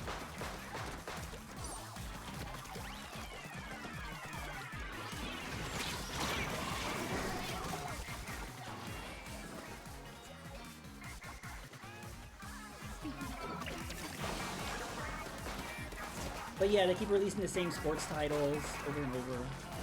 But they sell, to be fair. I mean, look at Call of Duty. It's the same all the time, but that sells.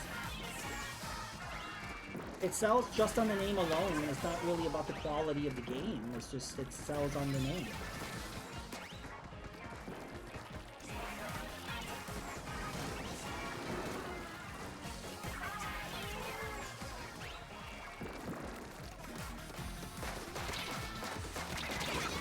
Cool.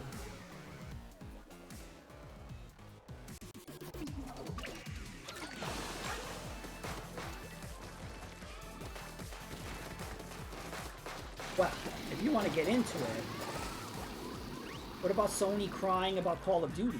Like, oh, Microsoft is trying to take Call of Duty away from us. So what? You don't have your own damn first-person shooter? Why don't you bring back like Killzone, like, or make your own? Make a new IP. Like you're literally a game developer. You can make your own damn first-person shooter, and then make it exclusive. Why are you crying? They will take over the industry, and it's not fair. It just made them look really sad. They don't have any faith in their own product to be crying like that. It was a really bad look. And also, if you care so much, then why don't you buy Activision if it means that much to you? It's a very weird take from Sony. I was never a big Sony fan, but that took away a lot of respect. I don't know what the hell is that. Like, Sony, why don't you focus on what you're doing instead of what other people are doing? They've always done that, by the way. There's a lot of things that they've copied from Nintendo, and it's like, geez. The Wiimote was big, so they gotta do the Wii move, the PS move. It's like, oh, the Switch is big, and the Steam Deck is big, so let's do the PlayStation Portal thing. Oh, VR is big? Okay, let's do a VR. They just, like, Sony should just focus on their own shit. Dear corporate gaming company, 1UpJohn was right. I have not played a COD in years. Bring back Resistance, Fallen Man. Yeah, there's a lot of games that people have really strong nostalgia for from PS3, and Sony does not care about any of that.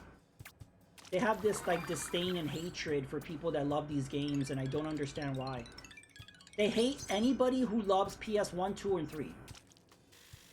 You are dead to them. I don't know why. Why are you hating the people who love your products and your systems? It's weird. Call of Duty. You mean the game that Microsoft already said they're willing to share? That's a whole other thing. Nintendo, when Microsoft bought Activision, they had a 10-year plan that they were offering to Nintendo and Sony, promising that they would bring their games to their systems. Nintendo signed it, but Sony's like, no, I don't want to. I was like, okay. Resistance, Killzone were both franchises that could have had more or less die. Microsoft is to games as Disney is to everything else. People need to forget the company needs innovation. PSV repeated too. Yep.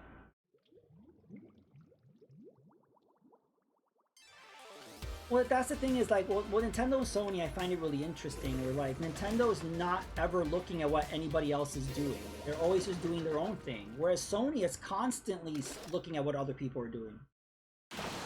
And it's really annoying. It's like, please have some faith in what you're doing. It's like, oh, people like PC gaming? Okay, let's put our games on PC. Or people like this hardware, so we're gonna make that hardware. And you know, people want this. Oh, okay, we're gonna do that. It's like, why don't you focus on being innovative and doing your own thing? I'm not saying be completely blind, because there's negative to that too. Nintendo's been very blind about certain trends in gaming, but at the same time, they're both kind of too extreme, to be honest with things. But I really just wish that Sony had some faith in it. They seem very insecure about things. I think they should have a vision and stick with it. Look with the Vita. They hated the Vita as soon as they put it out. It's like, why don't you like support your handheld? Like, why did you put it out? It's like they literally wanted to compete with Nintendo, but they didn't actually want to. I don't get it. Like, they wanted to compete, but yet they didn't. It was kind of weird.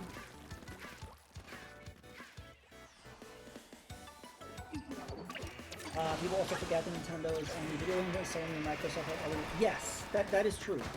And that's why Nintendo's very strict with their IPs. They're very strict with it. If anyone does anything with their IP, they'll sue them or throw them in jail. It's because that's their life. That's their bread and butter. Their IPs mean everything because they're solely a game company. Nintendo's only recently been kind of stretching it, doing the theme parks, doing the deals with Lego, doing the movie. They've only been doing that recently, but for the longest time, they've been only gaming.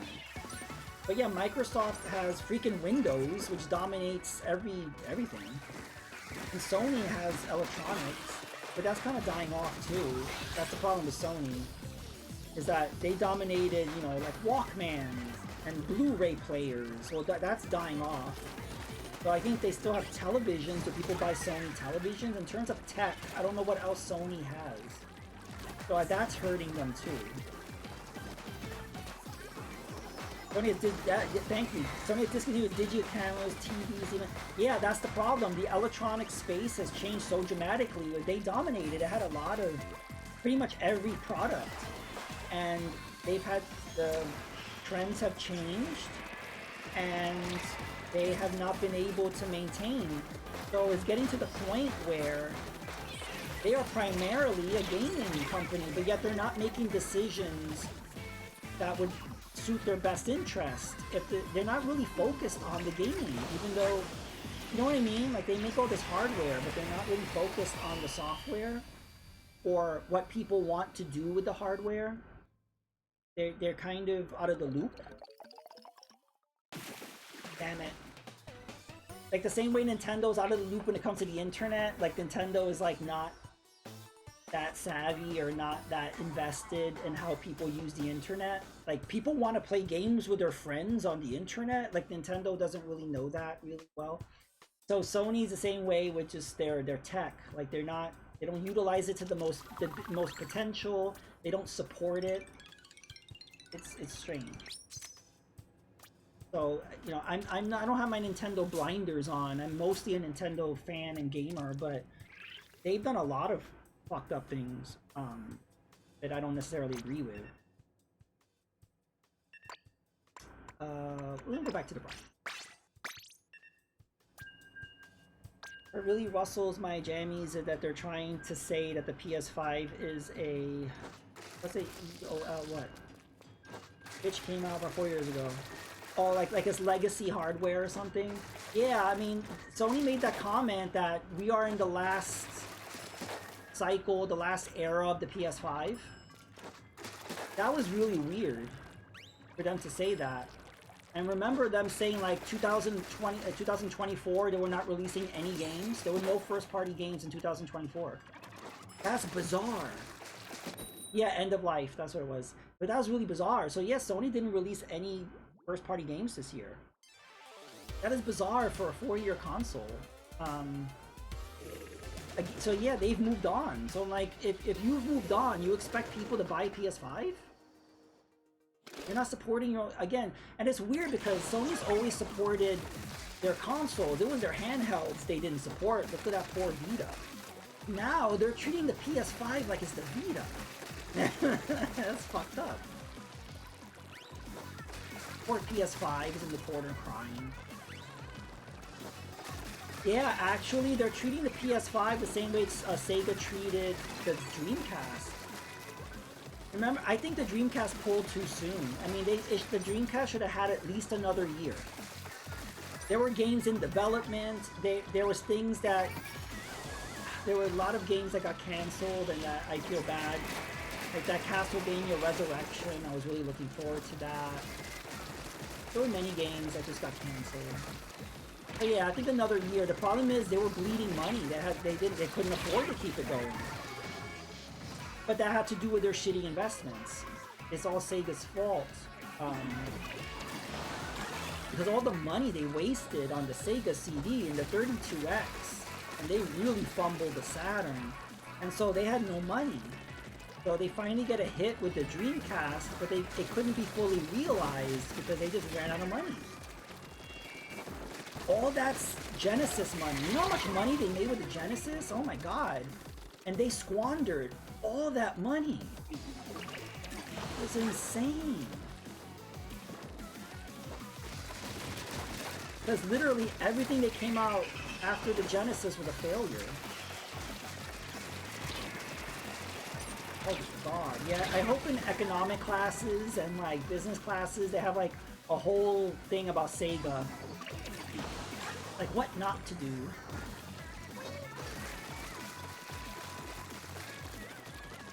The Neptune, yeah, you know how much money that cost in development?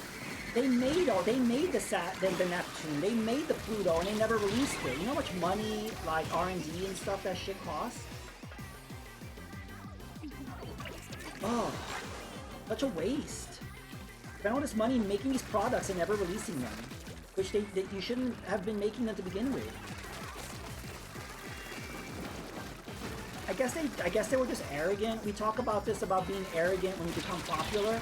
That's what happens when you become successful. You become arrogant. They're like, wow, we got all this money, let's just start making shit. It's like when people become rich, they start buying all these cars and yachts and houses and jewelry and fashion, you know, all this stuff. They start wasting all this money on shit they don't need. It's like, well, we got all this money, might as well spend it. And then the money dries up and you're like, oh, what do I do now? It's like, well, maybe you shouldn't have been wasting all this money on this shit you didn't need.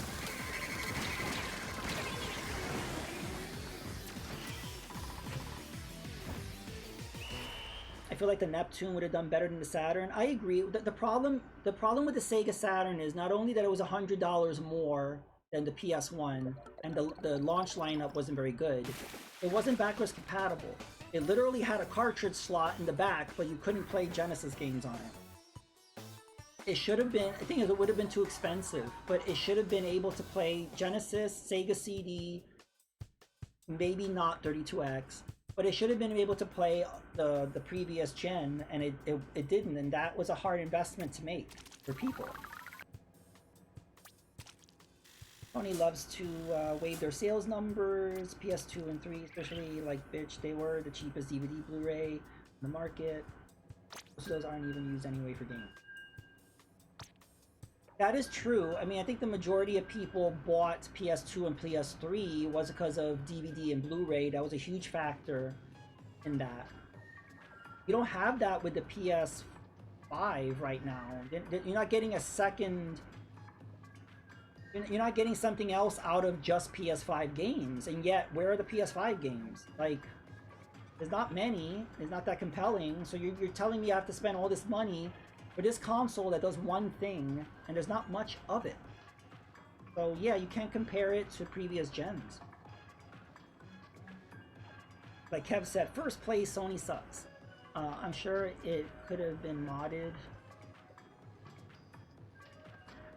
I've heard of people modding Saturns, and I've never heard of someone modding a Saturn to also play Genesis. I'm sure it's possible, but I haven't heard of anyone able to do that.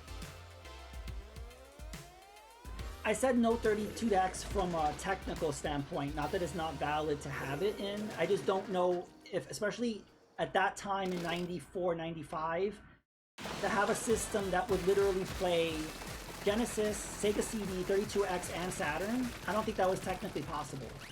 You would have had like $1,000 machine. Like, it wouldn't have been,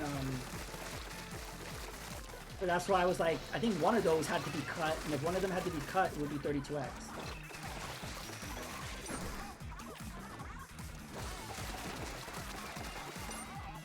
basic layout for PS5 or PS4 Pro.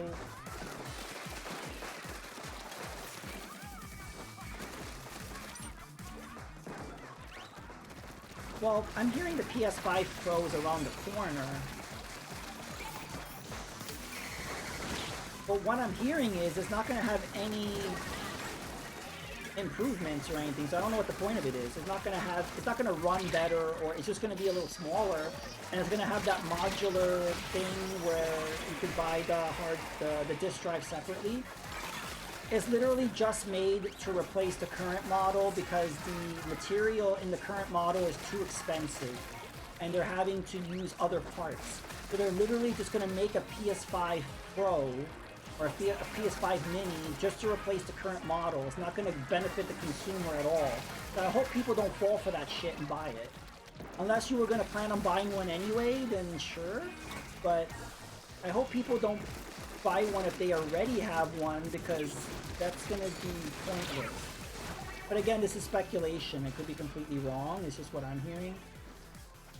3DO hype. That was 800 something bucks when it came out. Oh god, was it 3DO $800? That was not worth it. The entire generation has basically been a mid-generation upgrade. That's what it feels like. Is there really a big leap from PS4 to PS5? From Xbox One to Series SX? No. And the consumers have shown that. The consumers feel that way. It's just kind of...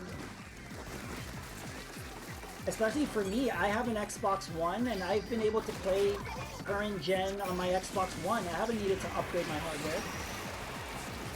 Starfield was only on Series S and X, and I was able to play it through the cloud. And I don't know how they do it, but Microsoft is the only one that's able to do cloud that works. Because I played that full game, the game sucked, but I was able to play the full game, no problem, via cloud. Look at the Elden Ring DLC. That was compatible with Xbox One. I didn't need Series X and X for that. Look at Another Crab Treasure. I played that on Xbox One. I'm trying to think what else. Just like whenever a new game comes out, look at the new Indiana Jones game that's coming out. That's going to be on Game Pass via cloud. I'll be able to play it. I don't need a Series SX. Hey, some dude, we're having a big console argument, talking shit about Sony. So I think you enjoyed this conversation. How are you doing? We're talking shit about everybody. There's faults in Microsoft, Sony, and Nintendo. We can talk shit about everybody, but talking shit about Sega too.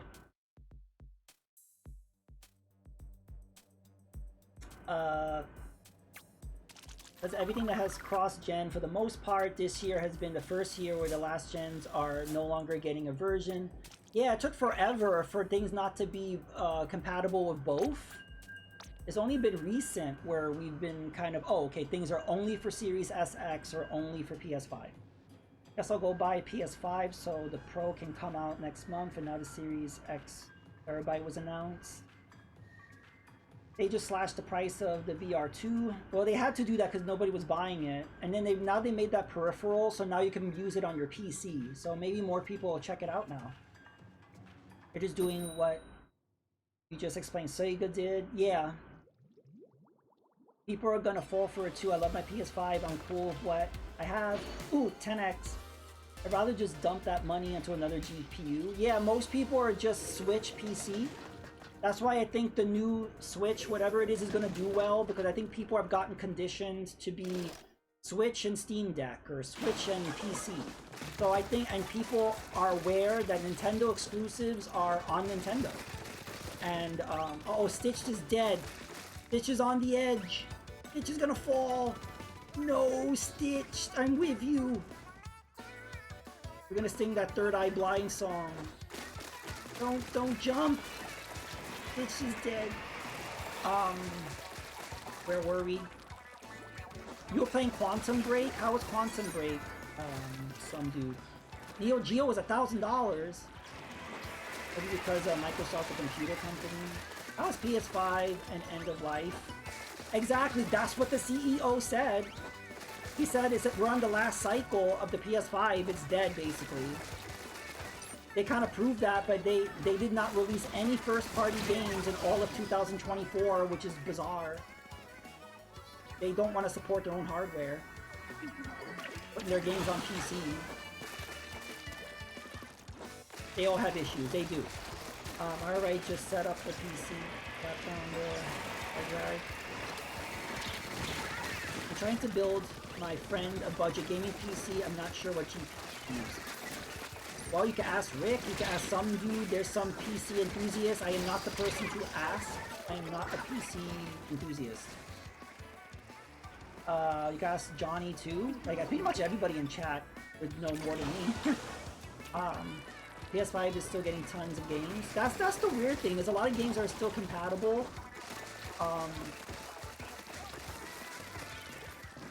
I mean, look at the Marvel vs. Capcom.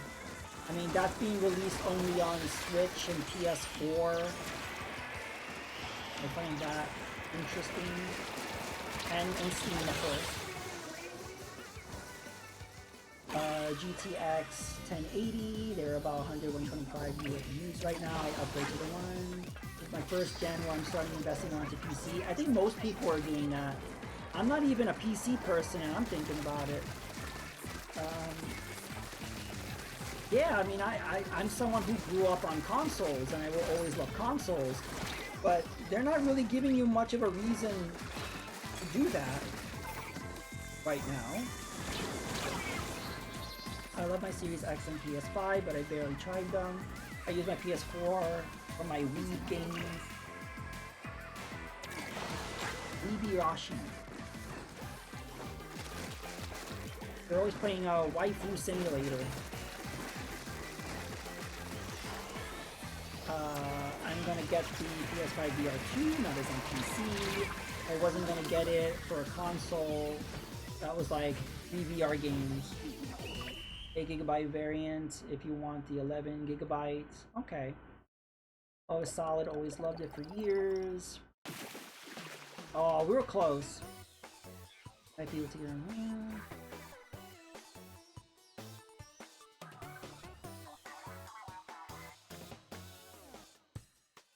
Nice. That was a GE.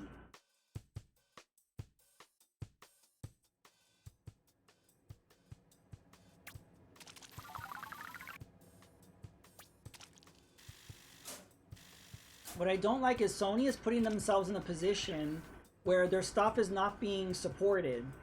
So then they're putting their stuff on PC. It's like, well, maybe you wouldn't have had to do that if you supported your own shit. Like with the PSVR 2, first of all, that was a small market anyway. You didn't really need to make a second one. But if you are going to make a second one, how are you not going to make previous software backwards compatible?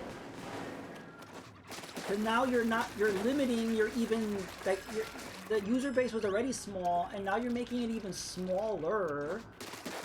And so now you have to say, oh, PC, save us. Like, I don't know what they're doing.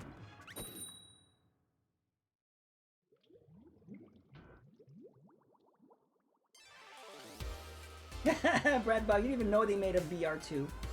Well, it's not available in stores, right? I think you can only buy it on their website or Amazon or something. I know NVIDIA used to be preferred encoder for streaming. Not sure if it's still using things. I have some more recent intel. It was announced and developer last year. But why the hell? Sell more than half. I think 50 is insane.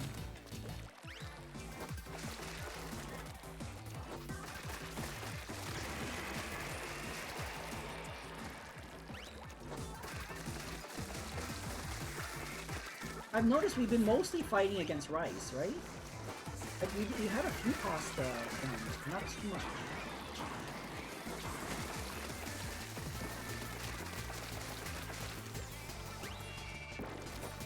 I'm gonna let you guys enjoy the PC chat, because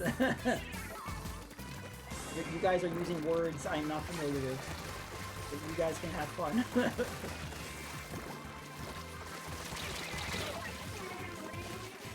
Oh, my camera's broken. Uh-oh. Look at my froggy. Why is he looking up like that?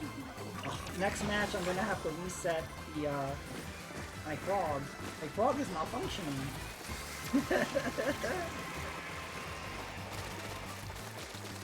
Honest, I'm not looking up. I'm actually looking at my screen. I promise you.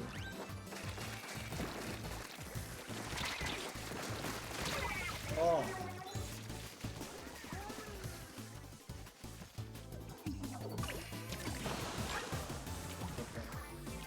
Need to update my Red Ripper. Red Ripper Weekly. That should be your username.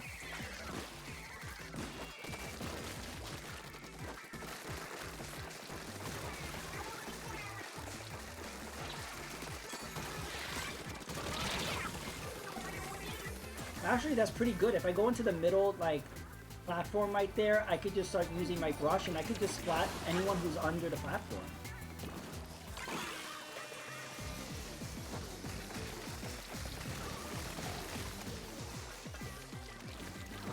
If you like deviate, got to hold the middle there.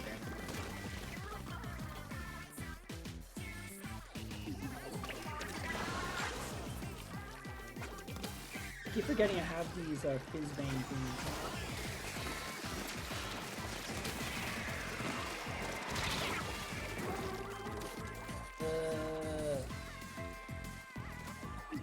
Oh, it's almost fixed there for a second.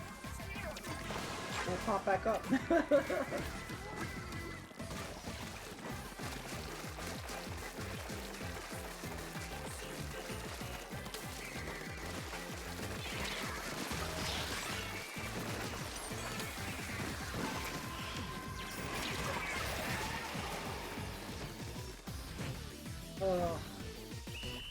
Alright. The froggy is looking at the stars or the moon, or I don't know why there's something happening above that he finds fascinating. Okay, I think I fixed it.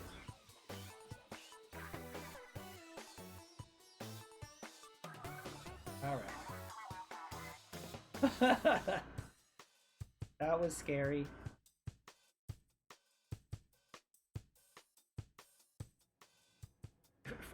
Froggy had too much 420.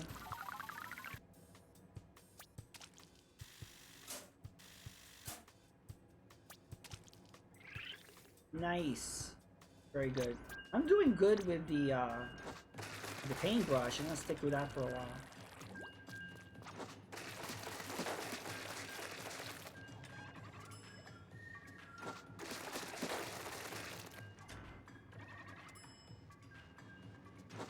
A lot of RAM talk going on in the chat. RAM this, RAM that.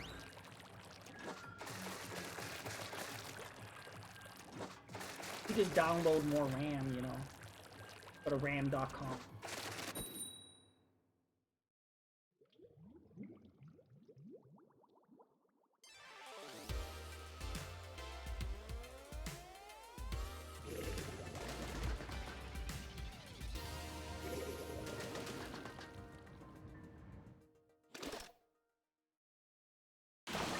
I want the stages to rotate already, and I'm tired of this thing.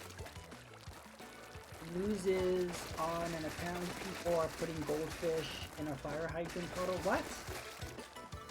What? As long as it's not frogs, it's okay, I guess.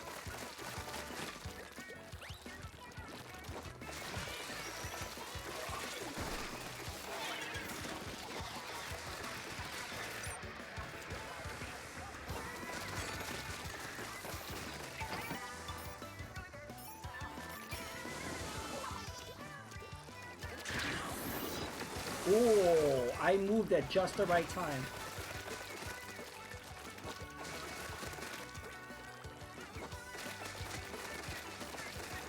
Why are you doing that to the poor little goldfish?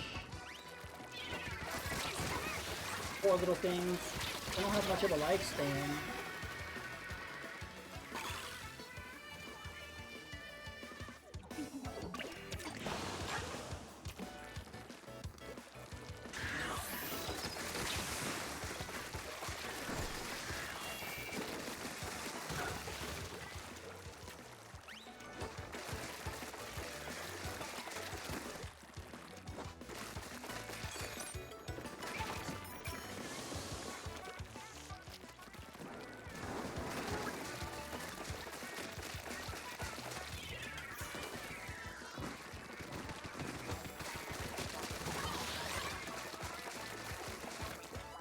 is a good spot to be. Right here.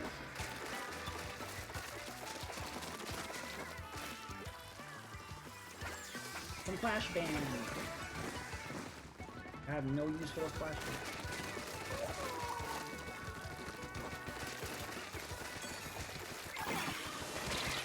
Oh.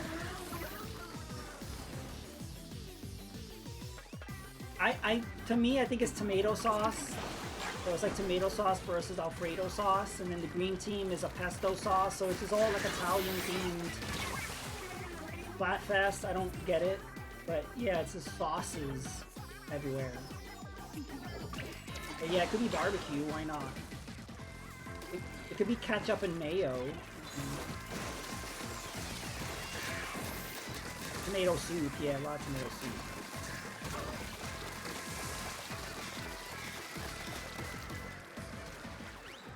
Imagine how disgusting this would be to actually be in it.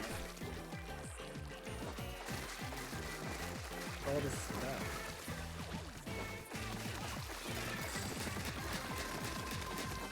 Oh, I get splatted. Here, take some penta missiles. Oh, there we go. It's wild, I hate tomatoes, but I'll destroy some soup. You ever see that thing they do in Spain where there's like this tomato festival and they just like start throwing tomatoes and it's gross? Everyone's slipping and sliding on tomatoes and there's like tomato juice and ugh.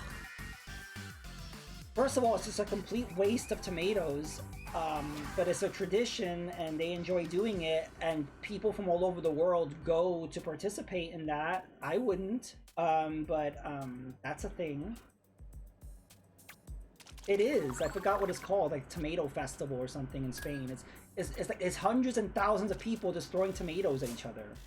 You should look at it. It's pretty interesting. Yeah. It's like a freaking tomato war. It's basically Splatoon. If you look that up, it's basically Splatoon.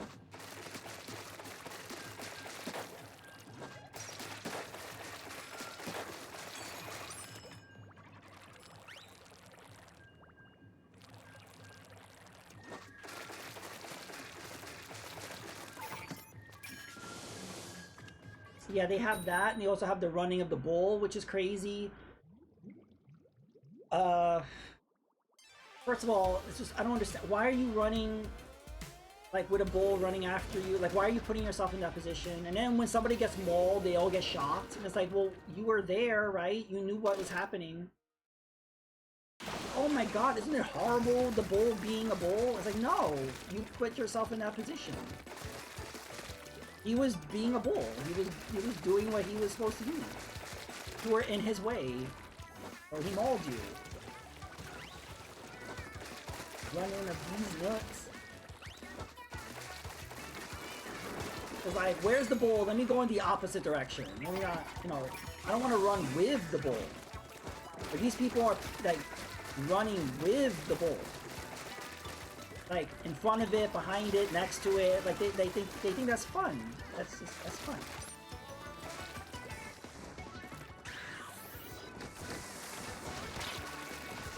Oh.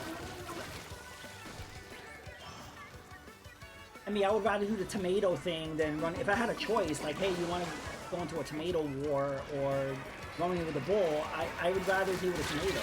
Because it's just kind of, you know, it's just gross versus being dangerous. I mean, getting acidic acid in your eye would sting a little bit, but I'd rather have that than be trampled to death or have a horn, you know, get me. Well, yeah, it is a cool way to die. It's like, how did he die? It's like, well, he got, you know, impaled by a horn from a bull. Like, well, that's pretty cool. How did you die? I died, you know, getting squirted in the eye by a tomato. And that's not a cool way to die. I was like, no, it wasn't.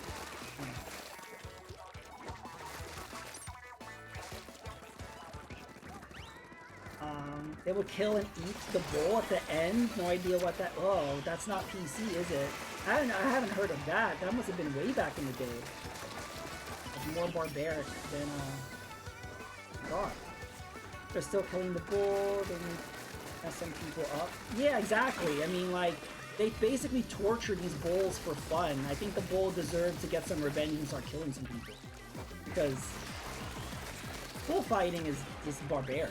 It's just like, it's stupid. It's like, I'm just gonna like get the bull upset by like dancing around with his little red scarf. And then let's just like impale it with spikes.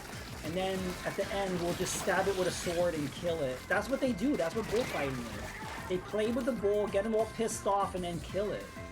And I'm like, I don't find that entertaining, but okay. I think it's gross. Again, I'm not marching with PETA or anything, but I think it's disgusting. I just think it's gross. I just think it's not fun.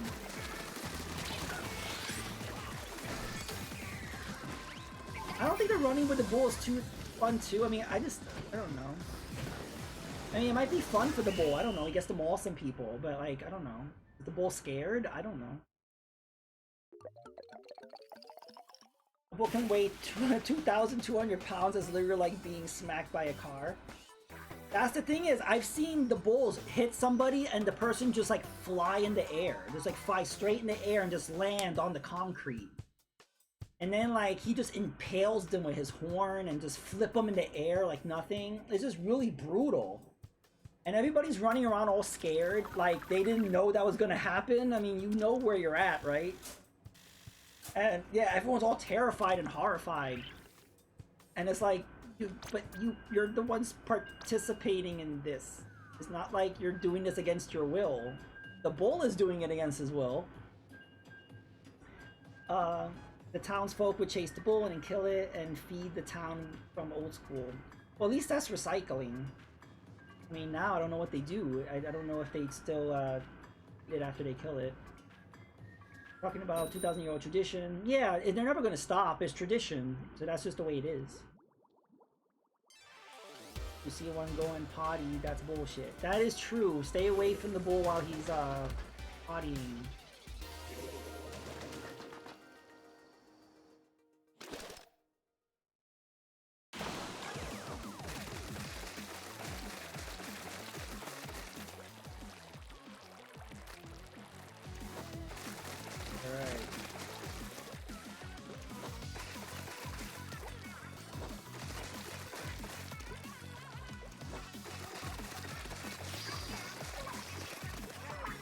Booyah.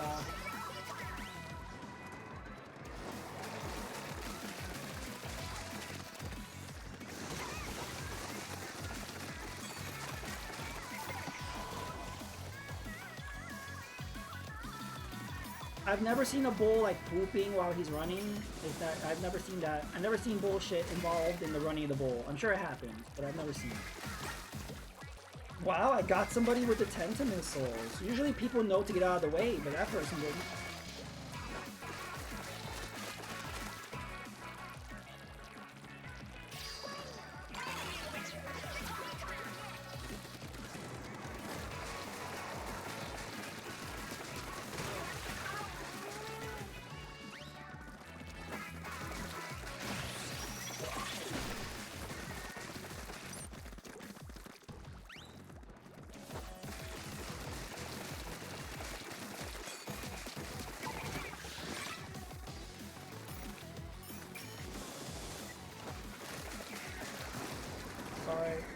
Sounds like Congress? Running of the bullshit.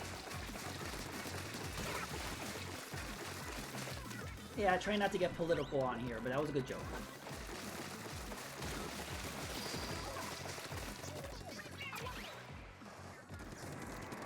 Oh, politics is such a shit show. I like to be a respite from that. Nice relief from that. We get that shit 24 hours. Oh my god. We need a break from it. We get it so often. I miss when we didn't have 24-hour news. I miss when like you had to watch the news when it came on, and if you missed it, well, too bad. You have to go get a newspaper. We're not more informed now. We're not. So it's not like we need it. Everyone's just as stupid as ever. I like that I can use these Tenta missiles on their turf. Oh, took out 2 of them. Oh, that was great. Hey, evil guy, welcome. We're Team Bread. I got bread on my belly. How are you doing? Happy Splatfest. Do you want to join us? I don't know what team you chose, if you did choose a team.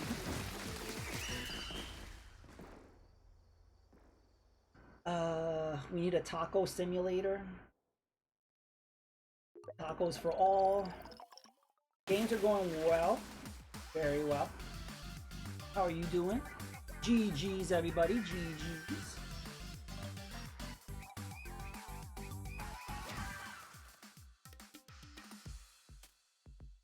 My V2 model keeps looking up and it's like bothering me, but that's what it's choosing to do. I'm trying to recalibrate it and it's not listening to me. So there we go. Don't go to the space bar. Their prices are out of this world. Waka waka waka. Team French toast, yes. Oh wow, we did really good that round. Woohoo! Breadbug dropped out. Let's see, did he say something that I missed? There's been a lot of chatter in the chat.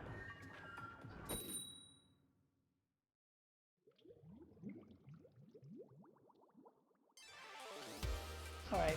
Yeah, Breadbug, if you ever want to jump back in, just let me know in the chat. And I will restart the room. If anybody watching would like to join in, evil guy, anybody, let me know. I'll restart the room.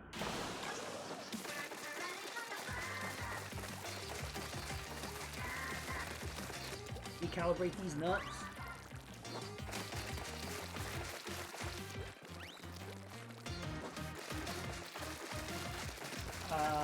I'm scrubbing after this one. Okay, I need to as well. Allergic to your nuts.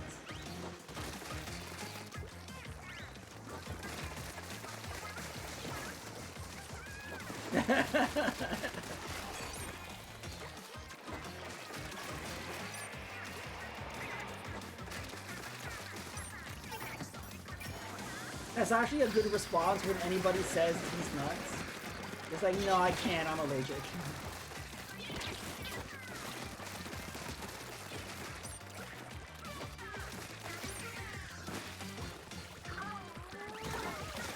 Oh, I wanted to get that person, I ran out of...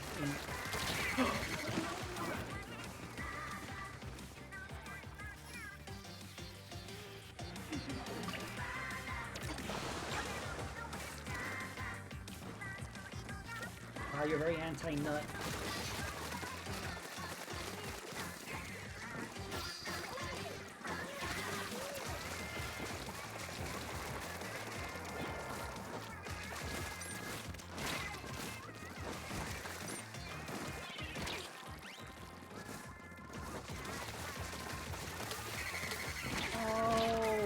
Splattered with a fizzy bomb, that would be fizzy bang, whatever these things are called. That'd be embarrassing. No Nut November is 3 months away. Could somebody please explain to me No Nut November? Didn't have to do with like cancer or something. How is that supporting cancer by not nutting in November? Like, it's just so stupid.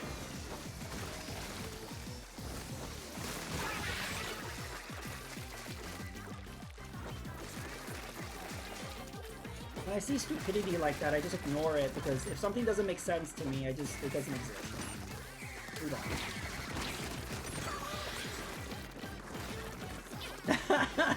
Yeah, it's like... I don't see how that's pro-cancer. It's actually pro-cancer instead of being anti-cancer.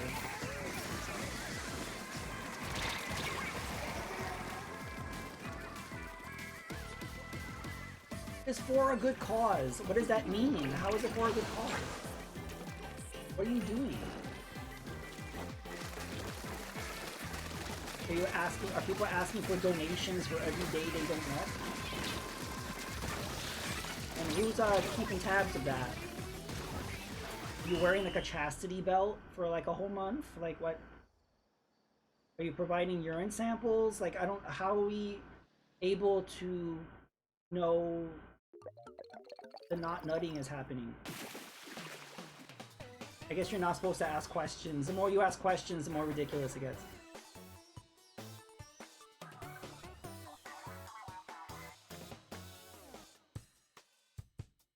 No idea. I've never made it a whole month.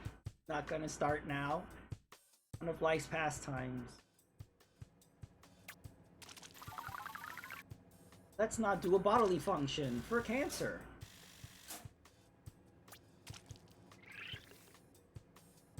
Alright. Let's... this has been a very eventful, eclectic, diverse conversation of things, hasn't it been, Rick? Going from Splatoon to YouTubers to shitting on consoles and now nutting. Yeah, it's been all over the place. One never knows the twists and turns a chat could possibly take.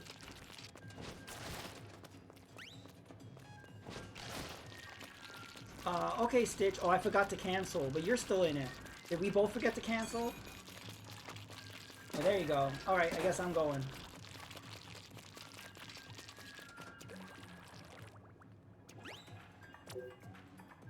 Yeah, I'm not allowed to leave.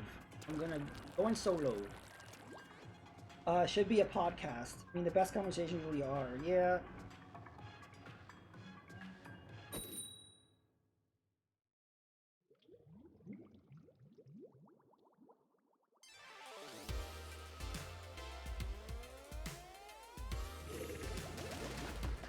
Louis shows up. Family Feud hype.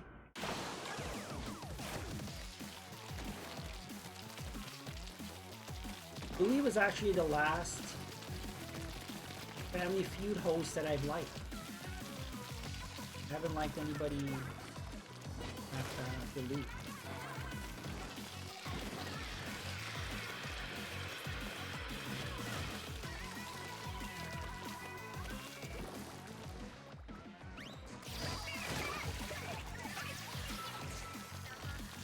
You won't have to choose a platform that won't go.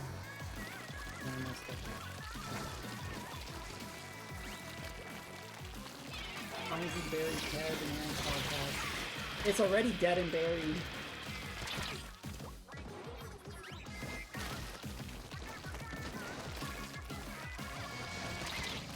Yeah, I don't know what happened. Like he had me on, and then he had Stevie on, and like Booter. Like he had a bunch of replacements for Aaron for a while, and then he was like, nah, let's just not bother.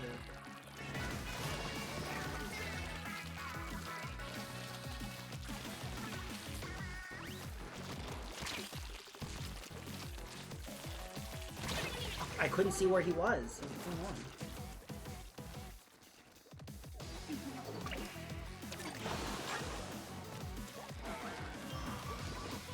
No, yeah, Kev's not doing the podcast anymore.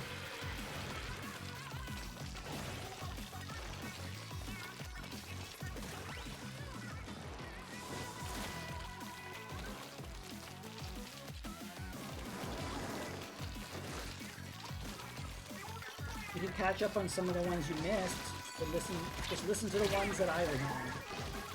There's only like 2 or 3.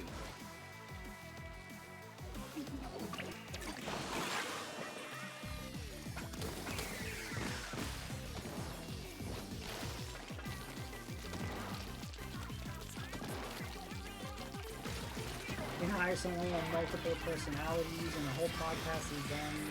Sounds like different people. Yes, actually. Podcasting would probably be a really good medium for someone with multiple personality disorder. It's their time to shine.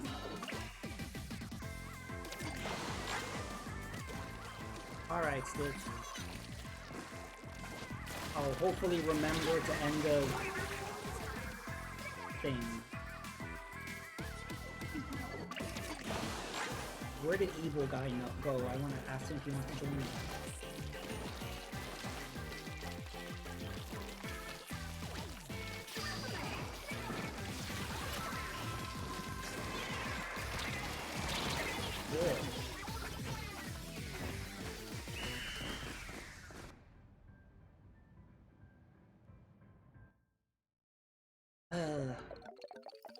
Getting old is being able to laugh about shit that you would have gotten pissed about a decade ago. That's true. The older you get, the less stuff bothers you. Like especially dealing with other people, you just stop caring. Because when you're younger, you really care what other people think about you or say about you or all that stuff. And as you get older, you just really don't care. That's the one good thing about getting old.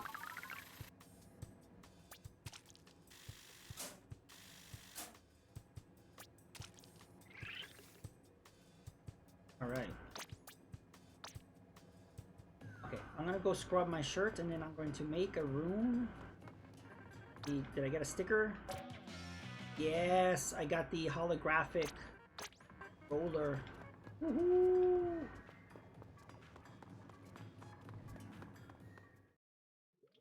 Time waits for no man except me. For me, well, I am a vampire. If you save up 1,000 channel points, you too can become a vampire.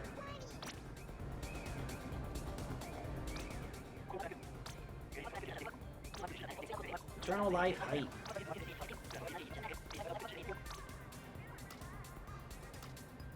Rub.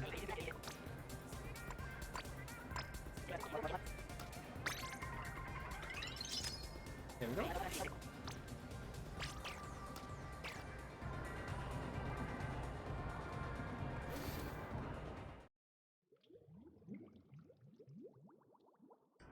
Some say, yes, I am 500 years old. Alright. Room is created.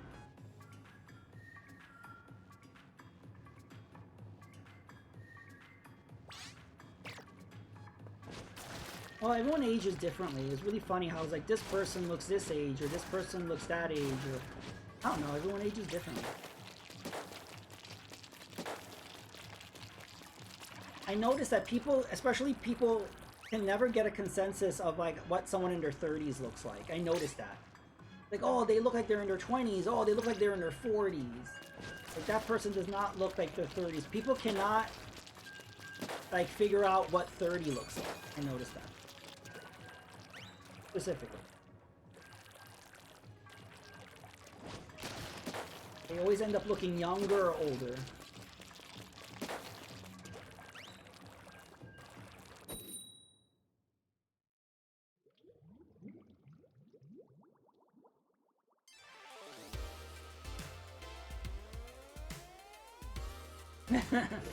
It's funny how things work out like that, right, John?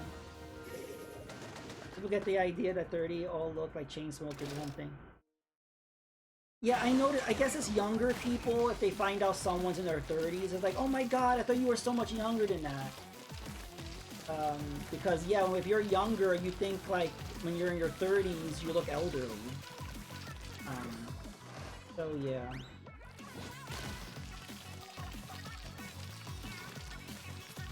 Like, oh, you're in your 30s? I didn't know you were that old.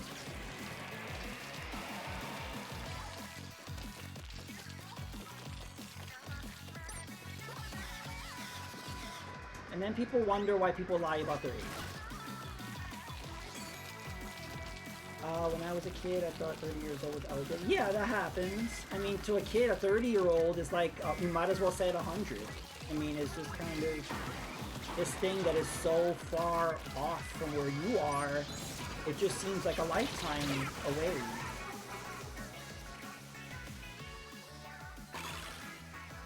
Oh, happy early birthday, Johnny, with any plans? My head shade, I look younger, my head not shade, I look old. Okay. Shit, you're only as old as you let yourself feel. That is true. That's what I'm saying, age varies so much. Like, there are people that are just, like, older but very youthful, and there's people that are younger that are just act much older than they are. Like, everyone's different. So it's just like this weird dialogue we always have about someone looking their age, whether it's younger or older. And I'm like, according to who? What standard are we having on what someone should look like when they're older or not? I don't know.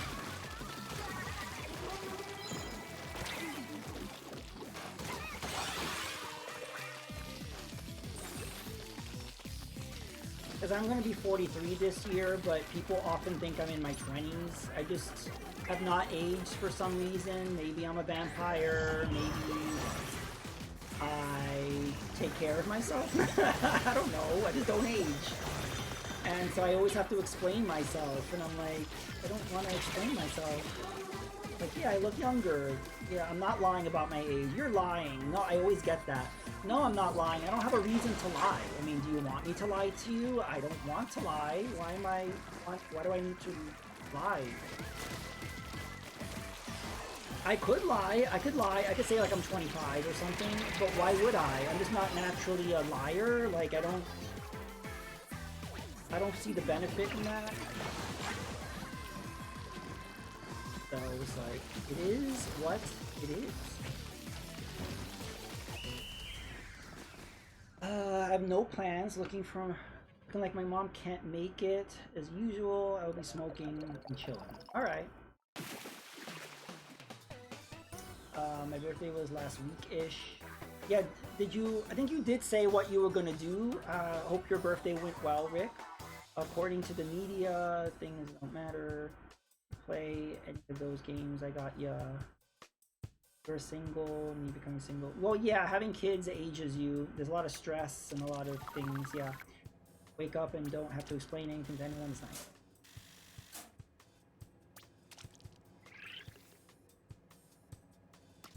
I think we'll choose a different weapon.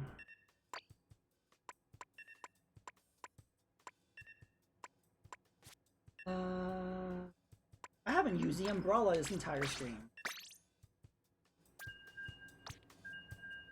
Umbrella is awesome. It's a shotgun.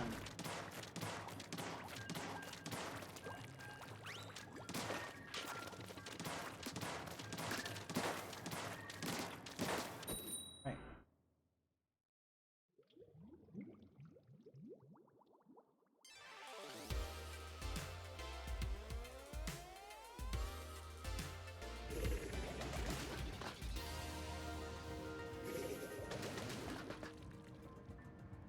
Yeah, Johnny, are you gonna do a stream on your birthday?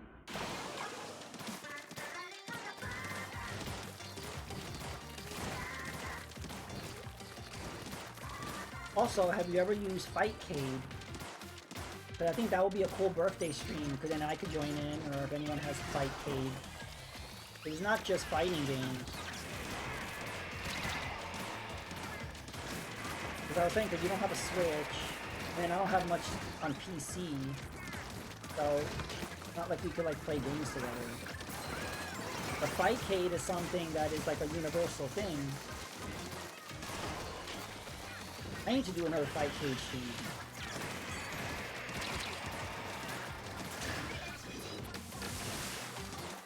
I thought I was gonna stream my birthday, but I recently started streaming more often. Started streaming. It's so humid. Yeah, I understand that. I don't like using mic because I cough a lot. Okay. Maybe you could like mess with the filters. You could have like a cough filter. If not, I will. I returned. Hey, Breadbug, I was wondering where you were. Hope you're okay. You want to jump in the next round, or my phone? I had your stream die. Oh, okay. Yeah, some dude. I was on. I don't know if B8 Tracks is still in the chat, but I was on his stream and he was playing Street Fighter on Fightcade, and then I jumped in and it was really fun. We were just playing Street Fighter, and he wants to do it again, and he wants to play X-Men. He's probably gonna play X-Men Arcade or something. And what I didn't know about Fightcade is that you could watch other people play, which is really fun. Like the whole spectator thing. So it really is like the arcade experience. It's fun. There are some games that I wish were on there that are not on there, though.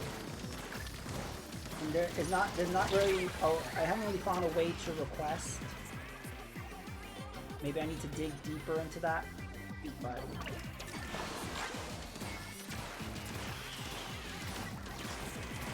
Alright, let me know when you're ready, Dollar being destroyed. What's happening here? Oh my god, the whole map. The whole map is mayonnaise. Oh no, my What is going on with my V2 model? Now I'm looking at the sky again.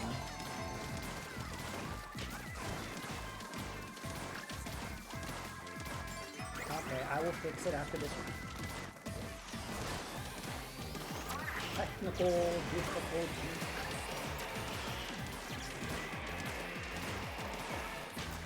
What happens is it's reading my movements, so if I move too radically, I don't know what I'm doing.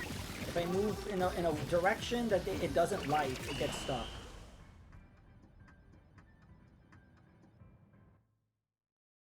If I remember right, you're 2 years younger than me. Are you talking to Rick? I forgot what age Rick turned. That was rough. There was a Salmon Run outfit, I don't remember what it was. Okay, Stitched, I'm going to leave. Should we do Salmon Run? Did you guys want to do a run to get whatever the thing is?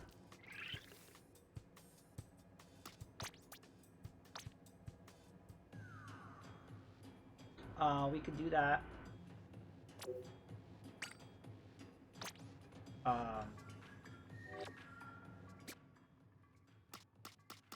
Wait, let me go to the general store real quick. Oh, let me recalibrate.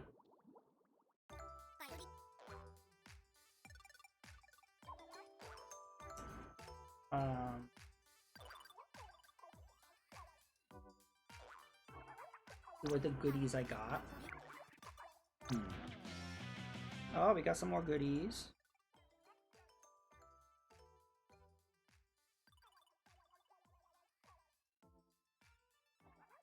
Okay. I think I fixed it. Froggy behaving, he is. Okay.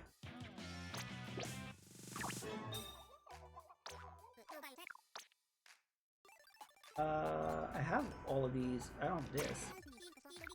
That's too expensive. I could buy this hat.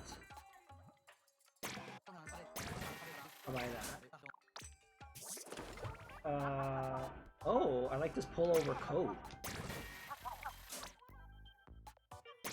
I like this. Can't afford shoes. Alright.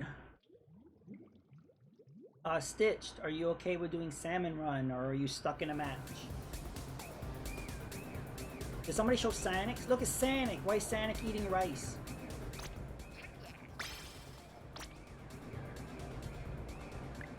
Red height? Red height?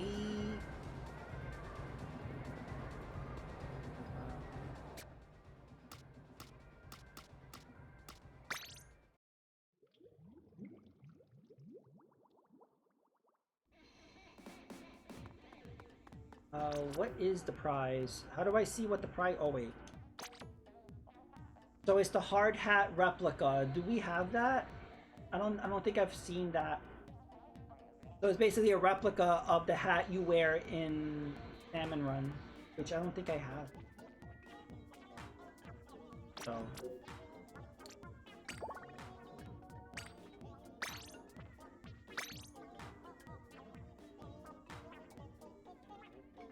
Alright, yeah, I don't think I have that either. So I am making a room, so anybody who wants to do Salmon Run, jump in. Let us see what the weapons are. Oh, Umbrella, Splash-O-Matic, Splat Roller, and these are good weapons. I'm not good with the Tri-Stringer, but the other ones I'm very good at. So this is a good Salmon Run to do. Lurk away, Johnny. No problem.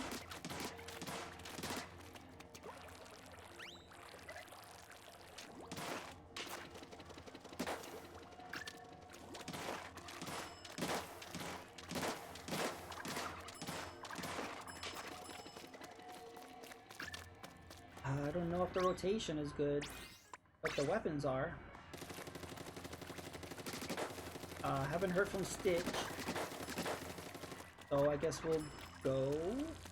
Stitch, you could always jump in. Anybody can jump in, let me know.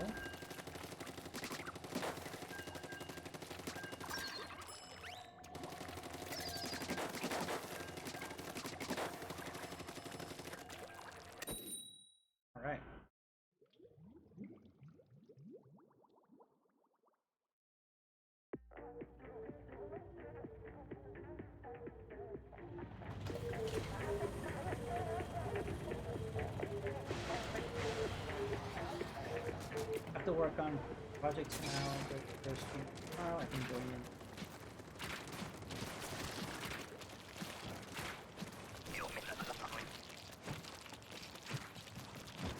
No problem, evil guy.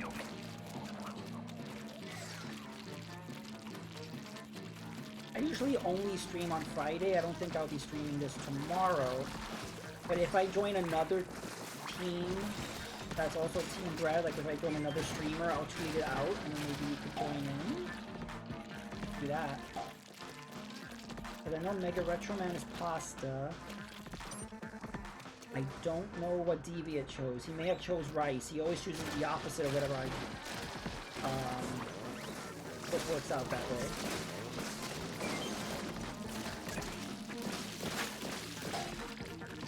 If not, maybe we could play for the next Splatfest. Quote unquote last Splatfest. We need eggs. I'm not seeing anything that will give us eggs. Oh, I have an egg. Okay.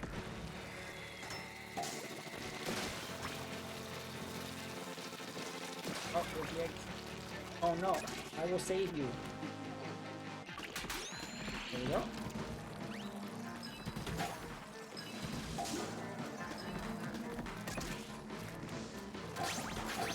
Oh, finding eggs below. Oh no.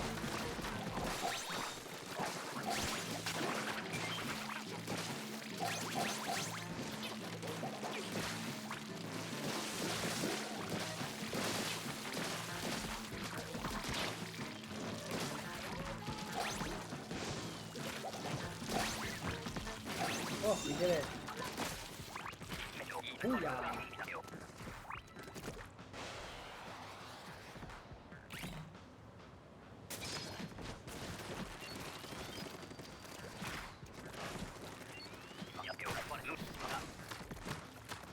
Yeah, I'm not good with the stringer, but if I put on turbo, I might be able to be okay with it.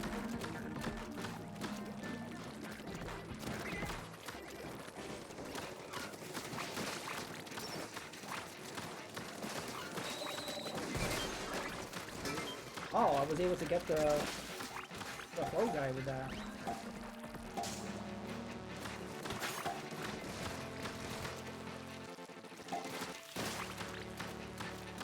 That's what I like about having a turbo controller. I pretty much only use it for Splatoon on the Switch. But there are certain weapons that I would not be good at. Like if I have to use a charger, I just turn on turbo and I'm fine with the charger. If I have to use a stringer, turn on turbo, I'm fine with the stringer. And it also makes like nozzle nose like super OP using it with the turbo. So it's not technically cheating. I'm not banned from doing it. Oh no! I need to get back.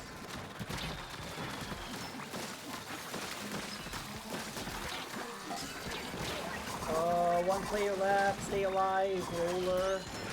Yes.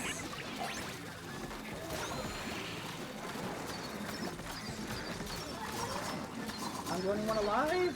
I'm the only one alive?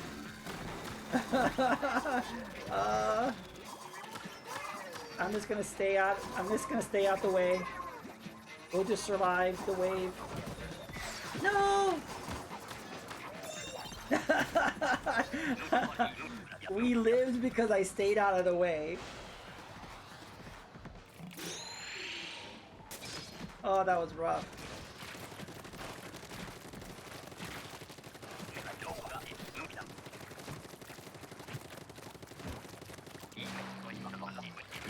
Uh-oh.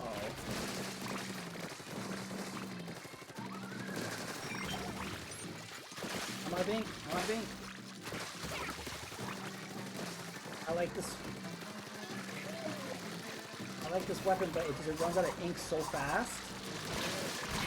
Oh no! Wow, how did we all die so quickly? I fell backwards. Oh no! I didn't see where the roller was. The roller could have just gone right through all those guys. If I had the roller, that's what I would have done.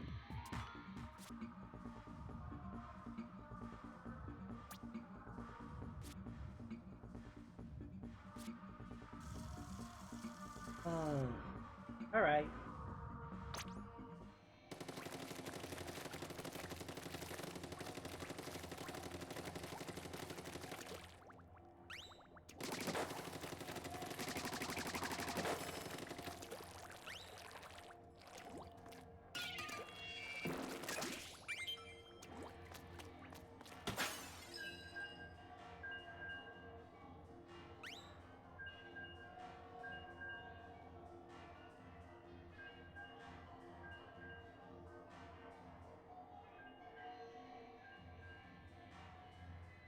Okay.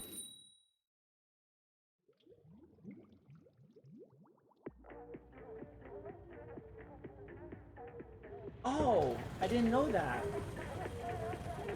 That's awesome. So that means we could raid out to him if he doesn't end before me, and we could keep on playing. Also, if he's playing on Saturday, I can jump in.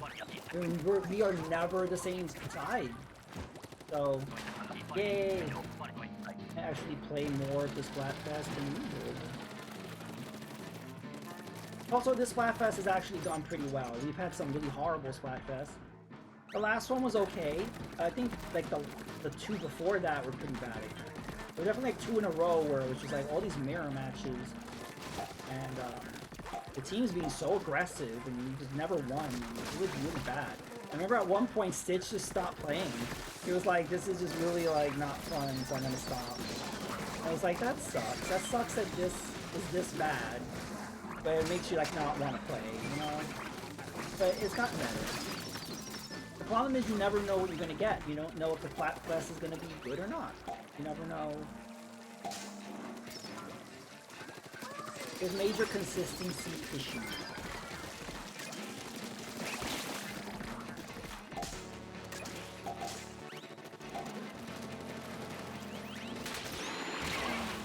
I was focusing on trying to revive him. I didn't see the circle in time. I wish they would give you a little more headway with that. Like, they really don't.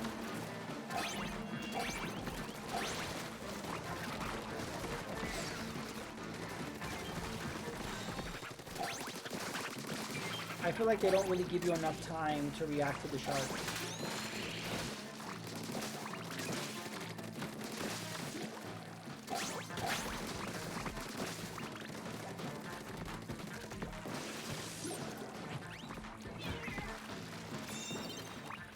Woohoo! GG.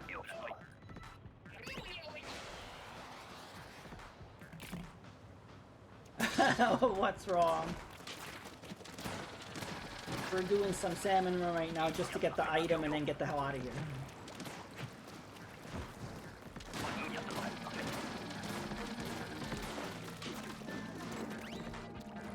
How's pasta going?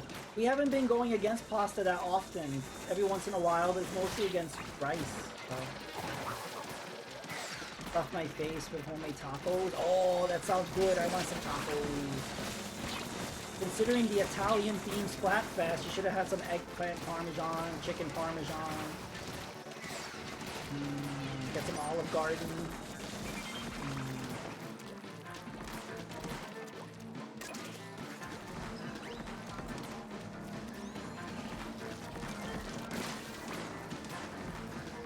I would like this thing to come to this side. Thank you.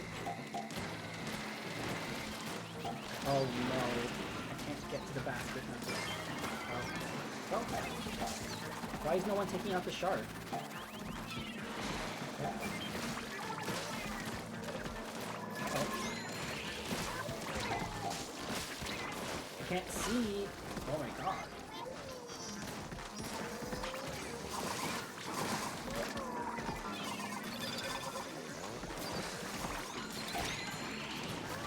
Whoa.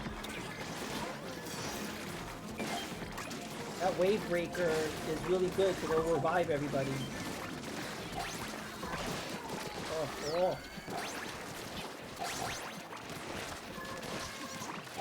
This is a mess. Stay alive, people.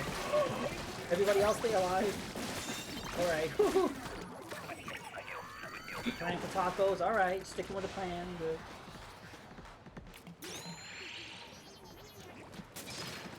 You should have just had bread, rice, and pasta. Just just OD on carbs for Splatfest.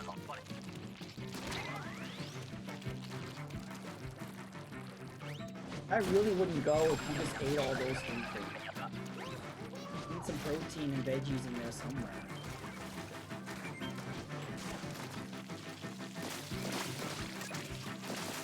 Oh, I gotcha.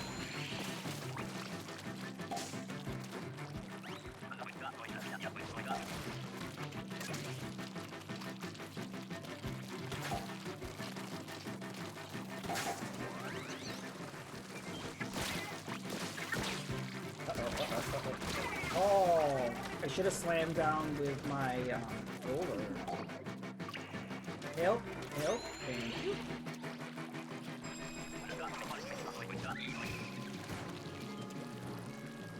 Where is the thing?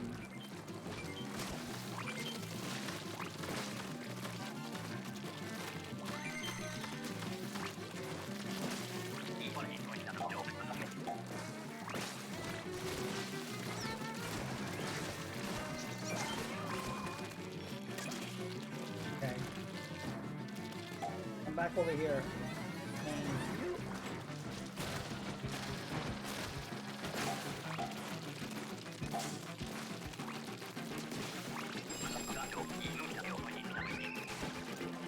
Up there, Marvin.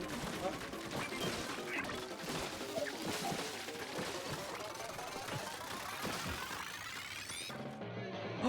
What?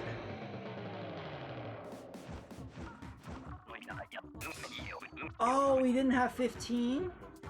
I was wondering how I didn't die. How did we get game over? I didn't realize we didn't have enough eggs. Oh. The way the map is, it's hard to know when he's gonna pop up. So like, I was just following you guys on where he was. But he wasn't dropping that many eggs. I guess we were not hitting him enough. That was a mess. Almost, yeah, one more and then we could stop this mess. That is called Salmon Run. Of course they kick us out. Okay.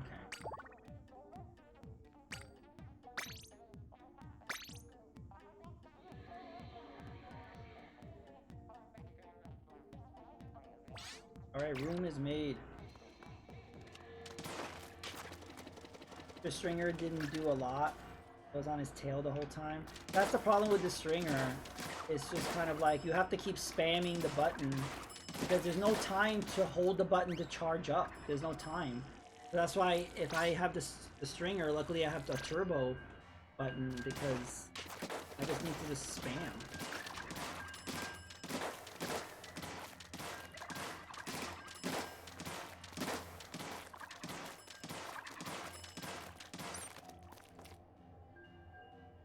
I wish they would have given you like like the Grizzle Blaster. Oh, it's so much fun with the Grizzle Blaster.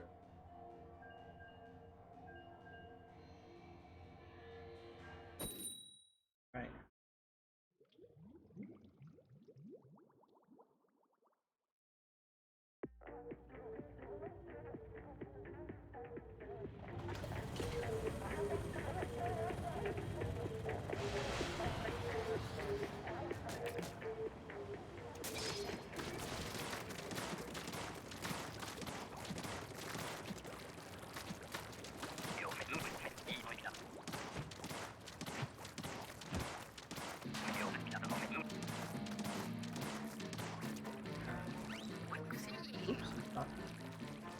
Where's everybody? We're down here.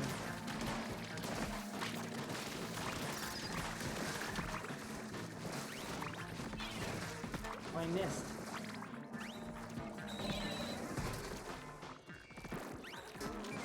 There we go.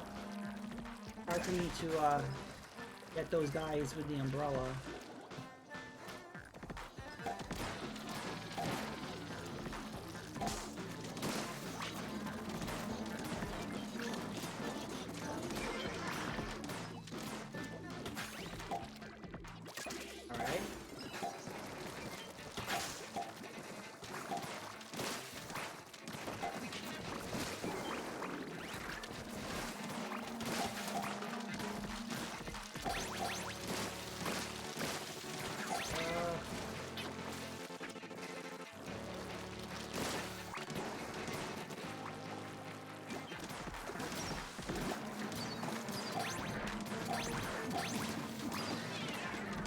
I got it.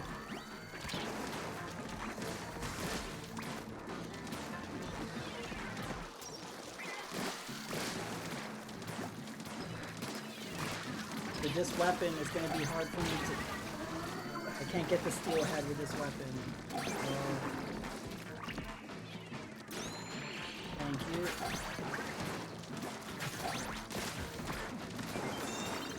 Oh, goody.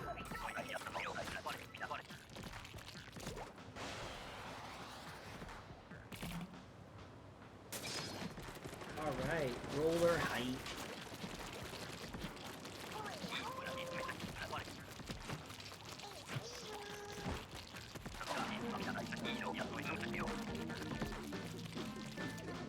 Where are we? Oh, we're over there. Oh, we're in low tide.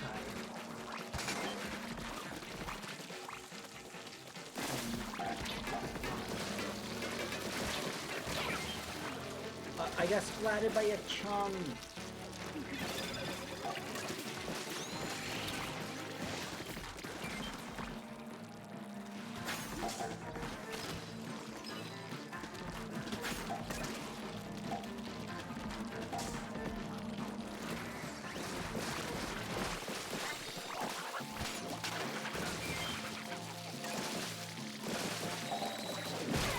Oh, I got slammed by the lid.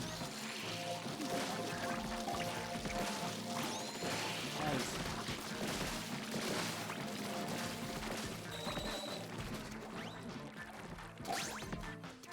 Alright. Oh, I need to get this stack of pots.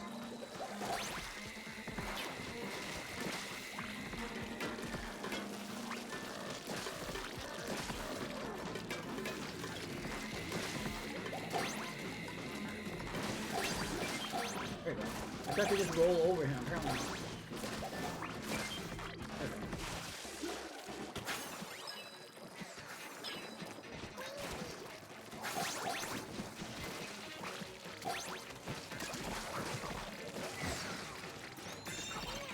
Ooh, we did good.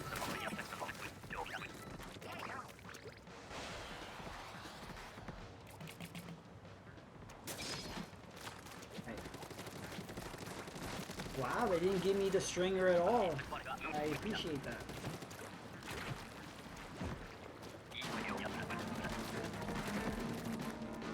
Oh no.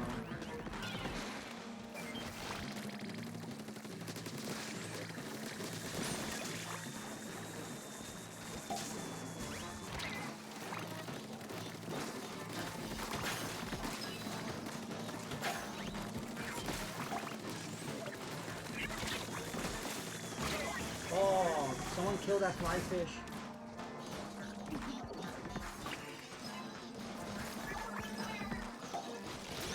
Thank you.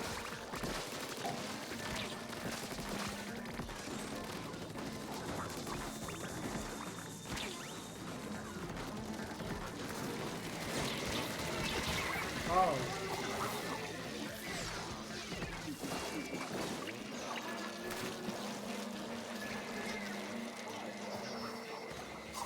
Oh no, I don't know where the other player is. Oh, he's over there. Hey, thank you. We need to kill that thing.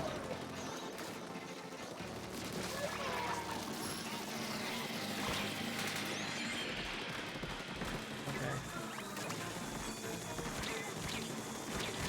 Oh.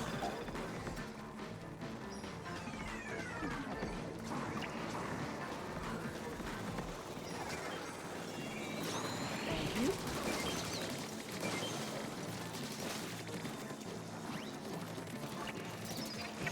Oh, it's a shame. We have so many eggs all over the place. We didn't have time to grab them. Oh, that was rough. But that should give us enough to end this crap.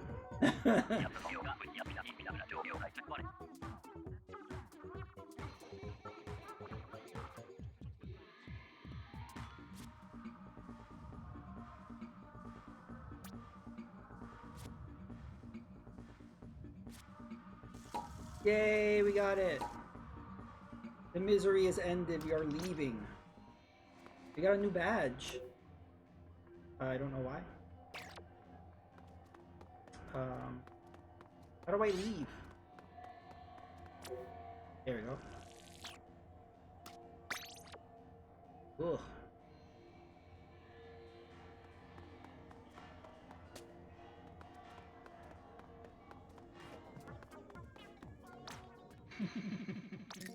Yay!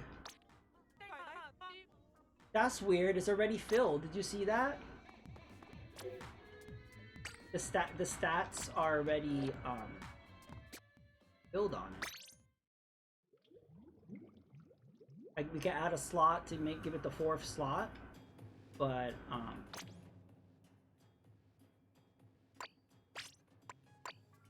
yeah, that's weird. I thought it would, you know.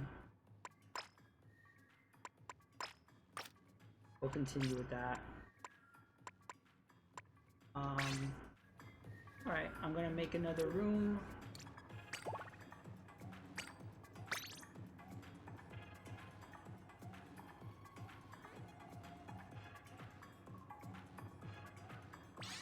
Alright. What weapon have I not been using?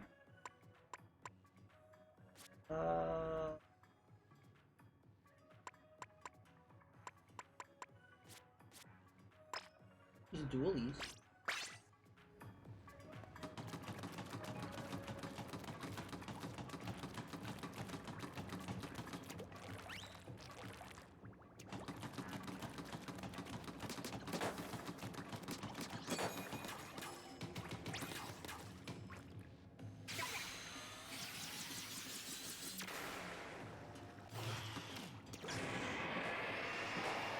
Gotta change batteries.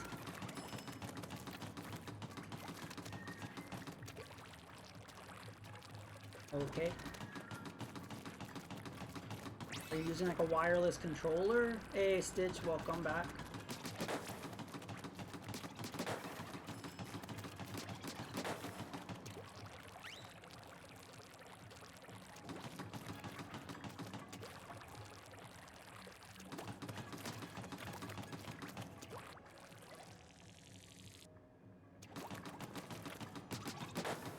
That's why, like, I usually use wired.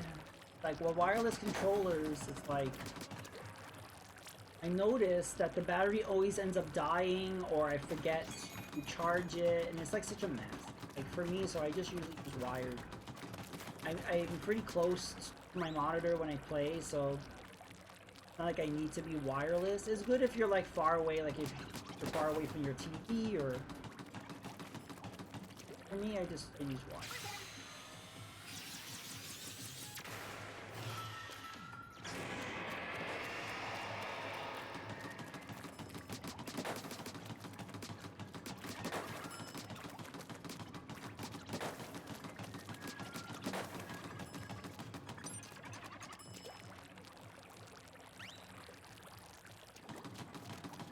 Alright.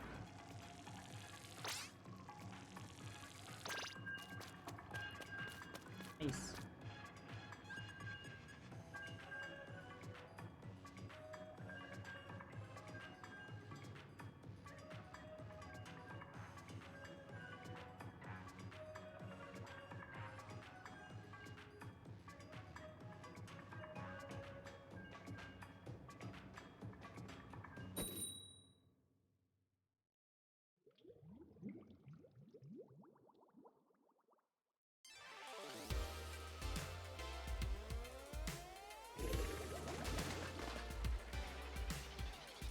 Here we go.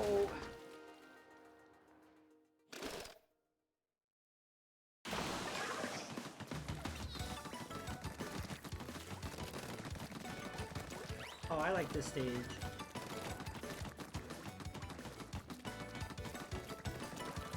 gotta hold the middle.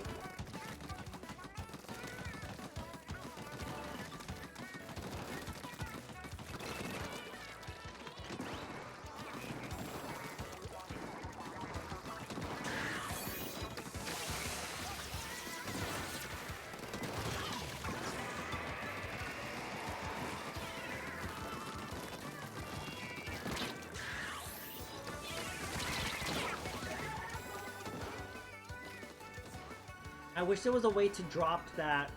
The problem I have with the splash shield, splash shower, whatever the thing that is that when you throw it, it always goes too far. I wish I could just drop it right where I am, and it would be way more helpful. But like the way it throws it, it just is not helpful. It also uses way too much ink.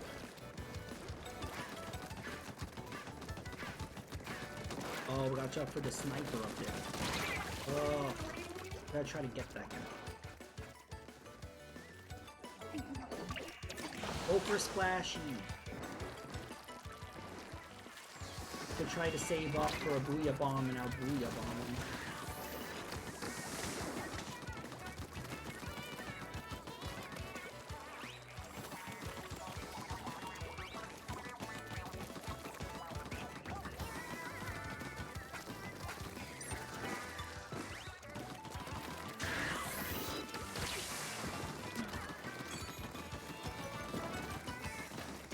I got the booyah bomb.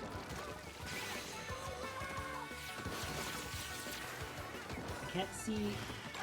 Did I get him? I think I got him. I didn't think I was far enough. Yes, take advantage. We don't have the sniper. Put down ink. Uh-oh. Terrible.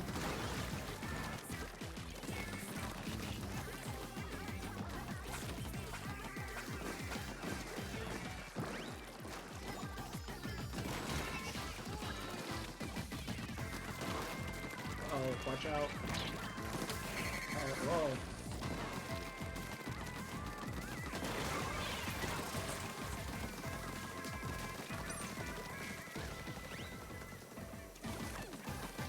At least the splash shield gives you a chance to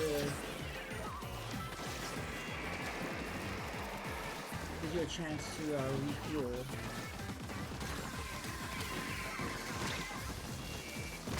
Oh, I ran right into that. We had it, but they may have, at the last minute, got the middle there. I see more red. Yeah, we did it. GG.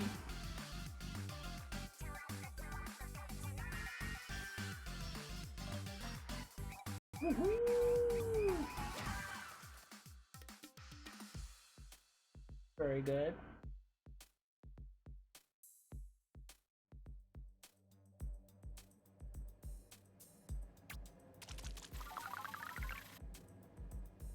Okay.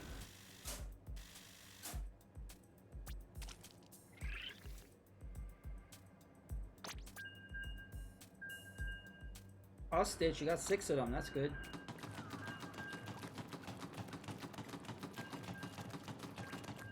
Oh no, we have a stringer on our side. I mean, a charger. Hopefully they know what they're doing with that charger. There's nothing worse than having someone not know how to use the charger, and then they're on your team, they're dead weight. Like, if on our team is going to be a charger, then hopefully they find the tallest place to just hang out and just taking people out.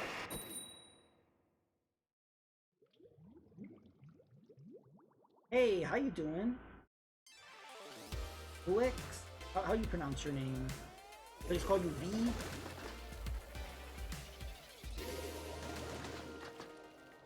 Buxel?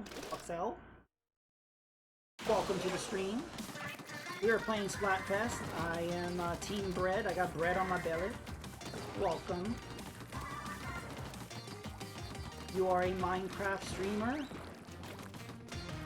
You like the Splatoons.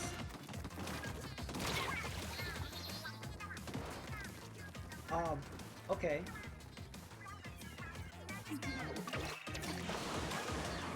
The box over to you. Okay. Oh, welcome to the stream.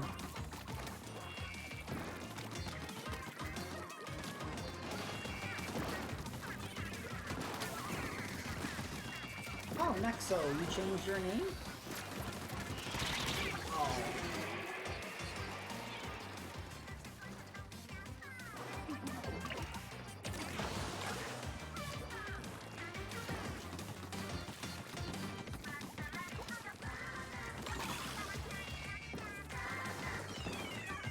went over this last time? Okay. Sorry, just, I forgot. Hi, Kyra. Thank you for the lurk. I never remember if people's name changes. If people change their name, I never really remember. Sorry.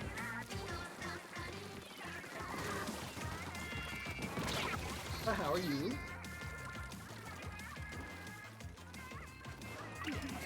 I don't like this map.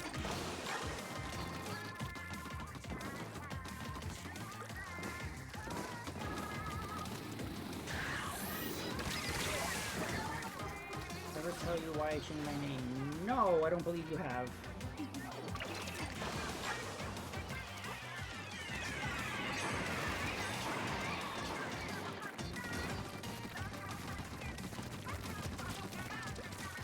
Need to get to that middle area.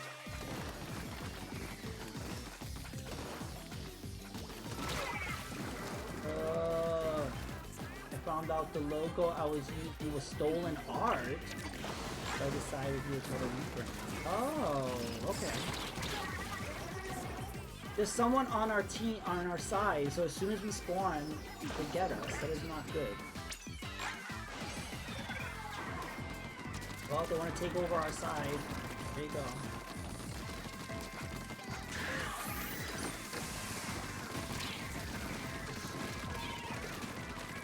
Did we lose somebody? Because, like, why are we being so overpowered?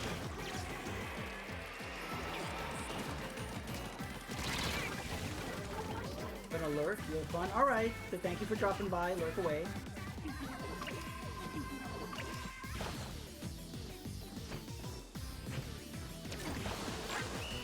Ooh.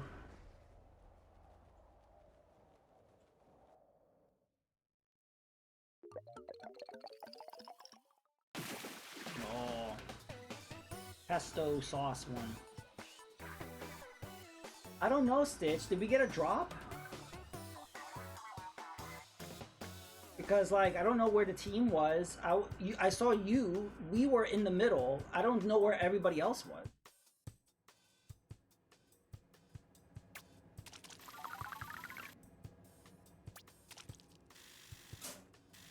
At one point, I got splatted as soon as I spawned. There was somebody on our side just, like, really taking advantage.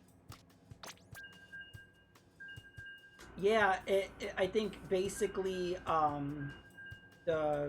the Charger, I don't know what they were doing. They got 2 people. Yeah, the sniper sucked. Yeah, he lost us. It's funny because that's what I mentioned. I said that. I said, I hope he's a good one. He's not. So now he's stuck on our side. I almost want to end the lobby and start it up to get rid of him. That's why I always want to have a full team. Because you can have 3 really good players and you get 1 random person and they can screw everything up.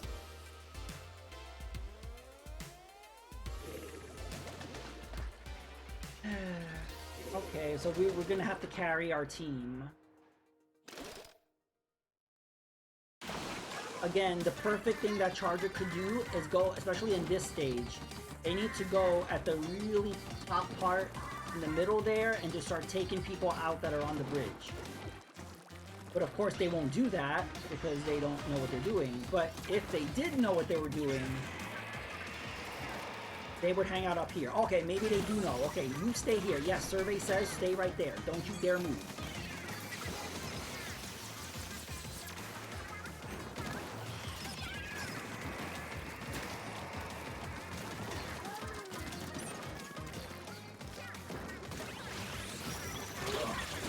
That shark came out of nowhere.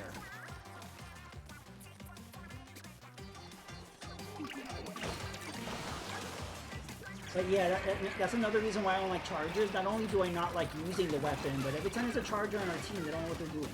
And yet we're always against, like, extremely, really good Chargers, like, that know what they're doing. Yeah, again, where's the Charger? He should be right there. Oh.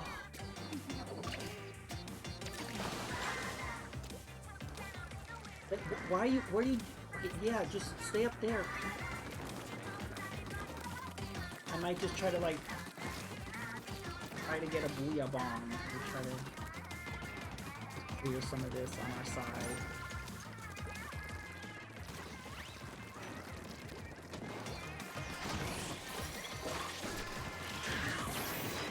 no!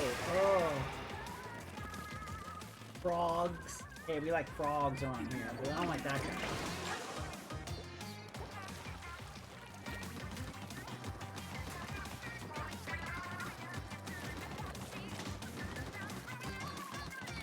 Oh, we're not gonna.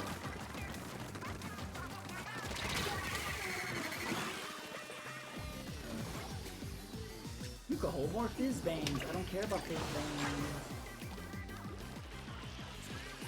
Oh my god, they're dominating.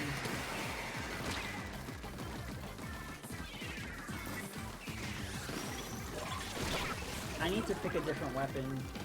We need to compensate for this bad routine on my side.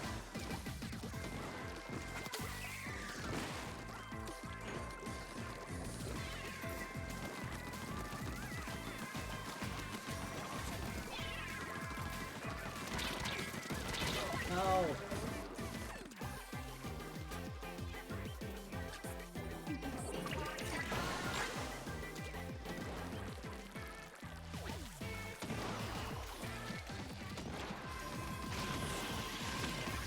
Oh, oops.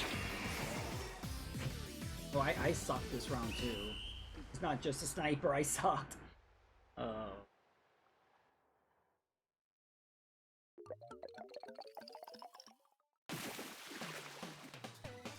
I don't know, should I end the room to get rid of the sniper, or hopefully we get somebody else that's random, that's competent, or... Yeah, I'm gonna end the room to get rid of the sniper. I should open up the Nintendo app and report them, but I'm not.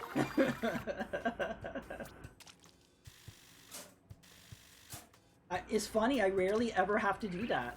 I rarely ever have to do that. By the way, guys, we're only going to do a few more matches, because when I get to Bread Ruler, we're probably going to raid out to Deviate.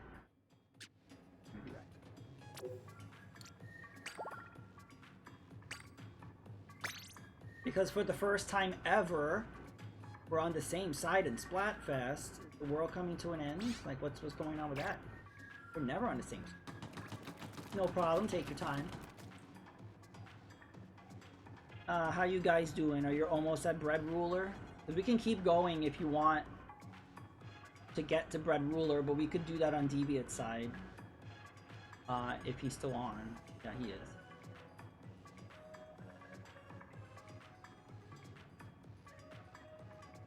Red height.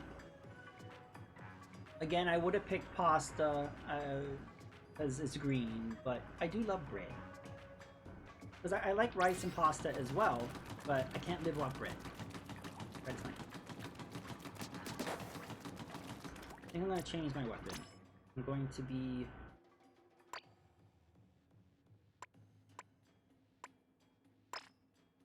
I'd pick this. Actually, what is the other paintbrush? I thought there was just one paintbrush. Is this one, and then there's isn't there two paintbrushes?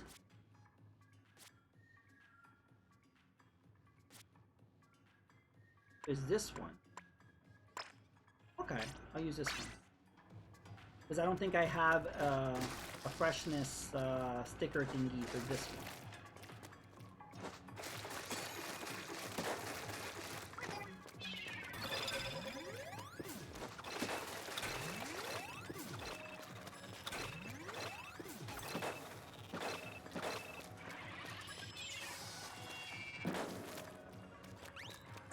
Okay, to stop when you get there, I can just get mine up and alright.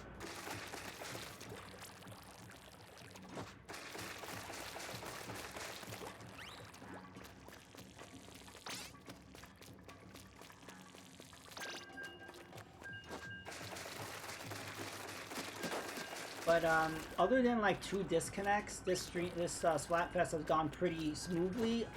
We've had 0 mirror matches. I think I just jinxed us, but we've had no mirror matches. Yeah, so that's, if you guys want to keep playing, I mean, I may jump in too, so we all can keep playing when I raid him, because we're never on the same Splatfest side, so that's cool. Yeah, I would raid Mega Retro Man, but he's pasta. He's the enemy. Whoa, 10x. We didn't used to get a conch shell from 10x, right? That's new. When they added that shell for mirror matches, they added it for 10x as well, I believe.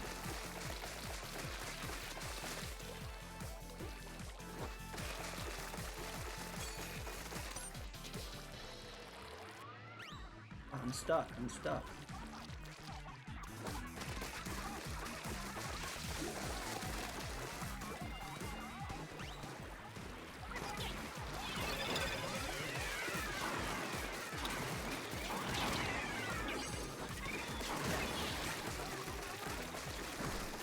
Nice.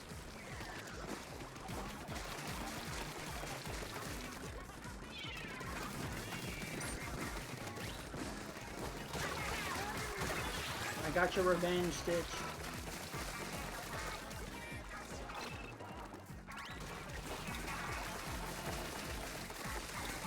Just hold the middle. I don't know where the other team is. It's kind of weird. Oh. Uh-oh. Damn it. Oh, there they are.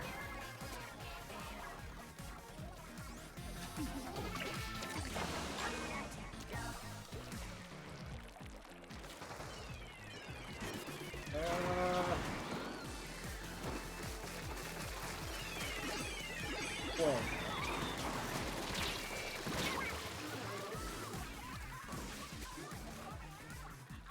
Jump into Stitch. Don't die, Stitch. Oh no, it's raining.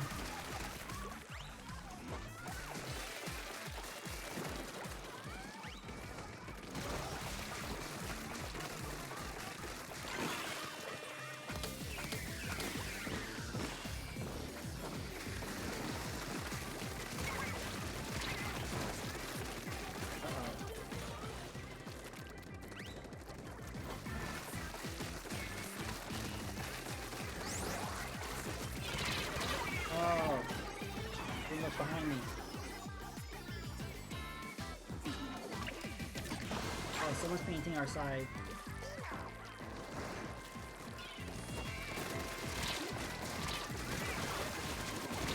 Oh.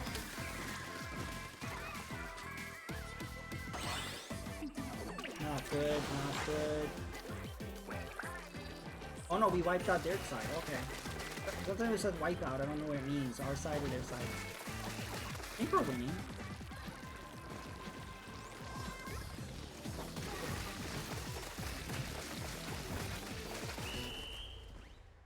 Ooh. Ooh. Mostly tomato sauce. They painted their side really good though. Oh, we did it. GG's. This might have pushed me over the edge. I might be, bread ruler. The ruler of all bread.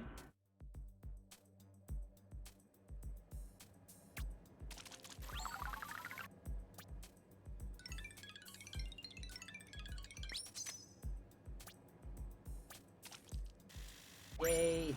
10x battle hype. Oh my god! Okay, we need one more battle and then we'll raid out. Definitely getting that just to post it to Twitter. Getting what?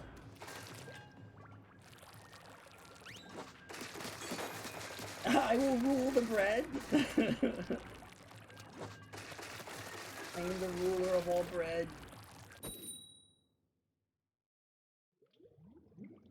Yeah, imagine having like a kingdom or something, and this is everything is just bread. You are the ruler of the bread kingdom.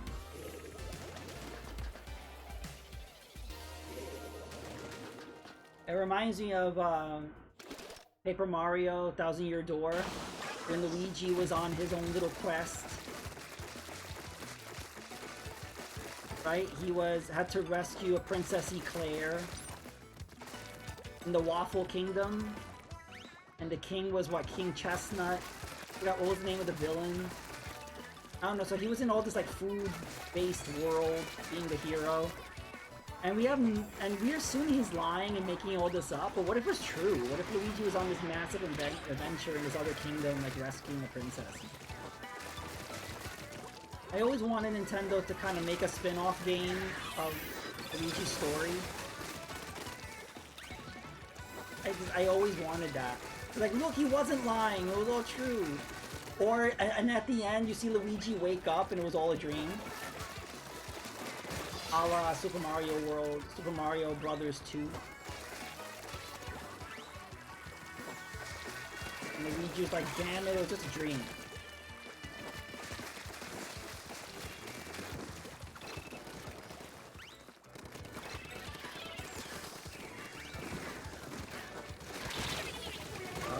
Thank you, Stitch, for avenging me. I saw it. Ooh, you wiped them all out.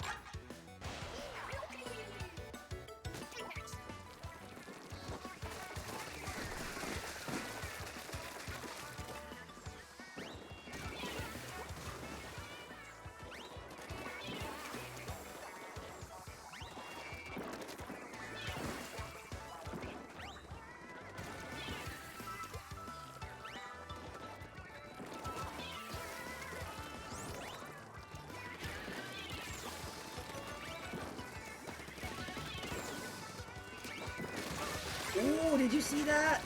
I got someone with the curling bomb. That doesn't always happen. Uh-oh, I got Kraken. Oh, no Kraken. Nice.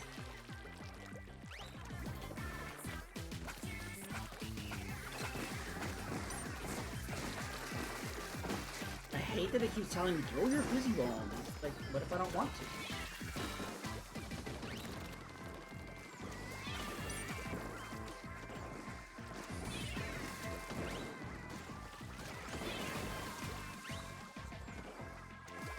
In the middle.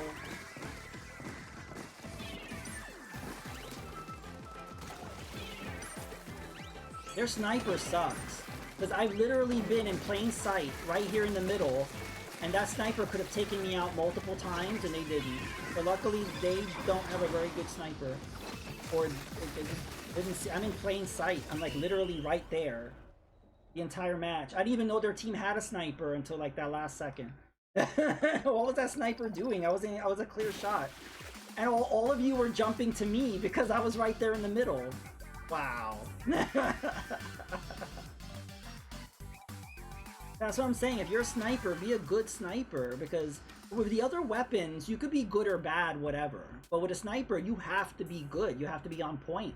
Otherwise, you hold your whole team. That team lost because of their sniper. He shot near you once? Okay. Hey, I got a freshness. That's what I wanted. Alright. We did it! I am bread ruler! Okay, well, I'm gonna stop right now, okay? Woohoo! Right, I am bread ruler. Nice. Okay, I'm gonna get my thing. Yay, we got the sticker. Okay, I want to thank everybody for coming out. Thank you, Stitch. Thank you, Breadbug. Thank you for all the wonderful conversations everybody was having. Thank you. Again, we can keep going if you guys want to get to Ruler, but Deviate Team Bread, so we can go over there.